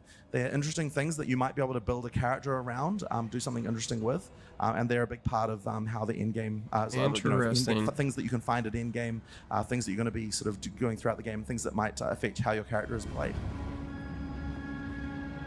So, Is Ray's shield a shield skill? Probably not, near right? The end, the demon of Atzoatl has finally come for me. Okay, so he's a multi-phase fight. I bear the burden of our future.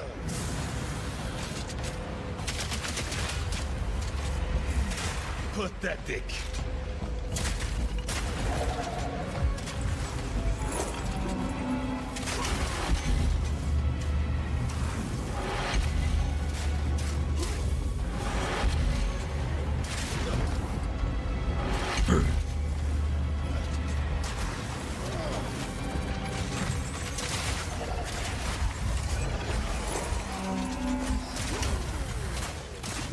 The ends justify the means. Let's see how you handle this. I can't give up. Not now. The cataclysm must be stopped. So you would take our devices and doom us? I think not. I will fight to the... Listen, I'm just here for the lady. There's no need for all this. Dog, I appreciate the sub, dude. That's so cool looking. That is so freaking cool looking. I've got you now.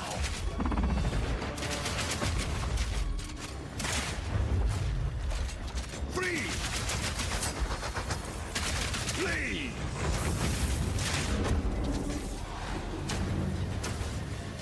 We get the robot as a skill too.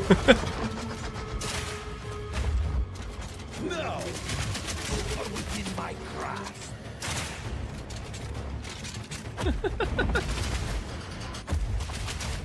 Activate the beam. Next Spectre meta unlocked. Yeah, I just Spectre this dude. You probably can't Spectre him, right? Fatal ambition.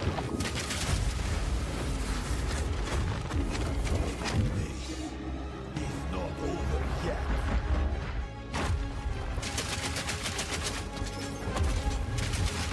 What the hell was that?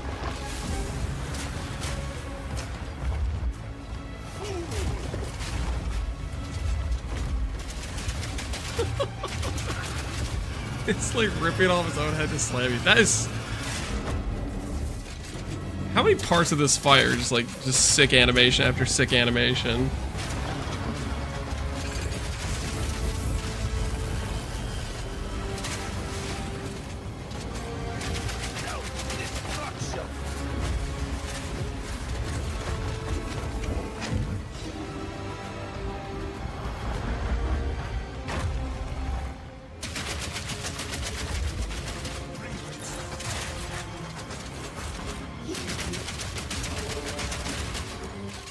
The story boss? Yeah, I guess this is probably Act 3 would be my guess.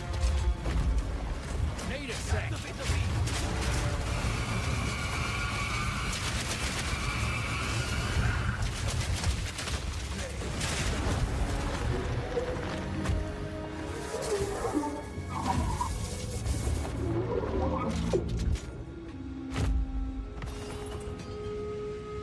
All right. So far we've been showing you footage from the campaign. But one of the really important things in any action RPG is the end game. Now, something that happens almost every time a new action RPG launches is people saying there isn't enough end-game content. We really want to make sure that in PoE 2 people don't feel that way. And it's something that we actually changed our priorities for as a studio relatively recently.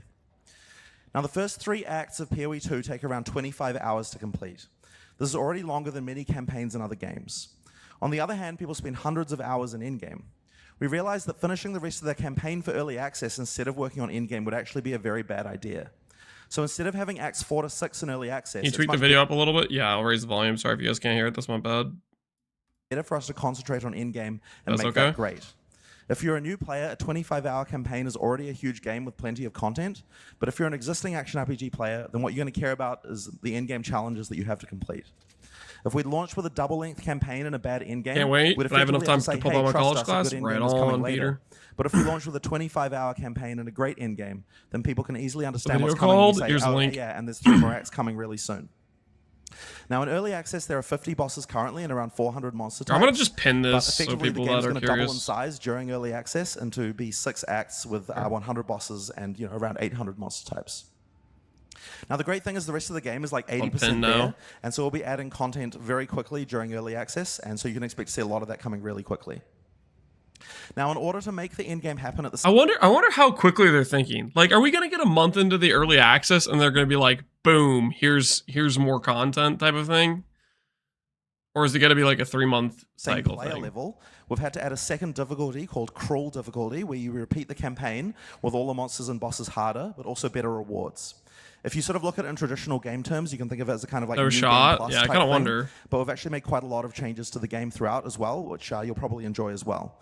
And that'll take you to around level 65, which is where the end game begins. So, let's talk about what the end game is. So in PoE, there are many different end-game grinds. One of the things that's kind of really important is that people feel like they've got a choice between many different types of activities in the end game.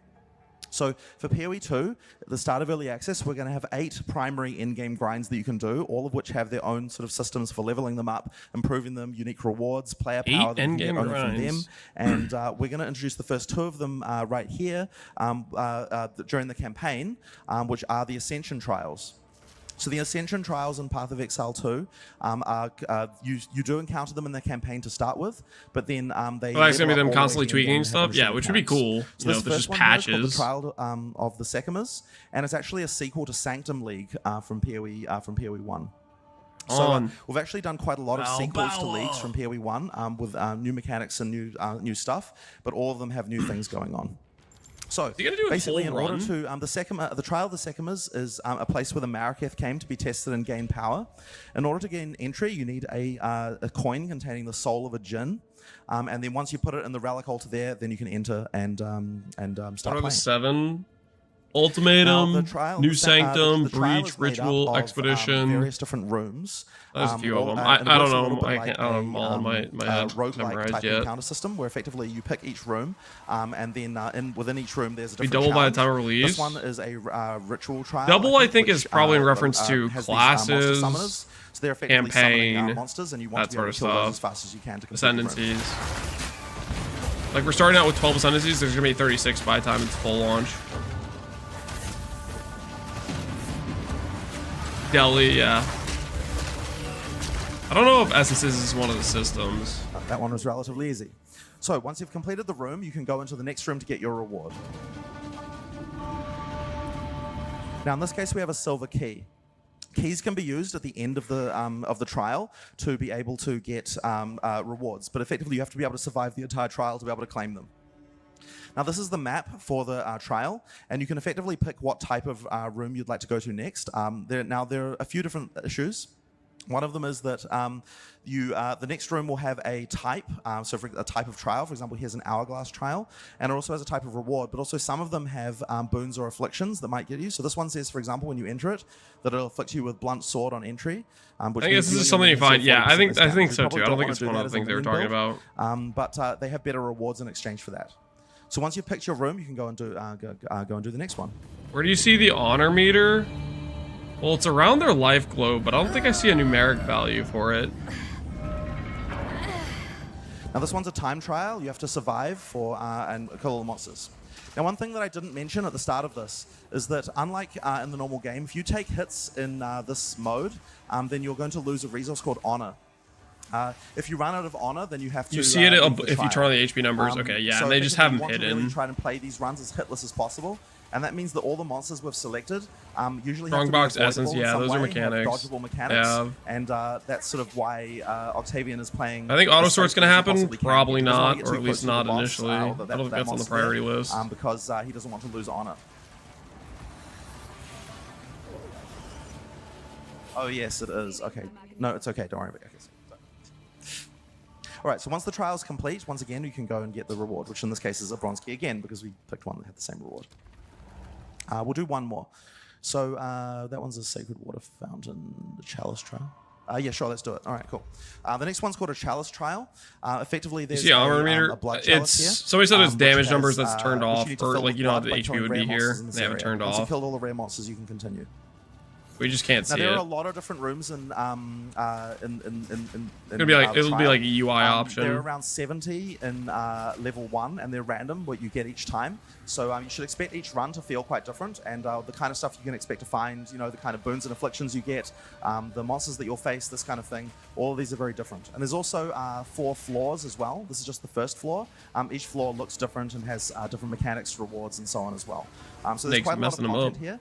And once again, like I said, there's got to be ways as well for it to sort of... Did we see more of Gemling Legionnaire? No. We did see more of the Titan.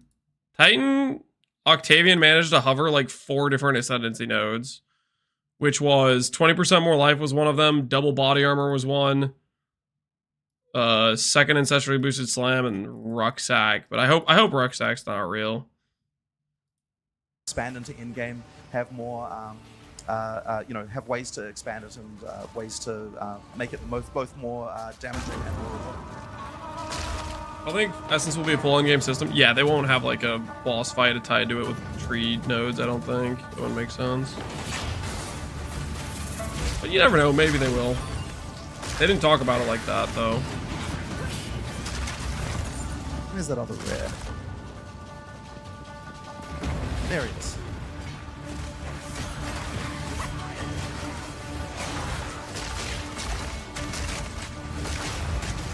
Oh, avoid that one. All right. God, that's always So that's this backseating trial Octavian. It's crazy. And once again, you can get the reward you picked, which I believe Leaving is the Sacred egg on the Water in ground, yeah, case. this is sacrilegious. So Sacred Water is a resource that you can use throughout your run. Effectively, it's a Now I know how the people that they watch me leave a Chaos Orb on the ground on like a showcase, and I know how they feel now. currency that can be used in What the hell, a man? shop that you can find throughout Leaving the, money as on the well. table. Water is obviously a very hard resource in the desert. Very interested to see So what in the interest mods of we're time, getting what on we're these gonna do now is rares. Skip to the last room in this floor of the sanctum, which is a boss room. Same. Formidable. Steel yourself. All right, so now we have Rattle Cage.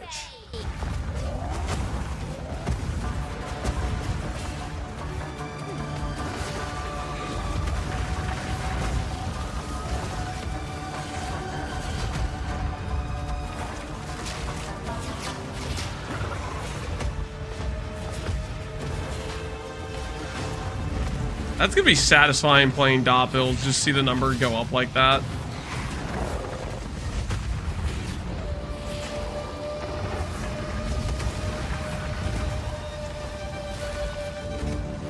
His minions insta dead? Yeah, they got wrecked.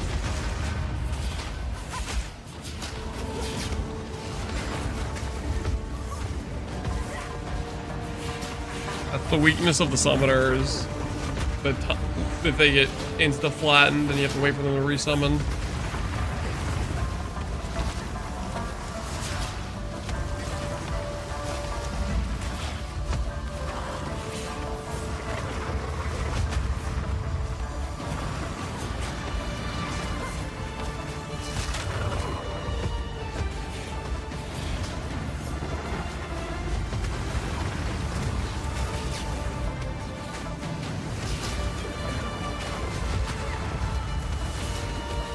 That's the move! That's the move!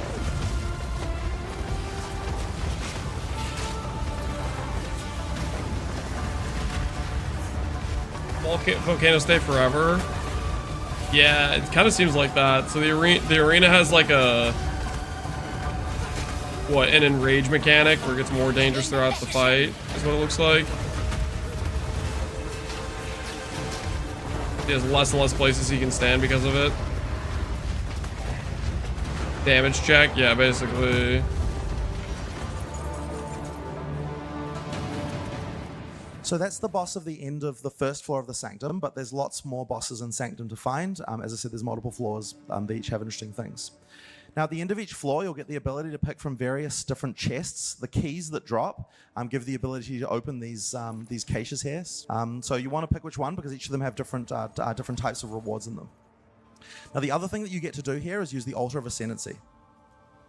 Now, unfortunately, we forgot to reset. Just saw your reply to my comment on yes video regarding live. You haven't known yet. It's mentioned by Dreamcore and Tripod. Once you've yeah, I just saw it today or a little bit afterwards. 3 different ascendancy. It's a very small amount though. It's In like early 3% access, there's on only one gonna be 2 notable. available for each class, and we're going to be adding the rest. What video is this? And those give you interesting I'll link it to things you. that are Hold only on. available to your class because no other class gets those things on the Here's a passage tree. link. Now, with Ascendancy classes in PoE2 have really tried to do a lot better in terms of how interesting the things are. For example, this particular class, and because I can't see the name on the screen, I forgot what it's called. Is he gonna hover other things? Come on. I was looking away. Did he hover things? Do I need to go backwards? Now, with Ascendancy classes in PoE2 have really tried to do a lot better in terms of how. I think he interesting only the hovered things the are. For example, Hellhound node, right? This particular class, and because I can't see the name on the screen, I forgot. He just hovered. He hovered this, right? Did he hover anything else? Do I need to go back farther? Because I looked away when I was linking the video. I'm gonna go back farther. The first time you use the Order of Ascendancy, you get to pick between 3 different Ascendancy classes. Nothing else yet. In early access, there's only going to be 2 available for each class. And Some life, yeah, 3% life those per give you node is like. interesting, things that are Or only available like he to said, your there was only a class couple because, notables. no other 3%. class It's gets a those real things on the small passage tree. amount. Now, with Ascendancy classes in PoE2 have really tried to do a lot better in terms of how interesting the things are. For example, this particular class, and because I can't see the name on the screen, I forgot what it's called. Infernalist, right? It's got some pretty interesting abilities. One of them here is called the Hellhound. So this one gives the ability to... Wait, what was the small node? Hold! Go back farther. gives the ability to summon...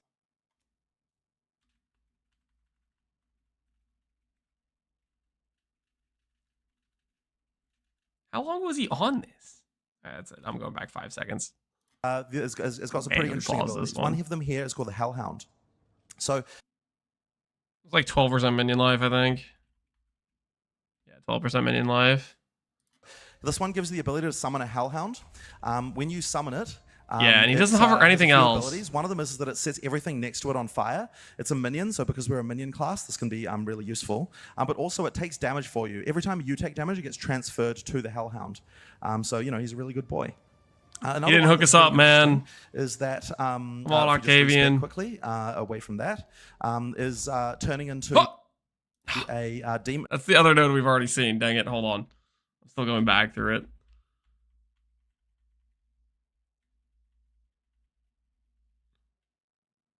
Bringer Flame, yeah, that's the thing we've already seen. Demon Transformation. Small node, yeah, what's spell damage? The small node is spell damage.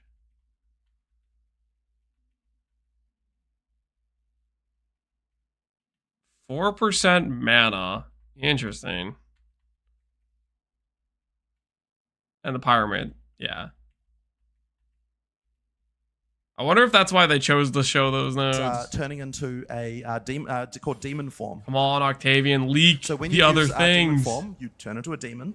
While you're a demon, I need to know they're not all minion nodes, please. But you also have much higher spell damage and much faster cast speed. The longer you survive, the higher those numbers get. So you know, but you're going to continuously take damage. So you're probably, if you're going to use this, you probably want to do a build that involves getting high life regeneration in some manner, so you can survive as long as possible and do a large amount of damage. So that's an example, just 2 nodes from the Infernalist. All right, what's the cooldown time on that? The higher those numbers get, so you know, but you're going to continuously take damage. So you're probably, if you're going to use this, you probably want to do a build that involves getting high life regeneration, continuously take damage. So you're probably, it's a 20-second cooldown. Want to do a build that involves getting high life regeneration in some manner, so you can survive as long as possible and do a large amount of damage. So that's an example, just 2 nodes from the Infernalist. But of course, you know, there's lots of interesting nodes there. Correction, Jonathan, it was 4 nodes. Okay, unfortunately, it was nodes we've already seen. Dang it. He was supposed to hover the other ones. I need to know they're not all minion nodes, please. Get more points by more Ascension Trials, and you know, continue to get more player power. Now in PoE2, you actually all of the Ascension Trials. Oh, that's right. So we haven't even finished this one yet. All right, hang on. Where was I? All right, that's right. Okay, so let's talk about how this extends into endgame. So effectively, as you go through this trial, you might find items called relics. And relics. These Call them the items here, minion which can be class. I'm not crafted. You can see high an hopes. example Yeah, of me the blue neither, one. This one man. says monsters have a 4% chance to drop double sacred water and gain 16 sacred water at the start of the trial. Now, these are ways that you can effectively improve your odds as you go through, but there's some pretty interesting ones as well. Let's have another look at another couple. Bosses deal 4% reduced damage. These ones are very low level and simple, but they can get quite powerful. If you click on the relic altar before you start your run, put a coin in. Balboa, then yeah, you've our got these homie. slots here that you can put the relics in. It's appropriate And that you can he's also here in unlock more Sanctum slots by doing 2.0. more, by doing this more in order to be able to put more in. There are also unique relics, like for example this one here that says that the boss at the end of the entire trial will drop a specific unique item. I already But your know this thing's a maximum honor 1 in is 1,000 which means you can drop. take exactly one hit, which means that you need to do a hitless run in order to be able to. You already know this is a get 1 that in unique. 1,000 drop. So there are lots of other interesting unique relics that do other things. Effectively the a ability mirror in to extend Sanctum, this and, basically. get into in-game is pretty high. And one of the reasons you're going to want to do that is because like all of these different in-game mechanics, there's unique player power that only comes from it. So in this particular case, we have jewels. Okay, hold on. What the hell? What the hell are you hovering? Hold on. What do you mean? What was that? Player power that only comes from it. Enhance.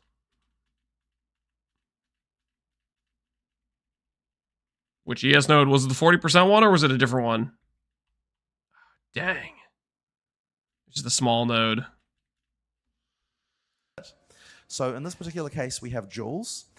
Jewels are coming back in PoE 2 as well. You can see an example of one of them here. These are things that you can socket into. You can roll up to 15% ES on a jewel? Dude, what the hell are they doing? ES builds are so in. I don't care what you guys think. It's ES. I will die on this hill. ES builds are gonna be way better than life builds. Mark my freaking words. It's not gonna be close. Get more stats. So this one says 15% increased maximum. Which is a shame because I really want to play the freaking Demoness thing, but it totally probably bricks ES. Energy shield and minions have plus 7% to all elemental resistances. Now, Yeah, I've because hacked you can too. roll these yourself and Hovered something just before the jewels. Wait, he did? Did I miss it? Oh, I got distracted there for a second. So in this particular case, we have jewels. Jewels are coming back in PoE 2 as well. You can see an example of one of them here. These are things that you can socket into your passive tree. What else did he just hover? Just want everyone to know that we have to do this because Dreamcore won't release. He won't release the tapes. Okay, he's holding out on us. I think at some point it gets mad at me and stops. Jewels are coming back in PoE 2 as well. You can see an example of one of them here. These are things that you can socket. I feel like my go back key is like bugged. Like it's like stops working. The frame by frame. Fizz damage. These are things that you can socket into your passive tree to be able to get more stats.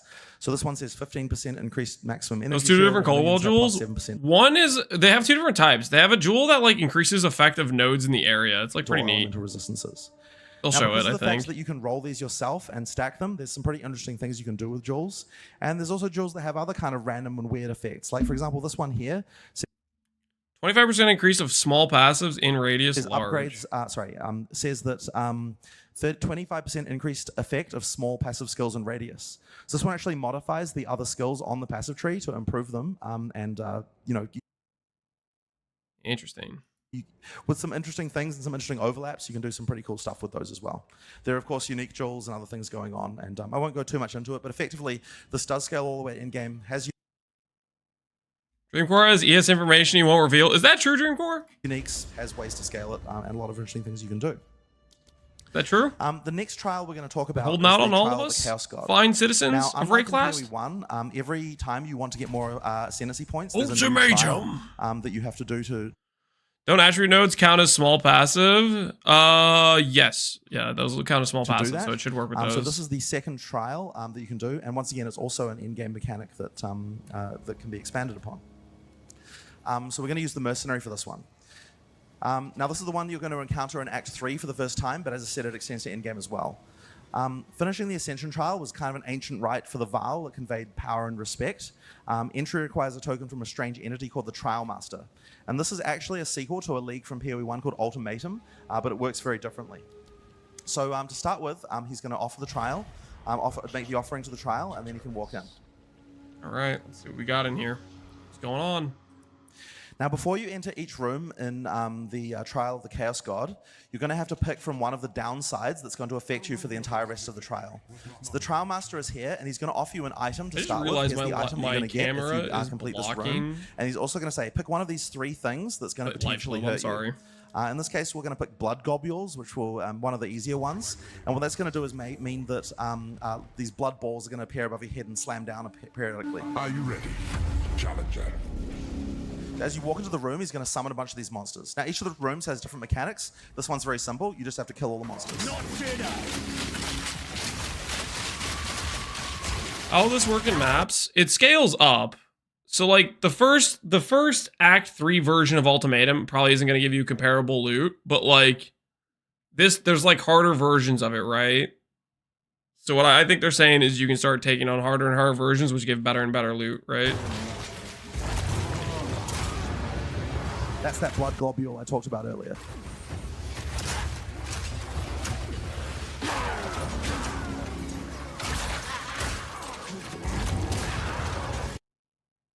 I'm going to AFK for 15 minutes and let Lance decide what he thinks might be wrong with ES. What does that mean, Dreamcore? Is that a threat or something? What do you mean you're going to AFK? Let me... Now, the blood globule may not seem very threatening right now. What's the original video? As you Here, go I'll link through it to each room, you. You're going to add more and more mechanics that are going to hurt you. And so it can get quite intense by the time you've gotten to the end. Who's next? Think about it and tell me when you return. The main things I can think of that's wrong with ES right now is ailments and stun. That's the only thing that's the only conclusions I can come with that make sense. I don't see any issue with sustain being a problem. The number you could scale to is ridiculous. I can only think that maybe it's a bit scuffed for like ailments or stun. That's all the conclusion I've come to so far. There we go. So we've defeated all the monsters in this room and we can move on to the next one. Sustain is fine. Yeah, Ghost Reaver exists. Zealot's Oath exists. There's percent regen sources on the tree. It's something you can definitely solve, I think.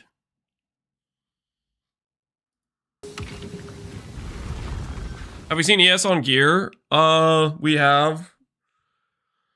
At one point, they showcased, this was like a couple months ago, but I remember looking at, they showcased a character that had like ES gear on, that was like a level 30 character, and the base I compared to a level 30 base in regular PoE, and the base ES it had was like 30% higher, and it had like the same rolls I would expect on a level 30 chest piece, you know, percent ES, flat so ES. As we move to the next room, once again, the Trial Master is going to give us a choice. Basically, sort of double. Channel this video. Do you want to take another reward and and make the game harder again, or do you want to take the rewards you've already received so far? Have I seen any ward other than Merc?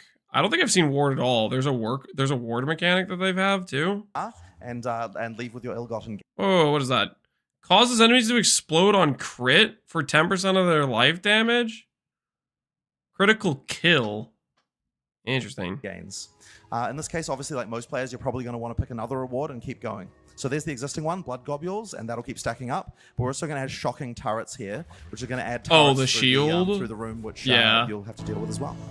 Looked like a 700 barrier in the clip they showcased of him fighting the boss. This one is a trial that requires, it's a timed encounter type trial. Live. As you can see, there's those lightning turrets there now, which you also have to deal with. And it's going to spawn a lot of monsters that you have to survive. You don't have to actually kill all of them. If the time runs out, then they're all going to go away. So, yeah, you can... you just have to survive.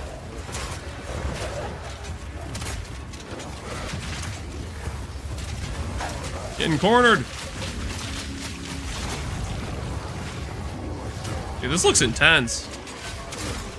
And the Val had a culture of risk-taking, so all these kind of risk versus reward mechanics. See, I solved the double damage, yep. The way they crafted and a bunch of other things like that all sort of relate to this kind of risk-taking behavior. Looks fun to have, yeah, this looks freaking cool. Play the edge, Octavian, play the edge, baby. Oh, he's so dead. He's so dead. He's stuck. Uh-oh. He's so dead. You've only got 4 seconds. Just survive for 4 seconds. Yeah. Jonathan's like, don't make me re-talk through this. Managed to flask through it, so it's okay. Flask abuser. Octavian freaking caught red-handed.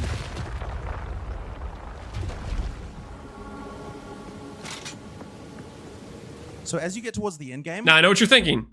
Oh, Lance, you see that guy? He used the flask and he survived like 1,000 times his HP pool because he kept clicking it. And ES builds can't do that. Here's the thing. I would have so much regen because my ES pool is 5 times higher than his life pool. When I regen 10%, it's half his life pool per second. I don't need a flask, okay? I could go to sleep while those enemies are wailing on me and I'd wake up and still be alive. You can just keep on making it harder and harder. In this first version of Heck is that? Pain Aegis. Dex, life, evasion, cast res. Interesting. you're going to What if ES only works with projectiles as well? It doesn't work that way. in this first version of it, you only have to do 4 rooms to be able to ascend.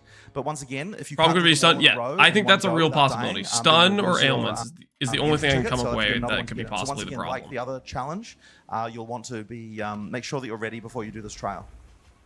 Now, this particular one Best ES stacking ascendancy? We don't know. We don't have enough information. involves pushing this idol forward. When you're near the idol, it moves forward.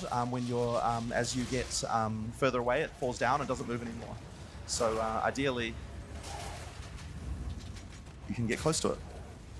Now, as you move it forward, it's also going to spawn these, trigger these monster elevators with monsters that are going to come down as well. Not dinner.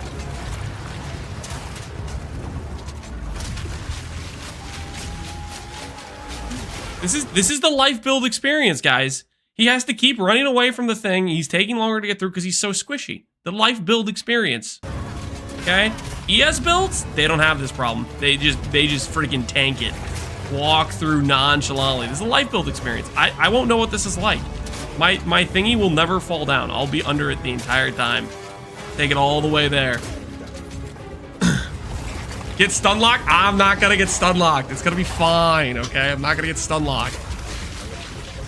Listen, you guys can talk smack now, but when I have 20k ES and you have 2k life, you're gonna come back. Please, Lance, tell me how to do ES, please. It's so much better than my life character. Finally. That one dragged a little bit. I already know. We finally got I already know. All right. So, just like in Sanctum, there are also bosses that you can get as you go through here. The order of them is... For the love of God, remove escort missions.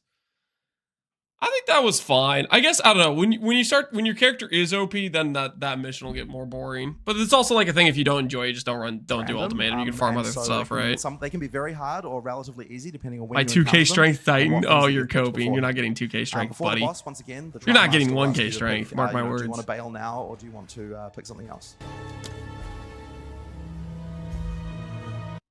Monster scan 100% of life as extra energy shield. What the heck? So why are you picking that, Octavian? Wait, were the other mods that bad?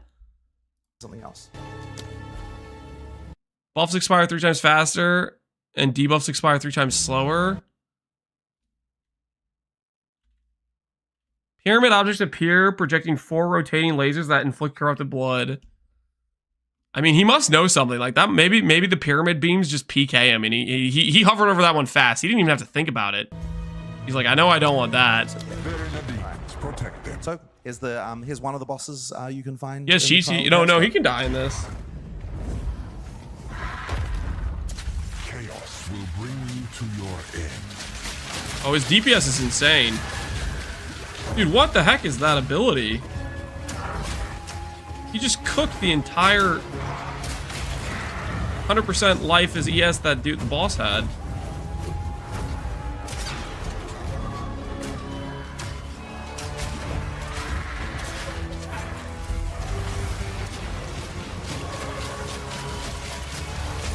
Giga damage.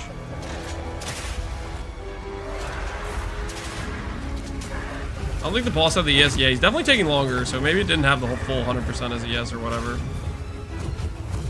Can you link the video? Yeah, sure. Do I have to pin it again? Pin it again.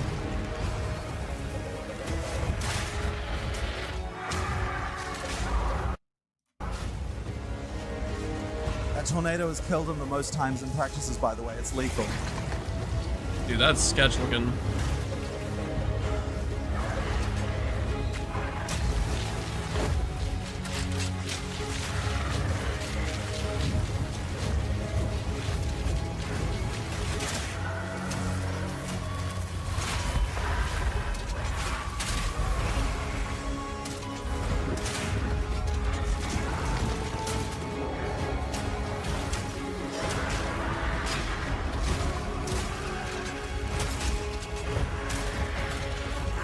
okay, what happens? What happens when all the guys that are like, oh, thank goodness I have an alternate choice besides Sanctum? What happens when they realize they can't do this either because this boss fight's like giga hard? What happens? They come crawling back to Sanctum, and it turns out they can do Sanctum because it's like slightly easier or something. They're gonna do Toda instead. Well, Toda doesn't exist yet. It's not in this in the early access yet.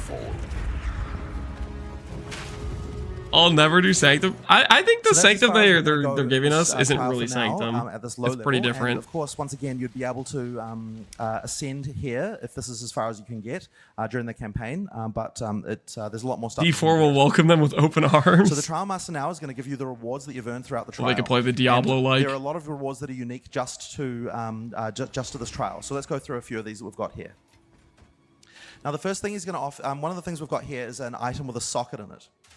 Now, we removed gem sockets from PoE 2, but we've actually re-added back sockets in a much more traditional way as things that you can put items in to get extra mods. So if you have a look down the left there, you can see a thing called a Soul Core. This is a Soul Core of Thunder. If you put it in a weapon, you get lightning damage. If you put it in a shield, then an armor, you're going to get 10%.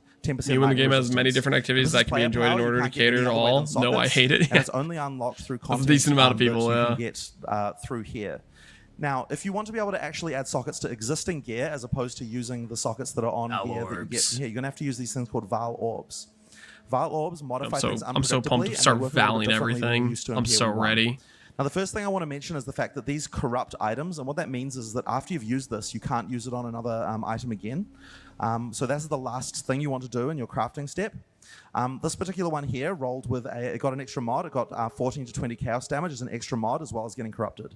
But they can also do other things. So we'll use it on some of our gear here. You can equip it. I think you can leave it equipped. Yeah. So we're going to use it on his bow here. Okay, so that one gave him a socket. Excellent. So now he'll be able to upgrade his bow with a soul core to get an extra mod. So that's really valuable. Probably wouldn't have picked that one, but that's fine. That's what he had. So we got 15 spear then from we've it. also got let's see in some other results. That one, okay, so that one just modified random mods on the item, so probably not good, not what you wanted. That's a bad outcome. On the other hand here, all right, added another mod, 25% increased armor and evasion. That's a very good roll. So effectively the theme with these things is that you're going to get random results. You don't probably want to use them on the items that you've got equipped because they're likely to potentially damage them or make them worse. But there's player power that you can get from this that you can't get any other way. So it's something that you're definitely going to want to be able to do as you go through the game. Now, of course, you can buy socketed items from Trader and disenchant for socket orbs. Is that how you get the things to upgrade the amount of links you can do on skills, or is that for adding sockets to items? Also ascend. For this particular one, we might as well just Val doesn't poof anymore. So there's the Witch Hunt. It's no longer a full brick. Val orbs. I think the brick outcome they trade like 3 mods or something like that. I think is what they said, or it can trade up to 1 to 3 mods. Which you could pick, and might as well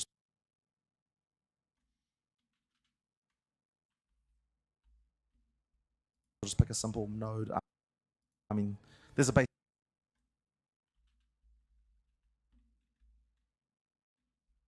So there's the Witch Hunter, which you could pick. What was that? What was that?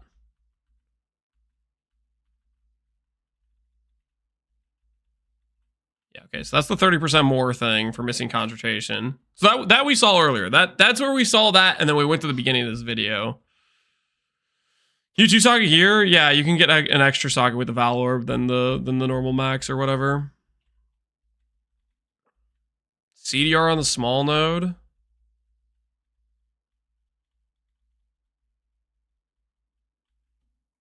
Might as well just pick a simple node. I mean, 35% increased damage to enemies that are on low life. Okay, not bad. Go back.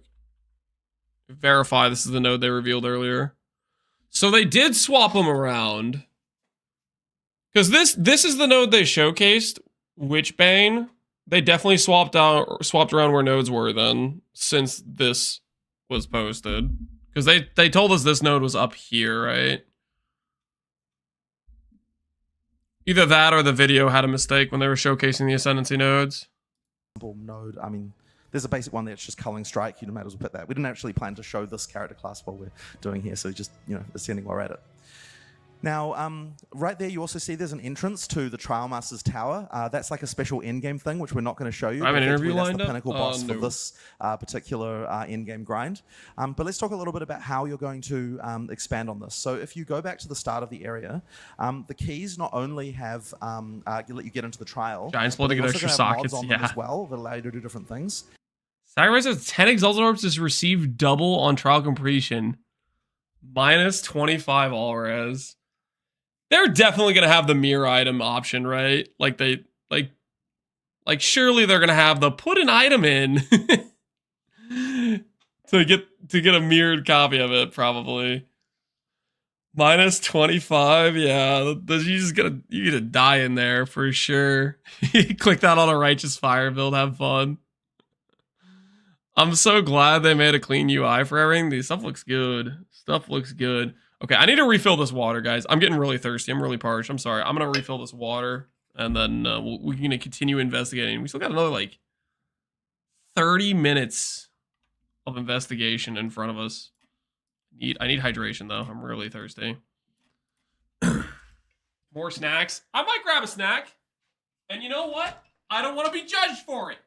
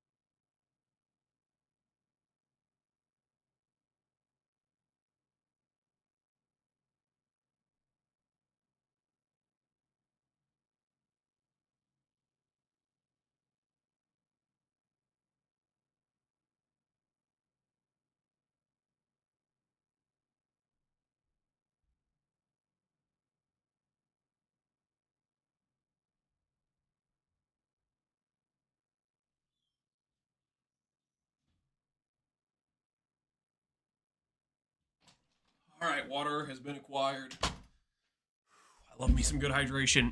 Full disclosure, yes, I did grab one of those And just like the Val always little cookie dough things that you'd bake a cookie with that technically have no egg in it, so it's fine to eat as cookie dough. And I may have just like an animal. I just grabbed one, want to make sure that there's things that straight in the have mouth. both bonuses and downsides. I need a little They're sugar very boost. double or nothing type culture. So this one here says sacrifice up to 10 exalted orbs to receive double that on trial completion. So effectively, you They said currency items will be more common. Yeah, they're making exalts a lot more common, and they're doing that because they want you to craft with them. They want you to be able to use them, which I think the way Mark was referring to is like if you're not dropping them or using them in Act 1, then we haven't done a good enough job of making them common enough. On currency as well, but it also in this little clip they showcased fighting the monkey dude. He dropped an exalted orb in that fight. 25% to maximum player resistances, which is a pretty BRB nasty water. downside.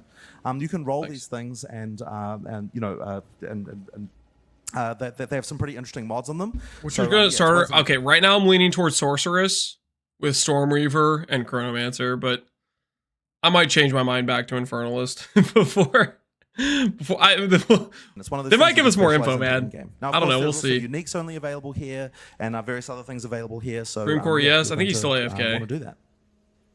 So those are the two trials that extend into endgame that are during the campaign. But now we want to show you how the actual endgame, sort of primary endgame. Holy, he's got a level 95 monk. Kitted to the teeth. He's at the ziggurat. System itself works.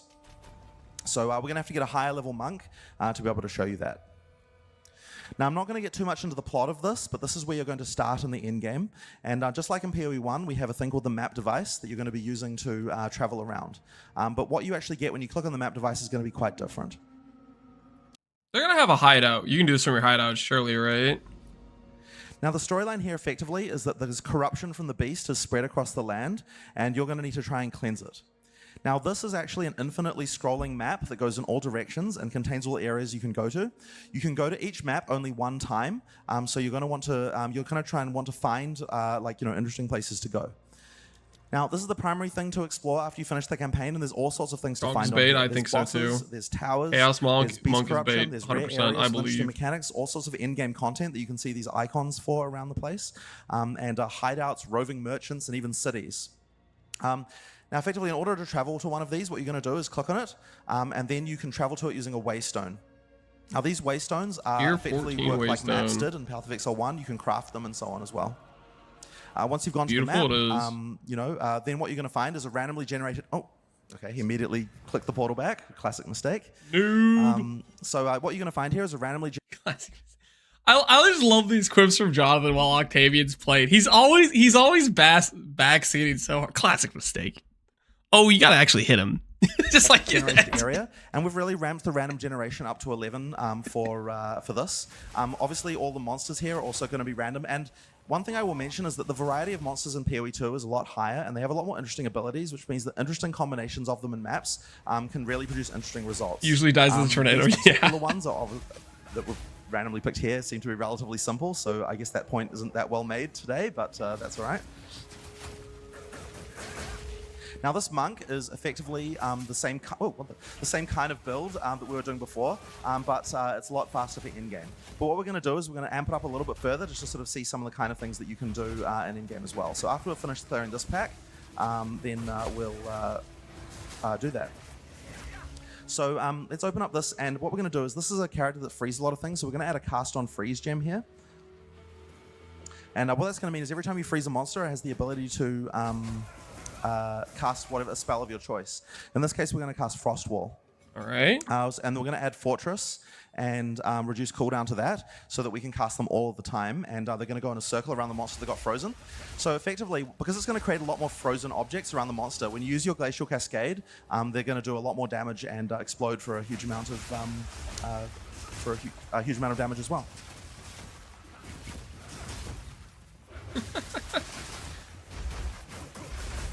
So the goal That here do look is pretty to cool. cleanse the corruption on the map, and you do that by killing all the rares, and if there's a map boss, then killing the map boss as well. Now, there are map bosses that can spawn in every map, but we've actually decided to not have a map boss every time you go to them, and instead you can see which areas have map bosses on the main map. What that means is that we've got the ability to have the map bosses be a lot more challenging, but also drop a lot more items as well, because you don't encounter them quite so frequently. And you can also choose, do I want to do bossing, or do I want to just ESBR look better grind when you maps need more of and it? I don't do other know. I things? think it So might just look kind of the gives the same, player maybe. that choice. So once you've completed the map, it'll be green on the beam, that's in this Lucci, area, yeah. and then effectively allows you to continue to explore. Now, this map is kind of somewhat randomly explored, so It looks don't different with concentrate too much on CI. but That I would effectively hope expanding so. outwards from the A center. little change to signify Now, the of course, the other thing you can do you is click the craft good maps, node. with currency items. no So, longer if you get squishy. an orb of transmutation here, we can use that on there to get a mod on the item. Now, the prefixes are benefits to you, and the suffixes are negatives to you. This is something that we've changed a little bit how it works. So that means that you can just get a map Experience that's just a XP. straight up boon to you if you do a single if you turn it into a magic with only one mod. But of course, if you turn it into a rare, you're going to get a variety of downsides and upsides, and all of them can have different effects. So he keeps doing the downside first every time. Maps, was that then you can start 25 to unlock the pen? Atlas tree, which allows you to further What the upgrade your hell? progression, system for this GGG. thing. So here's the Atlas tree here. That was 25 pen. What we've actually I done here is saw all that. different types of content That was have their own messed up. trees. Each one of them is kind of like an ascendancy class, and then for that content. But there's also a primary tree that you get just for killing maps. So there's a tree here for cleansing maps. There's also a tree for killing bosses, and then trees for doing other content on the Atlas as well. So you can kind of you don't have to choose. All right, hold on. What are you hovering there, Octavian? What are you hovering? And then for that content, but there's also a primary tree that you get just for killing maps. So there's a tree here for hold on. Trees. A little bit farther. Now we've actually made what we've actually done here is all the different types of content have their own. Right there. What was that? What was that, Octavian?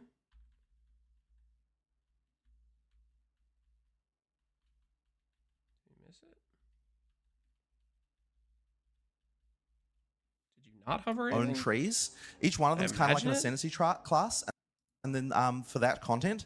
But there's also a primary tree that you get just for killing maps. So there's a tree here for. Did you see the Dark Monk damage? The darkness only comes from life, and yes, not mana. Mom would be insane. Well, the thing is, like, you have to have be able to get enough mana where, and you have to get no ES at that point, because otherwise, if you take ES damage, like you're jumping through a lot of hoops to make your character like kind of scuffed to gain 30% as extra, and I just don't think that's worth it necessarily.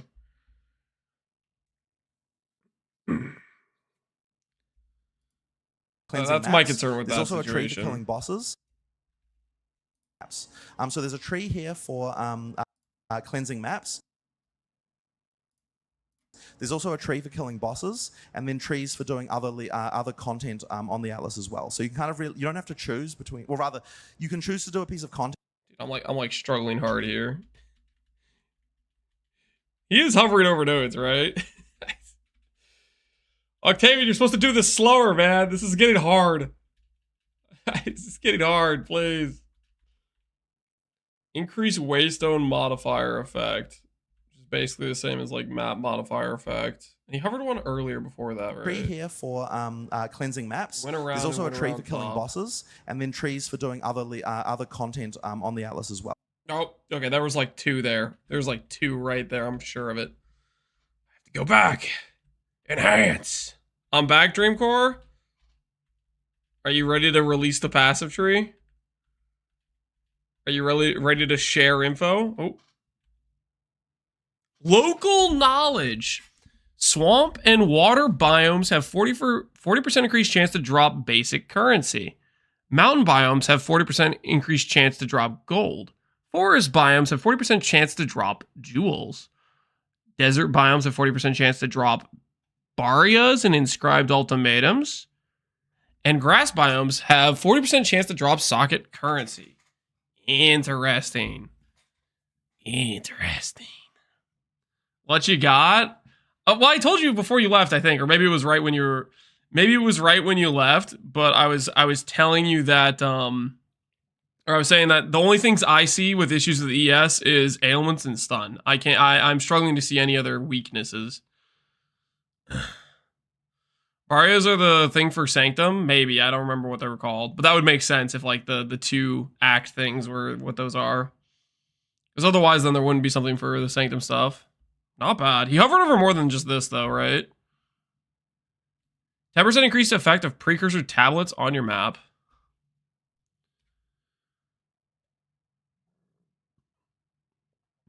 There's a bunch of stun threshold stuff for ES. Interesting. What do you think are going to be the problems with ES? I think ES builds are going to be way better than life. That's my current thought. Remnants of Power. 20% chance for double effect of precursor tablets on your maps. It's going to be recovery? I don't think it's going to be recovery. Because Zealot's Oath exists. Ghost Reaver exists. Recharge in PoE 2 is probably stronger than Recharge is in PoE 1. And if there's more sources of faster start of Recharge. Zealot's Oath is changed. Oh, well, freaking fess up then! What the hell are we having this conversation for?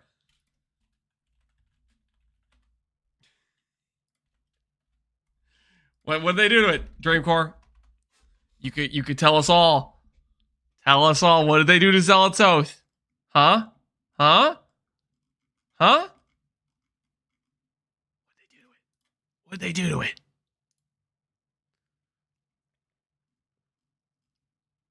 So this thing's lying to me, right? This is not real. And neither is Ghost Reaver. This is also not real. Tomorrow, surely? Oh, come back tomorrow. I have another video for you. Hee hee. Come on, just tell us. Come on, just what's a little leak between friends? Come on, man. Just give us the information. What'd they do to it? Come on, say it. Say it. Swear to me. Come on. You know you want to. He likes to edge. It's over. He leaked that Ghost Reaver was gone. Yeah, he said Ghost Reaver was gone. So this stuff is not necessarily reliable then. But what did they do to Zealot's Oath? My prized possession. This is like literally one of my favorite keystones. I've used this so many times. But there's more? What do you mean, but there's more? What do you mean, but there's more?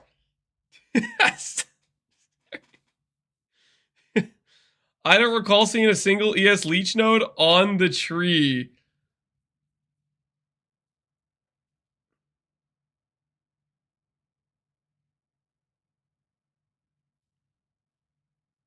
Okay. Yeah, the Chayula leech exists, right? Not the Chaos Monk. No, don't make me play the Chaos Monk. No. But the thing is, the Chaos Monk, you have to leech mana, right? Like, this is the other problem I have with the Chaos Monk, the Monk. It's the mana you leech then is leeched as ES, right? Which means if I'm freaking like full on mana and I don't leech any mana, then like what does that even give me, right? Does it give me nothing? Eternal Youth can be used to get Flask effect on ES. Is that what they're doing with Eternal Youth?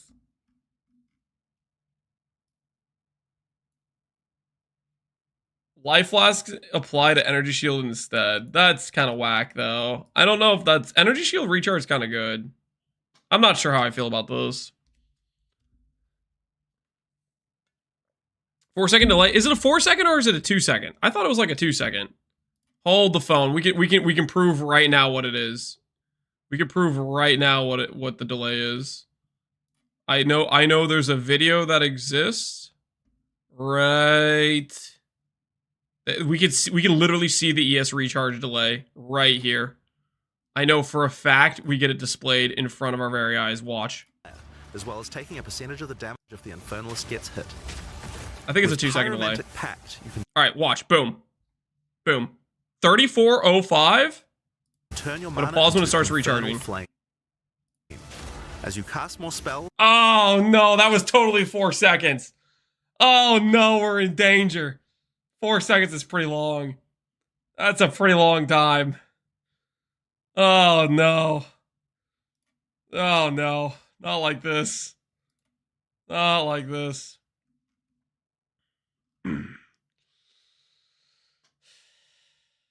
Just stop time with the Chronomancer and wait for the recharge. Chaos Monk is in. Guys, Chaos Monk is not in. How many times do I have to say this? It's mana you leech is recovered as ES. Like, look at this. Look at this, guys. Come on. Think about it. Their Dark Pact offers greatly increased resistances to chaos damage and can allow their mana leech to not only happen instantly, but apply to their... Mana leech effect also recovers energy leech. But the thing is, if you're already full, can you leech at that point? It's like also recover.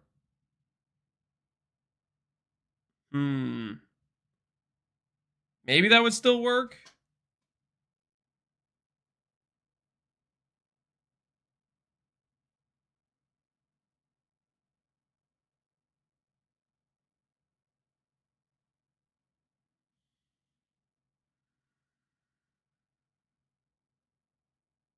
Since it's instant, you think it still recovers even if it's full? And maybe it would be the play. And the thing is, then you could click Eternal Youth with this too, and then have the Life Flask applies the ES.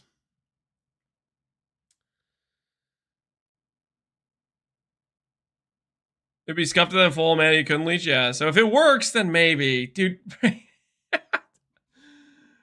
Dude, these other nodes have to be good, right?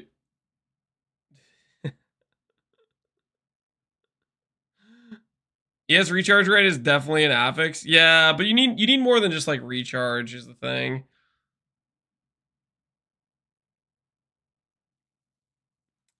Wait, Dreamcore, are you gonna tell us what Zealot's Oath did? You gonna tell us what they did to Zealot's Oath? You're really gonna make me wait for your video tomorrow? Are you actually gonna torture me like this?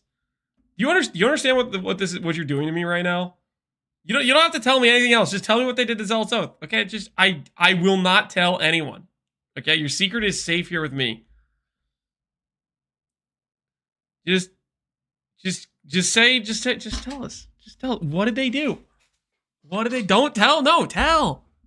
Don't tell them. No, guys, whose side are you even on? Don't you want to know what they did to Zealot's Oath? One of the best keystones to ever do it. Come on, people. Whose side are you guys even on? Everyone but Lance. I don't know. Don't tell him. You can.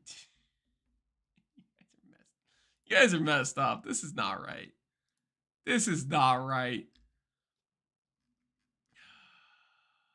I don't care. I care, man. On the Atlas as well. So you can kind of you don't have to choose between, or rather, you can choose to do a piece of content, but you're not going to be losing anything from any of the other pieces of content when you decide to do them later. Effectively, they all have their own kind of scaling. Just DM Lance. Yeah, give me the intel. Increase magic monsters in your map. Not so bad. A random example here, 20% increased magic monsters in your maps. Another random example, I don't know, 20% increased quantity of waystones found on your maps. But there's also like a keystone. Rare and unique monsters map have 1 to 2 additional modifiers. Here, like also known as the if your build is good, more loot.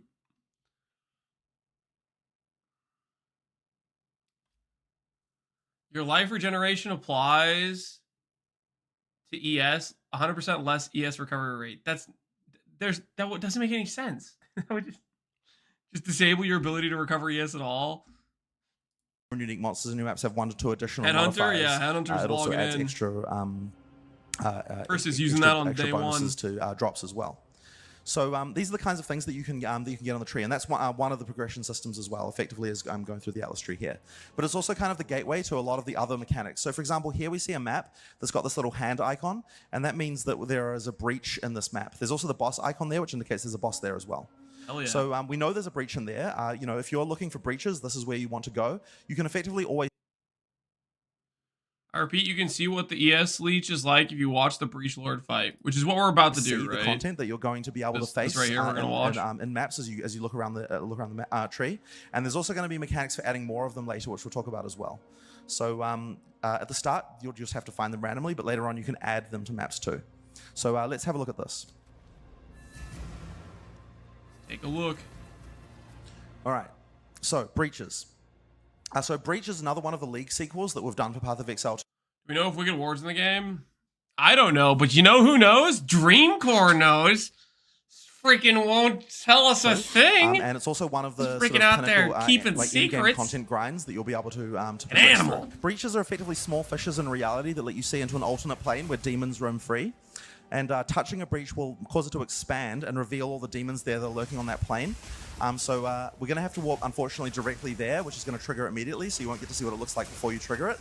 But Octavian can do that now. So when you trigger it, and this is a horrible location for it, when you trigger it, all of these demons will start to come out of the other plane.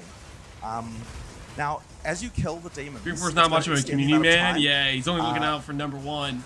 If you're a very good player... he's looking at the numbers. You can keep this going for a very long time and like cover like half the map with it. If he's the 100K video just isn't as strong, then titled "Zealot's Oath is Dead." How I screwed Lance out of having a good character and ruined ES single-handeded. That's what his video title is. You're not necessarily going to be able to do that. So it's very hectic. Oh yeah, there we go. So it's ended already.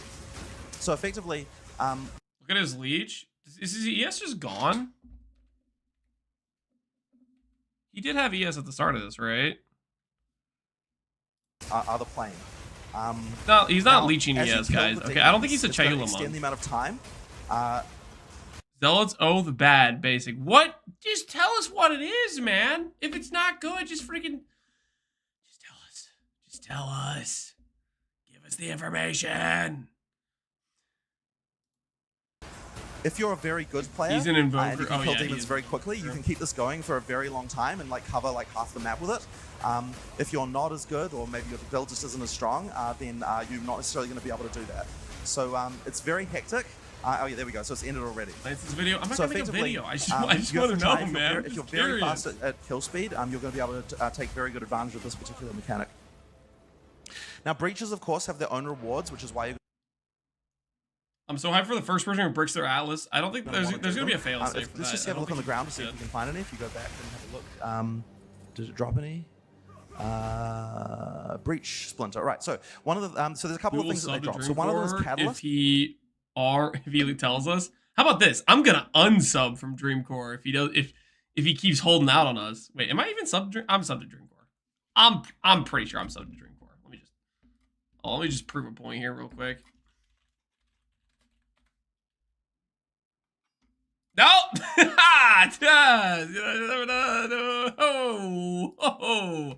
And the other one is splinters. What so, was that? We talk about stage. How about the catalysts?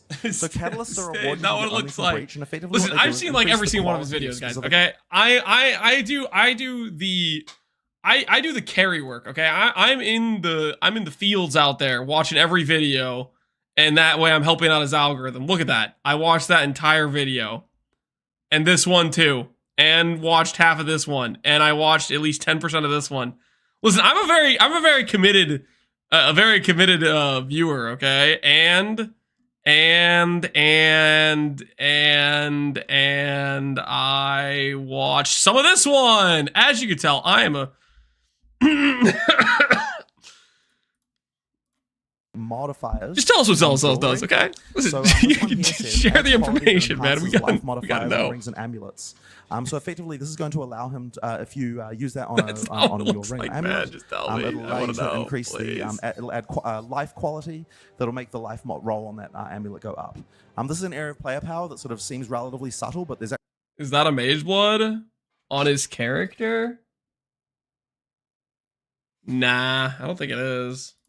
actually quite a lot to this. That what if they were giving us a showcase of the late game character and their showcase was wearing a mage blood or some like super OP item that would be kind of funny. Rings that are one of the best ring based types because they allow 200 life.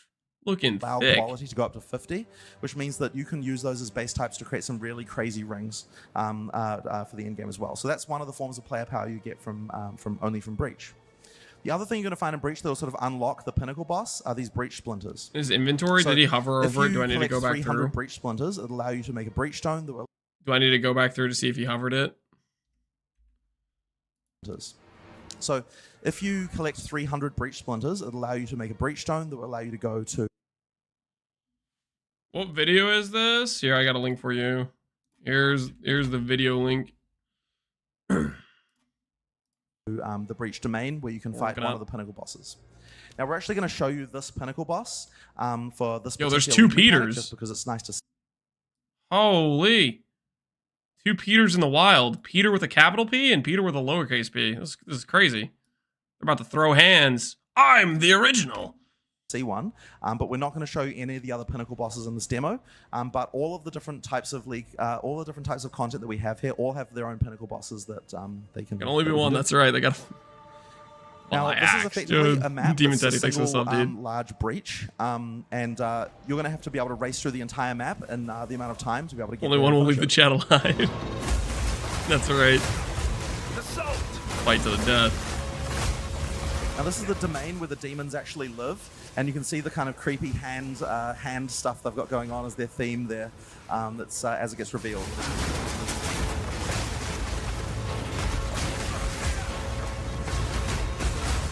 Running out of time.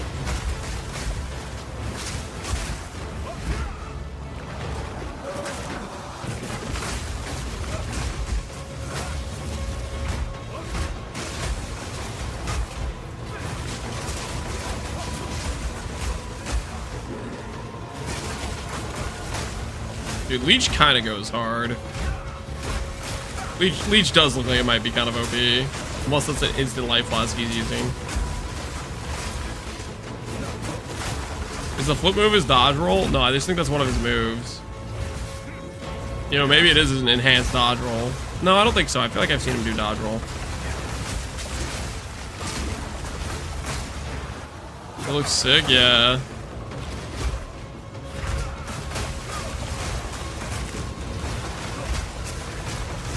He's gonna run out of time.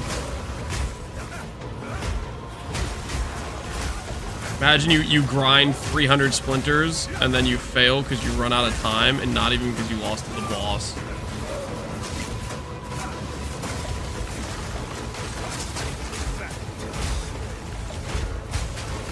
It's close.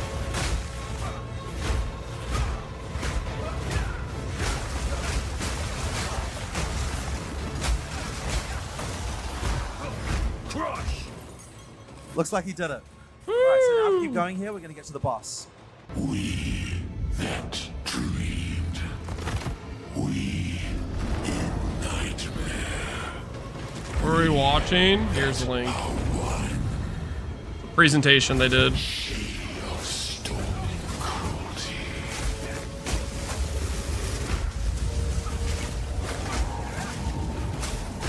I need mana.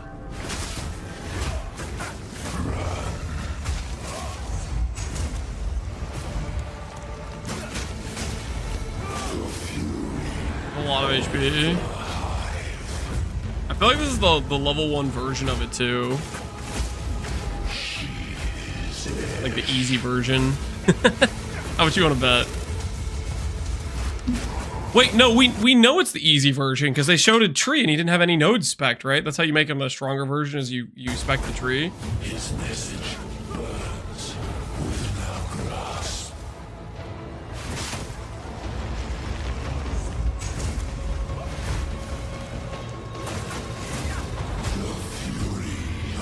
Whose YouTube is on? Here, I'm gonna repin the message. I need to have it pinned for a longer time, I think. Nah, it should be fine. We're towards the end of the video. Watch. We wait. We dream. He's on a Quinn build. He's not on a Quinn build, guys. Monk is a DPS class. Surely.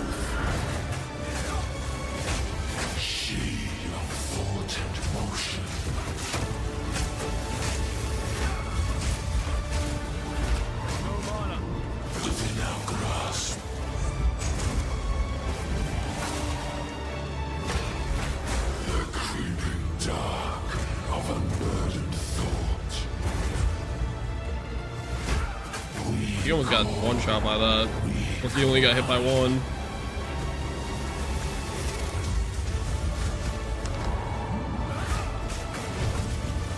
Thought by thought, destiny unwinds.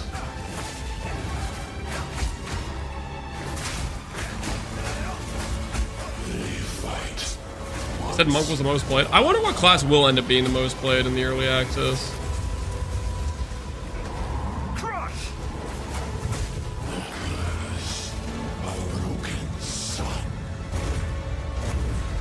Monk for sure, you think? Merc probably. I think it'll be one way initially, and then after like a week, people will know there'll be some class that's clearly stronger than others, or a build people make that's OP. People start swapping to it. Could be the Dark Monk. I don't know about that, man.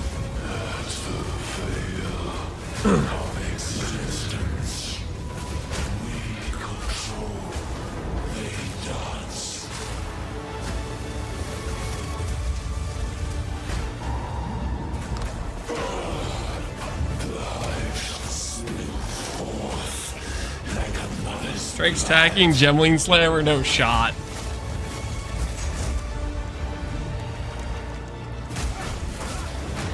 My guess is Witcher Sword. That's kind of what I think too. I don't know. There's gonna be a lot of people that like melee. I'm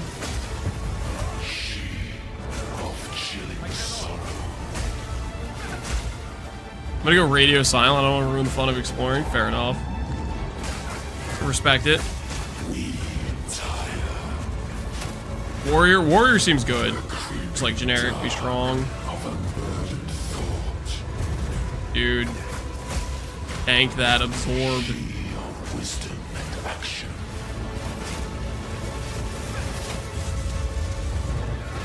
Survive a soul boss. I kind of wish we had an HP bar so I could have a context for how hard he's getting hit.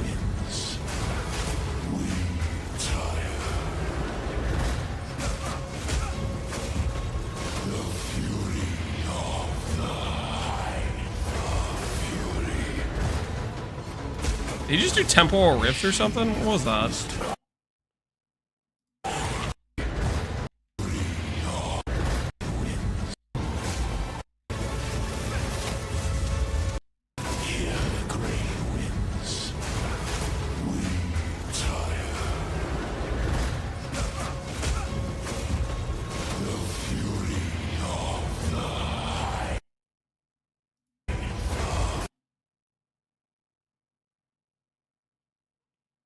He died there 100%. He so died. He so died. He flickered, you think? Let's check the... No. He did not flicker for 190k damage and then get all of his ES back. He died in a race several times. Yeah. He definitely died. Check if he has a power charge after. Where would you see the charge at? I can't freaking see anything in there.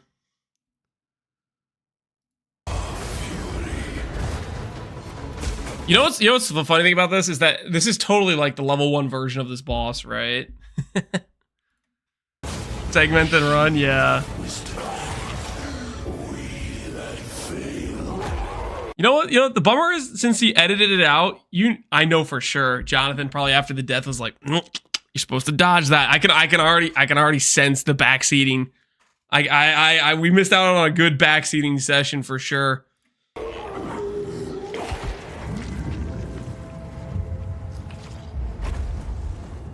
All telegraphing has been yeah, right, so it's clean. Of a pinnacle boss, and we're not going to show you the rest of them, but that's just kind of give you a flavor for what an in-game pinnacle Did he drop a unique item? boss might be like. Or do we get scammed? Just like all of the pinnacle bosses, when you defeat them, you're going to get points for the ascendancy tree. Sorry, not ascendancy tree, for the Atlas tree for that particular content. So this is the breach one here. Now the idea is that you kill the boss, you make the whole league more difficult, and then you can beat the boss again at a Tier 3 gauntlets? Where'd you guys see tier 3 gauntlets? Where'd you guys see that? Hold on. points for the ascendancy tree. Sorry, not ascendancy tree, for the Atlas tree for that particular content. So this is the floor loot.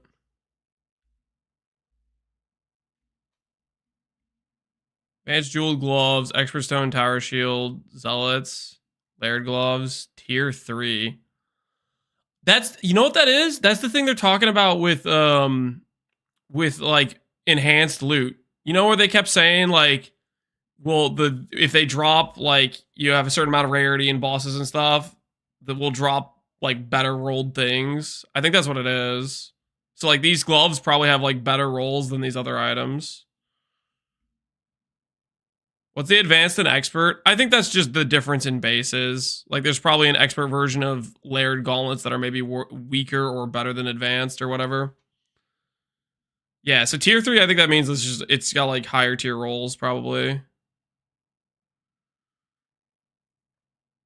First have tiers now? No, tier 1, 2, 3, 4, 5. With tier 5 being the best rolls, yeah. of a pinnacle boss, and we're not going to show you the rest of them, but that's just kind of give you a flavor for what an in-game pinnacle boss might be like. But just like all of the pinnacle bosses, when you defeat them, you're going to get points for the ascendancy tree. Sorry, not ascendancy tree, for the Atlas, pinnacle boss tree. For he that, died multiple times. So that is what I heard. Now the idea is the thing is you get one try at those things, right? And you have to farm another 300. More difficult, and then you can beat the boss again at a higher difficulty and get more points. So the first point here you're going to see is +1 to Twisted Domain difficulty, which is going to effectively make Breach harder. It says here, difficulty causes monsters to have increased damage and toughness, as well as making them grant more experience to drop better items. But there's also effectively specific nodes that will... Class hands your maps 25% chance to be guarded by magic monsters. 50% more hands. Give you interesting changes to that league mechanic. So, for example, He was an acolyte. He would have one shot. No way, no how. Monsters. Although, if Dreamcore could just tell us what Zealot's Oath did, so help me.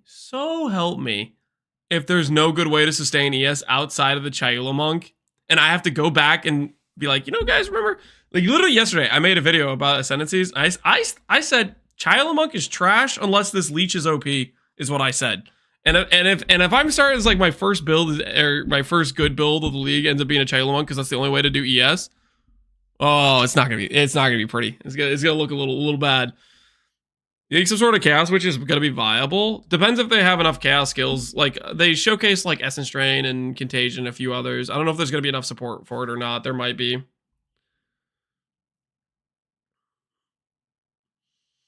I think they want you to invest in ES recharge rate and faster start. Honestly, that stuff can be really good if there's not a lot of sources of degen. And so far from what I've seen, at least like, for example, this boss fight, it didn't have any like random degen grounds all over the place, right? So if they're playing a more fair game about degen grounds being everywhere, then recharge and faster start recharge can be quite strong if that exists.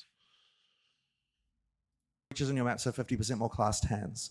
Those things are effectively like breach chests that you find as. We haven't seen anything for chaos so for Ascendancies? like No, not really. To pick. There's lots of maybe Chronomancer might have support for it. Maybe. And as I said, each of the different types of content all have their own. Thematically, not really. You can do your own stuff with. So. That is actually, wait, there's one more thing that we forgot to tell you about, and this is kind of important, which is tablets. Okay, right, I should have gone over that earlier, so we'll just do it now. So effectively, right, when you do a breach in your maps, one of the things that you might find, and this is kind of important, are tablets. Plus degen grounds, yeah, we can hope. Items in your inventory that you can use with these towers. If you open your inventory there and have a look at just finding a good place. So when you play breaches, you might find these breach tablets. And what this does is effectively adds more breaches to maps in the vicinity. So this says add 8 maps in range. 8 maps in range contain breaches, and breaches in your map spawn an additional rare monster. So if you open a tower, it gives you this interface. You can put the tablet. You think they're going to release the full tree? Use it. Honestly, and adds a bunch of breaches around the place. I don't think they're going to. So what that means is that all the content is self-reinforcing. If you want to play breaches, then you're going to find this these tablets. You're going to use those to add. I think they're going to let us go blind, in the area, which I'm kind of hoping for, honestly. And then which will get you a little more tablets, bit. Although I am so it's effectively obviously a way to, hungry for every little bit of information. Then that means that you can. What's the video he's watching here? I got a link for you. This is the video we're looking at, and sort of effectively turn your map into that. This is the true for all the different mechanics that you can find on the Atlas. You know, you've got ones here for Ritual and Expedition and Delirium right there. So, all right, so that's kind of important. So what we've covered here effectively is, okay, obviously, actually, one thing I, of course, failed to mention is that, you know, there are uniques you only get from that Pinnacle boss, of course, and so on. There are uniques you only get once you get the difficulty of that Pinnacle boss up to a certain level. Going in blind is going to make the League Star play meh for a lot of people. I don't think so. A way to expand it, a way to make it more difficult, a way to specialize into it, a way to, you know, I feel like rewards that are specific to that. All the new bosses you're going to be fighting, the cool mechanics. Even if your build's kind of trash, I think you're still going to be having fun, and you can respec with gold, right?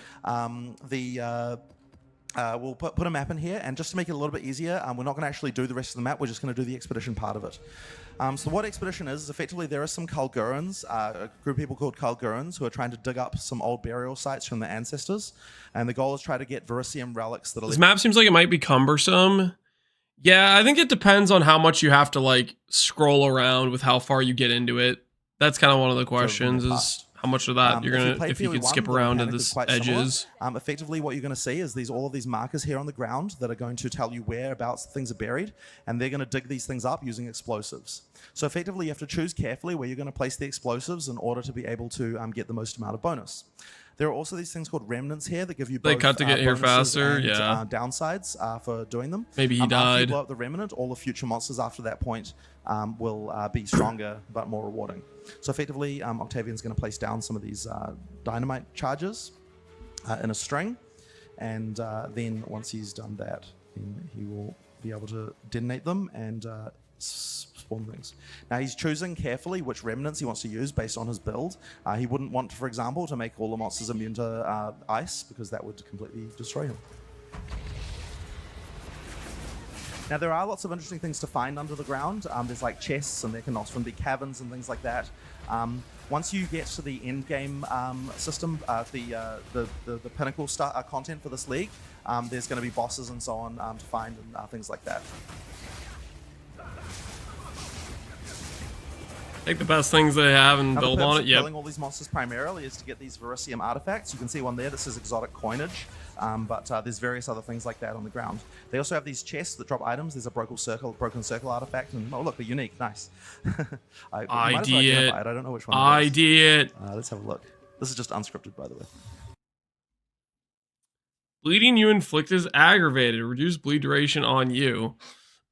So aggravation is a mechanic in PoE 2. So hopefully that means bleed is decent in PoE 2. They don't auto-pick expedition artifacts. My assumption is expedition artifacts are different, right?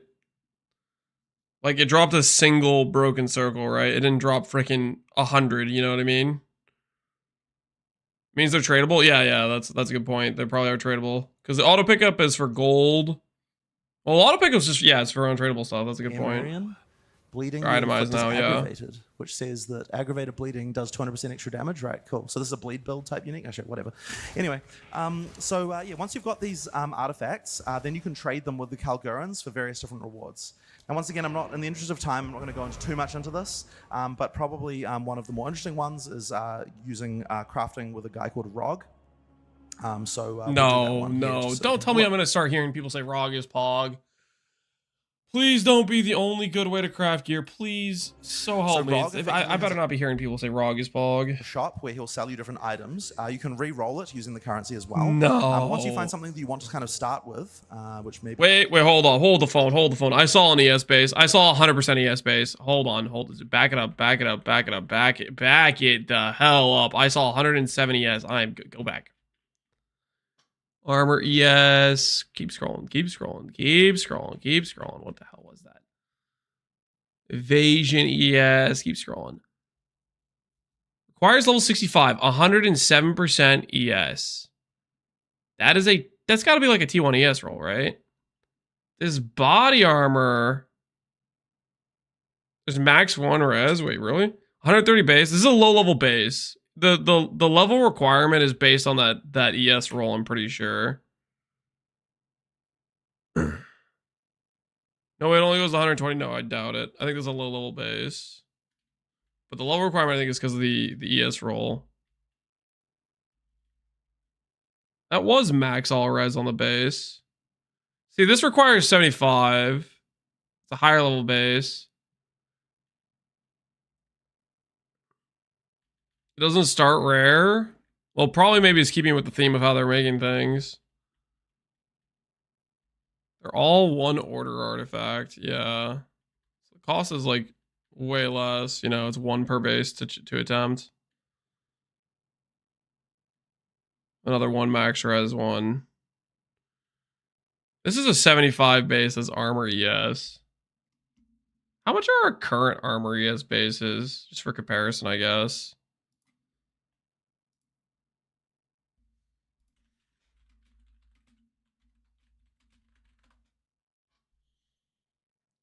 I love Expedition. We're back to Kalgurans. Something like that.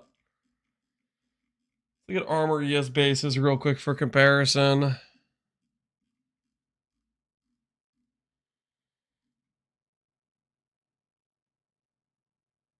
The armor value is lower. This is similar.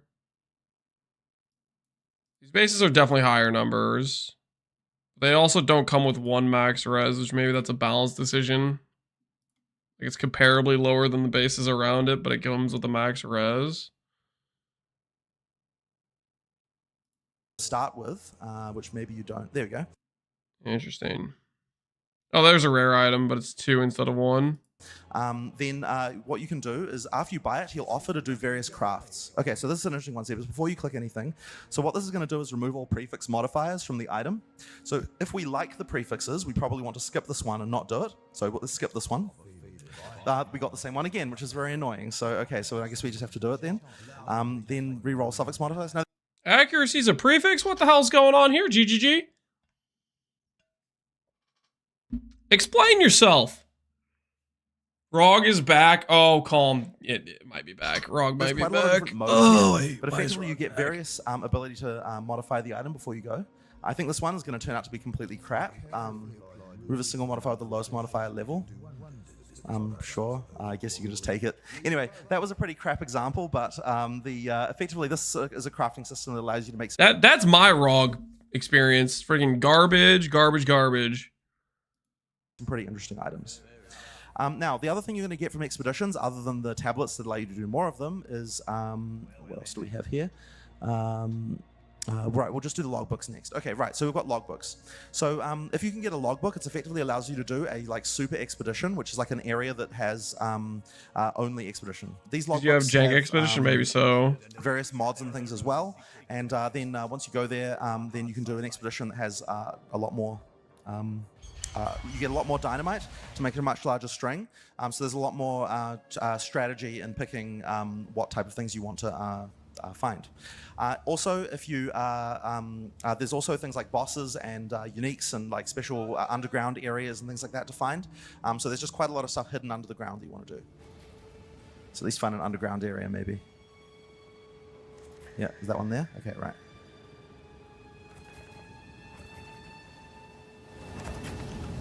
Like, yeah, like 15 explosions to start.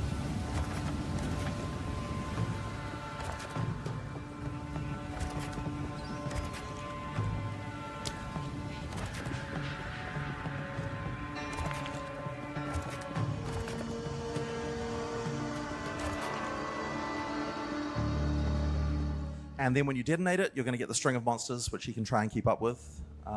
Although I hear the balance of this league is a bit wrong at the moment, so he might get one shot. So we'll see. He might get one shot. All right, let's hope that all the Rogis Pog enjoyers just start getting PK'd by this, and that way they don't As get the a remnants trigger, all of the monsters are going to get harder. overpowered loot early. So, they might just get pretty die hard to by the end, even if they're easy at the organic. start.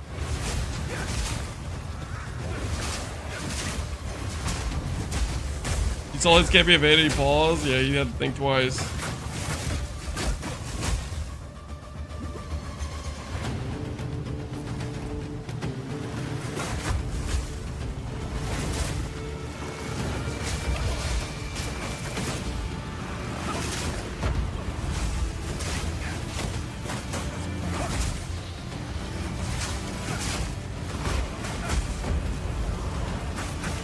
Give me my boots full T1s, guys. He's not gonna give you guys all full T1s. Surely they balanced him and made him worse.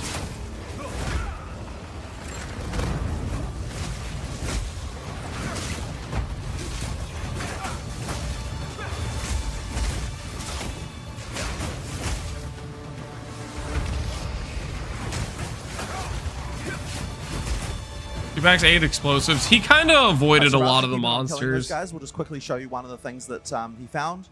So there was a sub area down here where called Hidden Aquifer. There's quite a lot of variety of different things like this. I'm not sure what's in this one.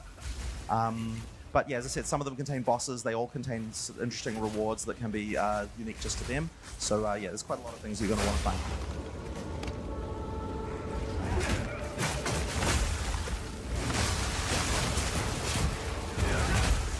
Is Ben is back?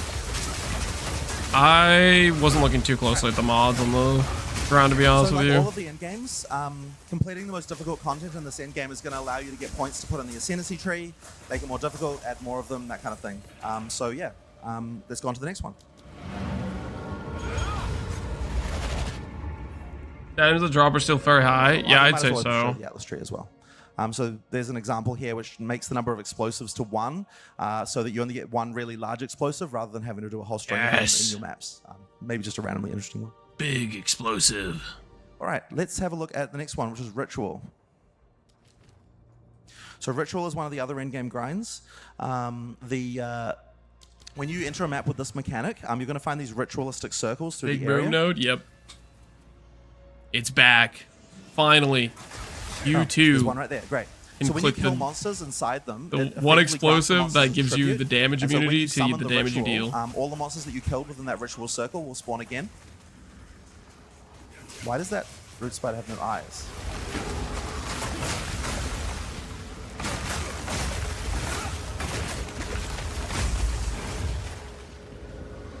Oh, breach as well. Okay, whatever. Let's not worry about that. Now, of course, because the league mechanics overlap, you would be able to kill breach monsters inside the circle and summon them again by the with the ritual, I believe. All right, so when you use the ritual, it effectively closes you off into a small area, and you have to fight all the monsters that you killed in that circle again. But the key thing is that there's it empowers them. There are multiple rituals through the area. So after each time you do this, you get a type of. You wonder if when they're doing these like cutaways, he's like dying and they're freaking points called tribute that you can then spend on items. But if you're willing to risk it and make the rituals even more powerful, you can go to another ritual circle, show kill dying monsters in there. inside of it, and then you'll be able to make the it'll summon both the ones from this circle and from the subsequent circle as well, making the rituals very, very tough by the time you get to the end. Oh, there's one last monster over there.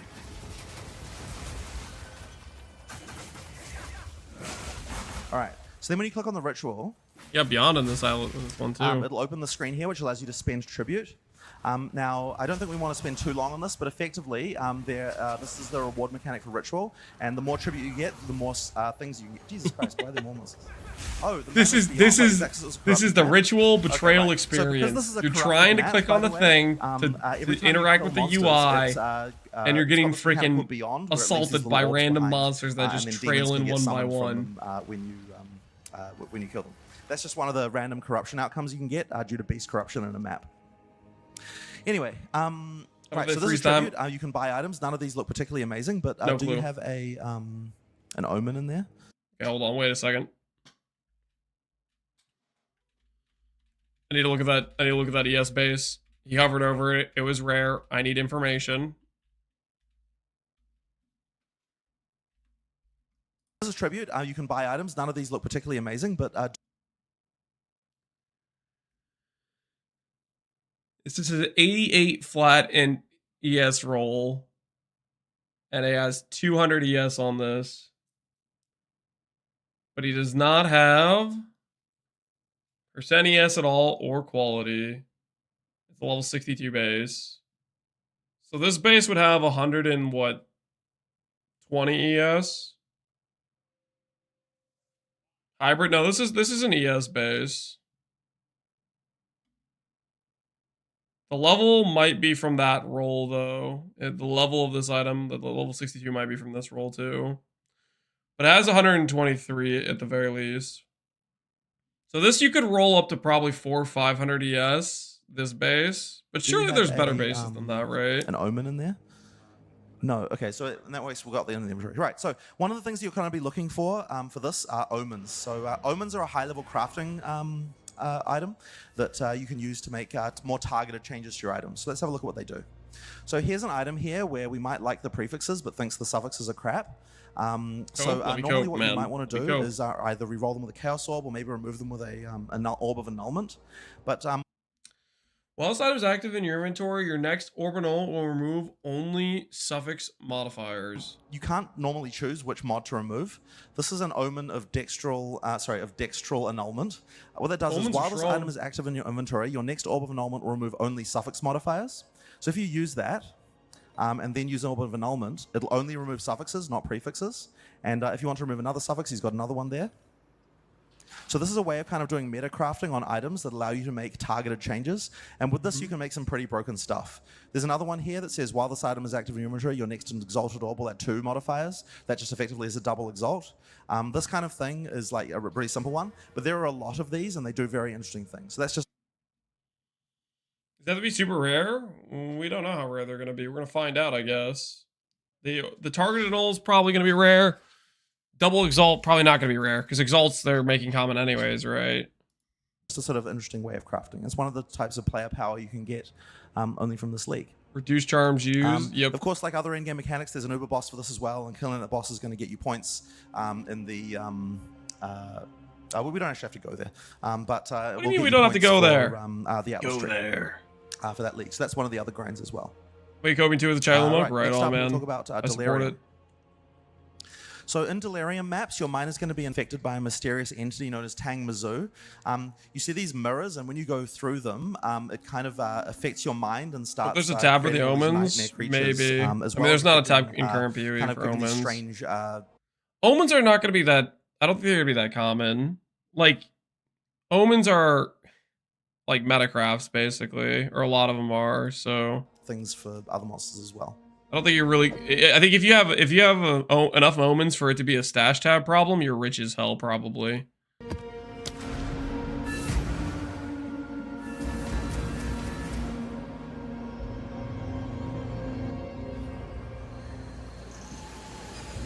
So there's the delirium right there. Your life will end, and you. So as you can see, it infects your mind, and you get this like mist, mysterious mist that goes to the area.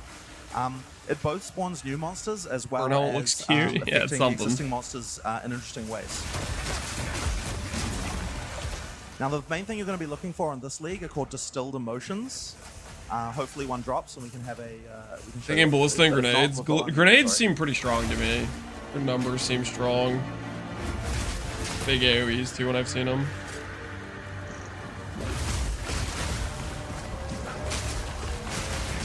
Stash tabs are MTX to migrate? Correct, but there's no stash tab for omens in current PoE. So there's probably not gonna be a stash tab for omens in PoE too, right? That's all I'm saying.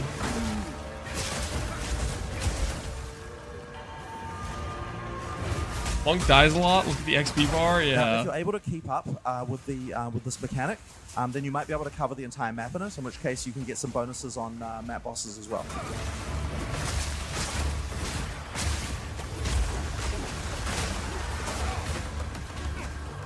I thought I was gonna have to rebuy currency map tab. No.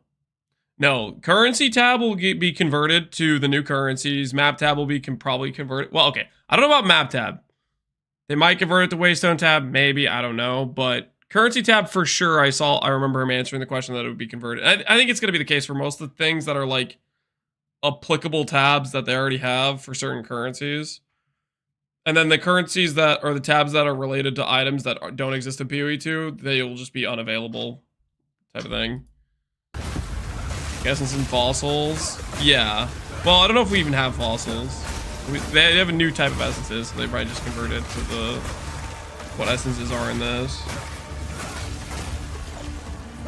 You buy the 40 pack and show us what it is in game. Listen, I'm not that rich. Okay, I'm probably gonna buy like the $60 pack. We have to I can't be just spending $500 on a pack. Now, what this allows you to Recently, we just had to get all new tires on our minivan, and that was a pretty penny. I can't be going buying $500 pack. Mods onto your amulet. Gotta prioritize. That, grant you passives from your passive tree. So if you open up the crafting window for that, so effectively, if you put your amulet in there, then if you do a combination of 3 different distilled emotions, then it will allow. Generate 10% over 1 second when stunned. Stun and block recovery. Allow you to get a bonus passive. What's it called? A notable from the passive tree. Sorry, I'm getting a little. There's a lot here.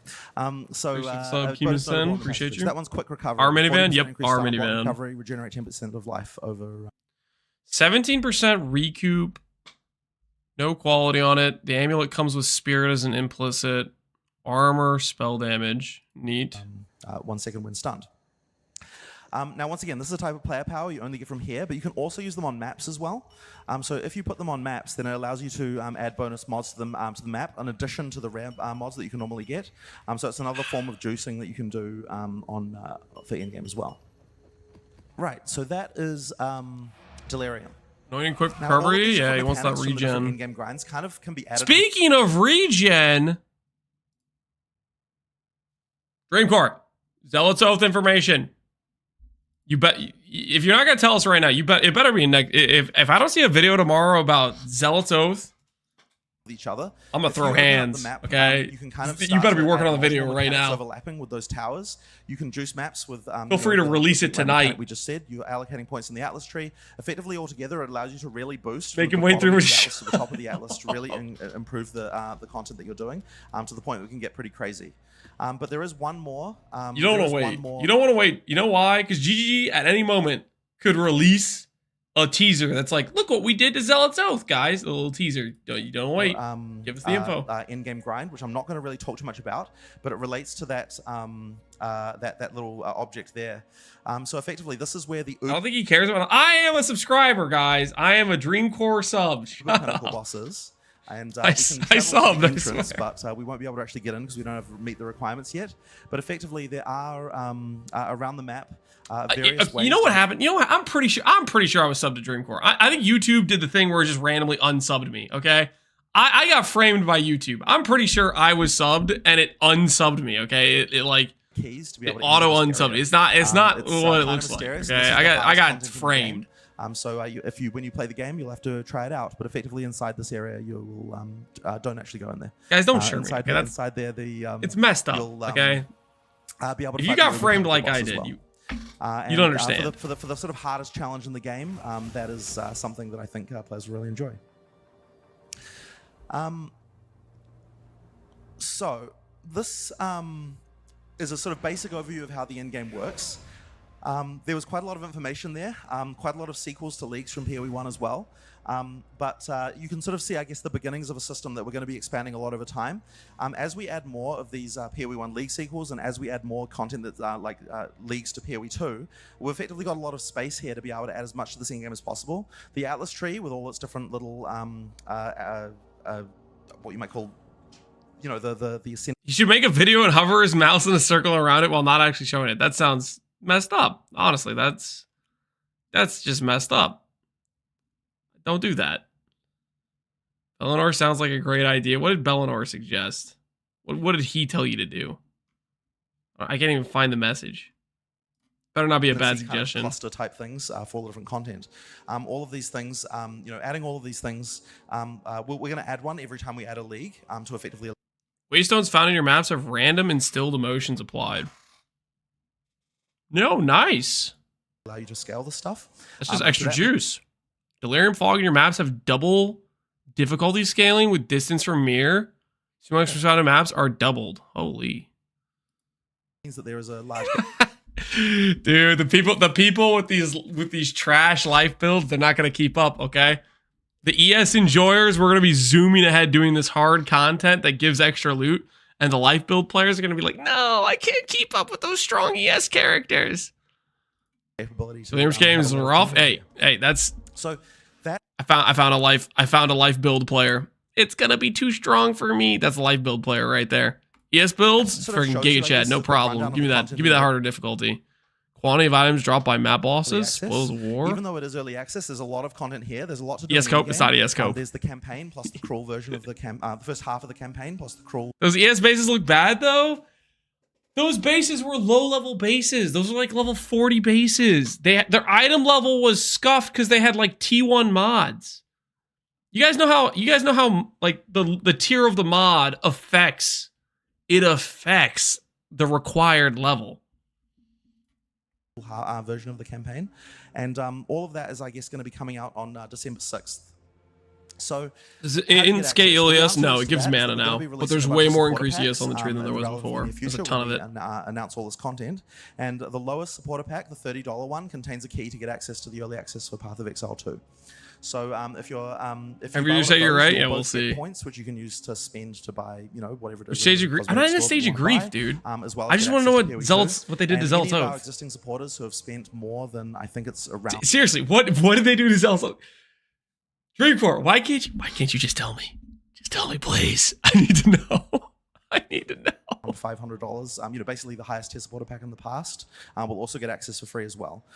So we're expecting to, because effectively, it is a game the size of most retail games that come out. We would expect like a pretty significant number of players to be able to play, but there's still a lot of work for us to do. Obviously, we've got a lot more content to add, and a lot more things to do. There's by the time we're finished, stay awake, clicking refresh. I am. As we need to know the information. Like it's as large as PoE 1 is easily. You're very confident ES is good. Yeah, the numbers don't lie, man. ES is gonna be good. ES is gonna be cracked. Yeah, that's all we have for you today, and hopefully you enjoyed it. So thank you very much. You can tell he's gone. He's bluffing. He's bluffing. He is bluffing. All right, so here's the video we just watched. I'll link it in both chats for everybody. Chock full of information, and thank you to Octavian for hovering random things he wasn't supposed to hover, leaking information. Fantastic job as always from our inside man.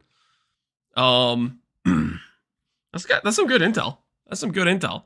We apparently the life stacker builds are going to be clicking Titan. 20% more life on a freaking ascendancy point is kind of crazy. The real cracks chat will be gemling stacking, stat stacking. Guys, what are you getting out of stat stacking? The only thing related to stats on Gemling Legionnaire is a node that makes it so your stats are less necessary. That is literally like just like, hey man, if you don't have much stats, you can still equip gems. Like it's not even like good. 2% lightning per 10 int, baby. Exactly. Nito gets it. Nito gets it. That's what I'm thinking, man. 2% lightning damage per int.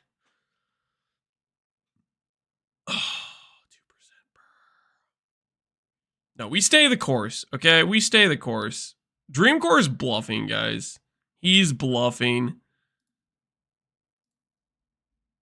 A resource that can be utilized to both absorb and deal damage. And they tend to care a lot more about how your build works and what skills you're using. So, speaking of builds, let's talk about one of the most iconic Path of Exile systems. Zealot's Oath is right there. It's next to all the ES stuff. It's fine. He's bluffing. Ain't no way. The passive skill tree. Yes, it's huge.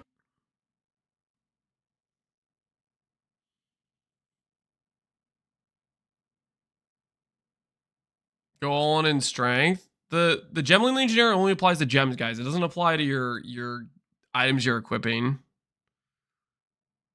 There's only one ES wheel on the whole tree. There are over 50. That's not even true. There's ES wheel right here. There's a big ES wheel here.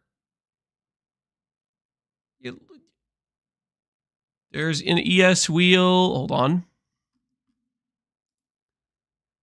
Big ES wheel. Big ES wheel. We know gem sockets can have ES on them.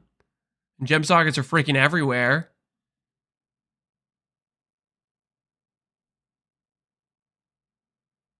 Stack strength for equipping items.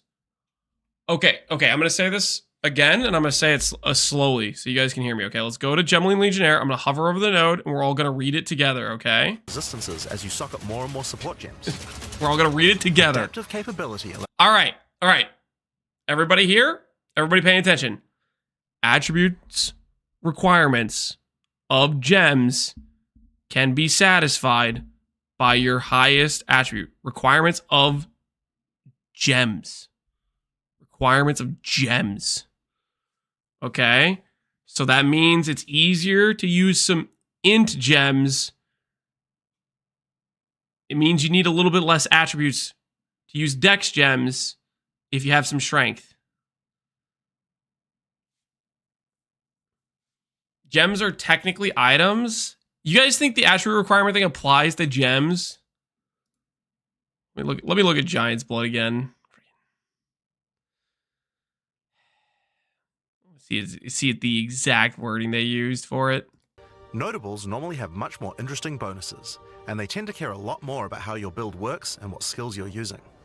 For example, in the mercenary area of the tree, this one gives a 25% chance for cross.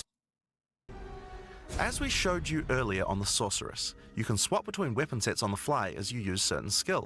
Where do they hover over One Giant's Blood of the new features anyways? in Path of Exile 2's passive tree is that you can choose to have your passive tree change as you switch between weapon sets in this, to take right? advantage of specific bonuses on the tree. So you might want to change between fire and lightning specialization. Or you could switch between one hand and a two-hand setup in order to be able to block boss attacks while following up with heavy hits from your bigger mace. Or perhaps you could have a full curse setup on your witch. Specialization points is They showed keystones, right? And quests. For example, there are lots of indicate the meta items. The permanent buffs you gain from Spirit are very He talks powerful. about keystones? Is that a separate section?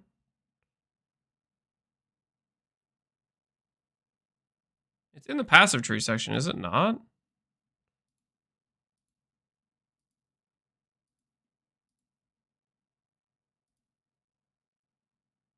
This one gives a 25% chance for crossbow skills to not consume a bolt.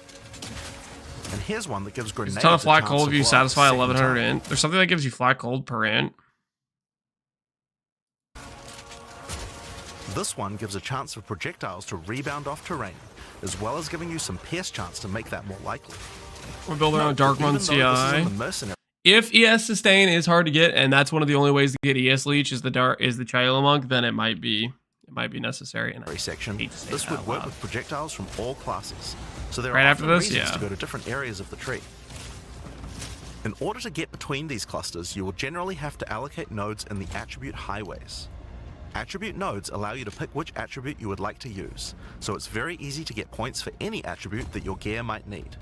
You can change which attribute these nodes give you for half price at the respec vendor. In addition to notables, you will also find even larger passives called keystones. Keystones have both an upside and a downside, and often require changing your entire build to design around them. A great example is giant. There's an art that has exactly what Zealot's Oath is. Yeah, but what Dreamcore is saying is that Zealot's Oath has changed. You can wield 2-hit axe, mace, and swords in one hand. Double requirements for weapons. Okay. Okay, do we all see it now?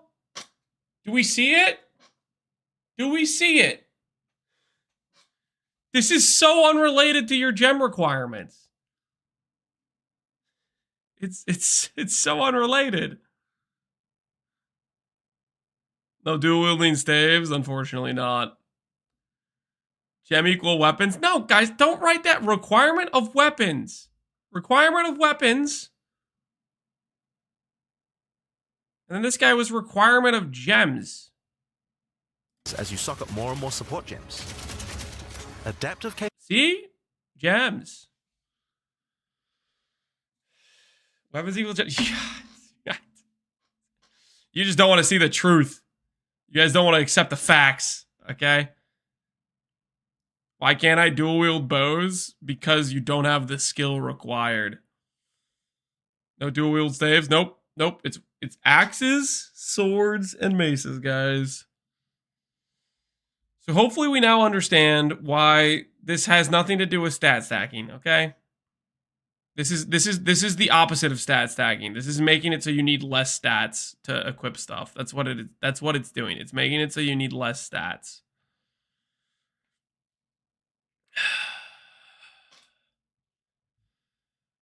Gemlin has the node that makes weapons equal gems. I'm done with this conversation. Nope. I am done with this conversation. It's too late for this. I think we gotta call it for the day. It's too late for this. We gotta call it for the day. I am tomorrow I'm gonna be doing Thanksgiving and birthday celebrations with family, so I probably won't be streaming tomorrow. I will be, however, try contact me about doing like a little interview. So I think I might do a podcast thing with him late tomorrow night, but then next stream will probably be Monday. No Lance, no Lance. Let's see who's online, who's streaming, who I can send you to. Apparently, I think there is maybe a thing you can do for like rating on YouTube, but I don't know how to do that yet, and maybe I'll figure it out eventually. All right, let's see who's streaming. Ben, Fubgun. Let's send you guys over to I'll send you guys over to Fubgun. Whoa, Drinkport, what the hell is this? What the hell is this? Are you just trying to torture me? This is the start of Zealot's Oath. What the hell is the rest of this? Are you serious right now? You're gonna just take off one a day until like the literal launch day? Oh, you're a dead man, Dreamcar. You're a dead man. What the hell is this? You're gonna make me wait 14 days? Ruthless? That is ruthless. What is this? This is messed up, man. This is messed up. I'm gonna tell your mom what you did, okay? She's like, no son of mine would be this cruel. This is ridiculous. This is ridiculous. That ain't right. Something to dream for just because of this. Don't you dare. I better see a video talking about Zealot's Oath tomorrow. I better see a video talking about Zalzo tomorrow. All right. I'm sending you guys. I'm rating Pubgun. Have fun in Pubgun's chat. Thanks for hanging out today, guys. Hopefully you enjoyed. And yeah, I'll see you guys Monday. See you guys Monday. Thanks for hanging out. Take care. Have a good one. Passive tree. They have There's a bunch of stuff 1,500 here. nodes in the passive tree, and all the classes use the same tree.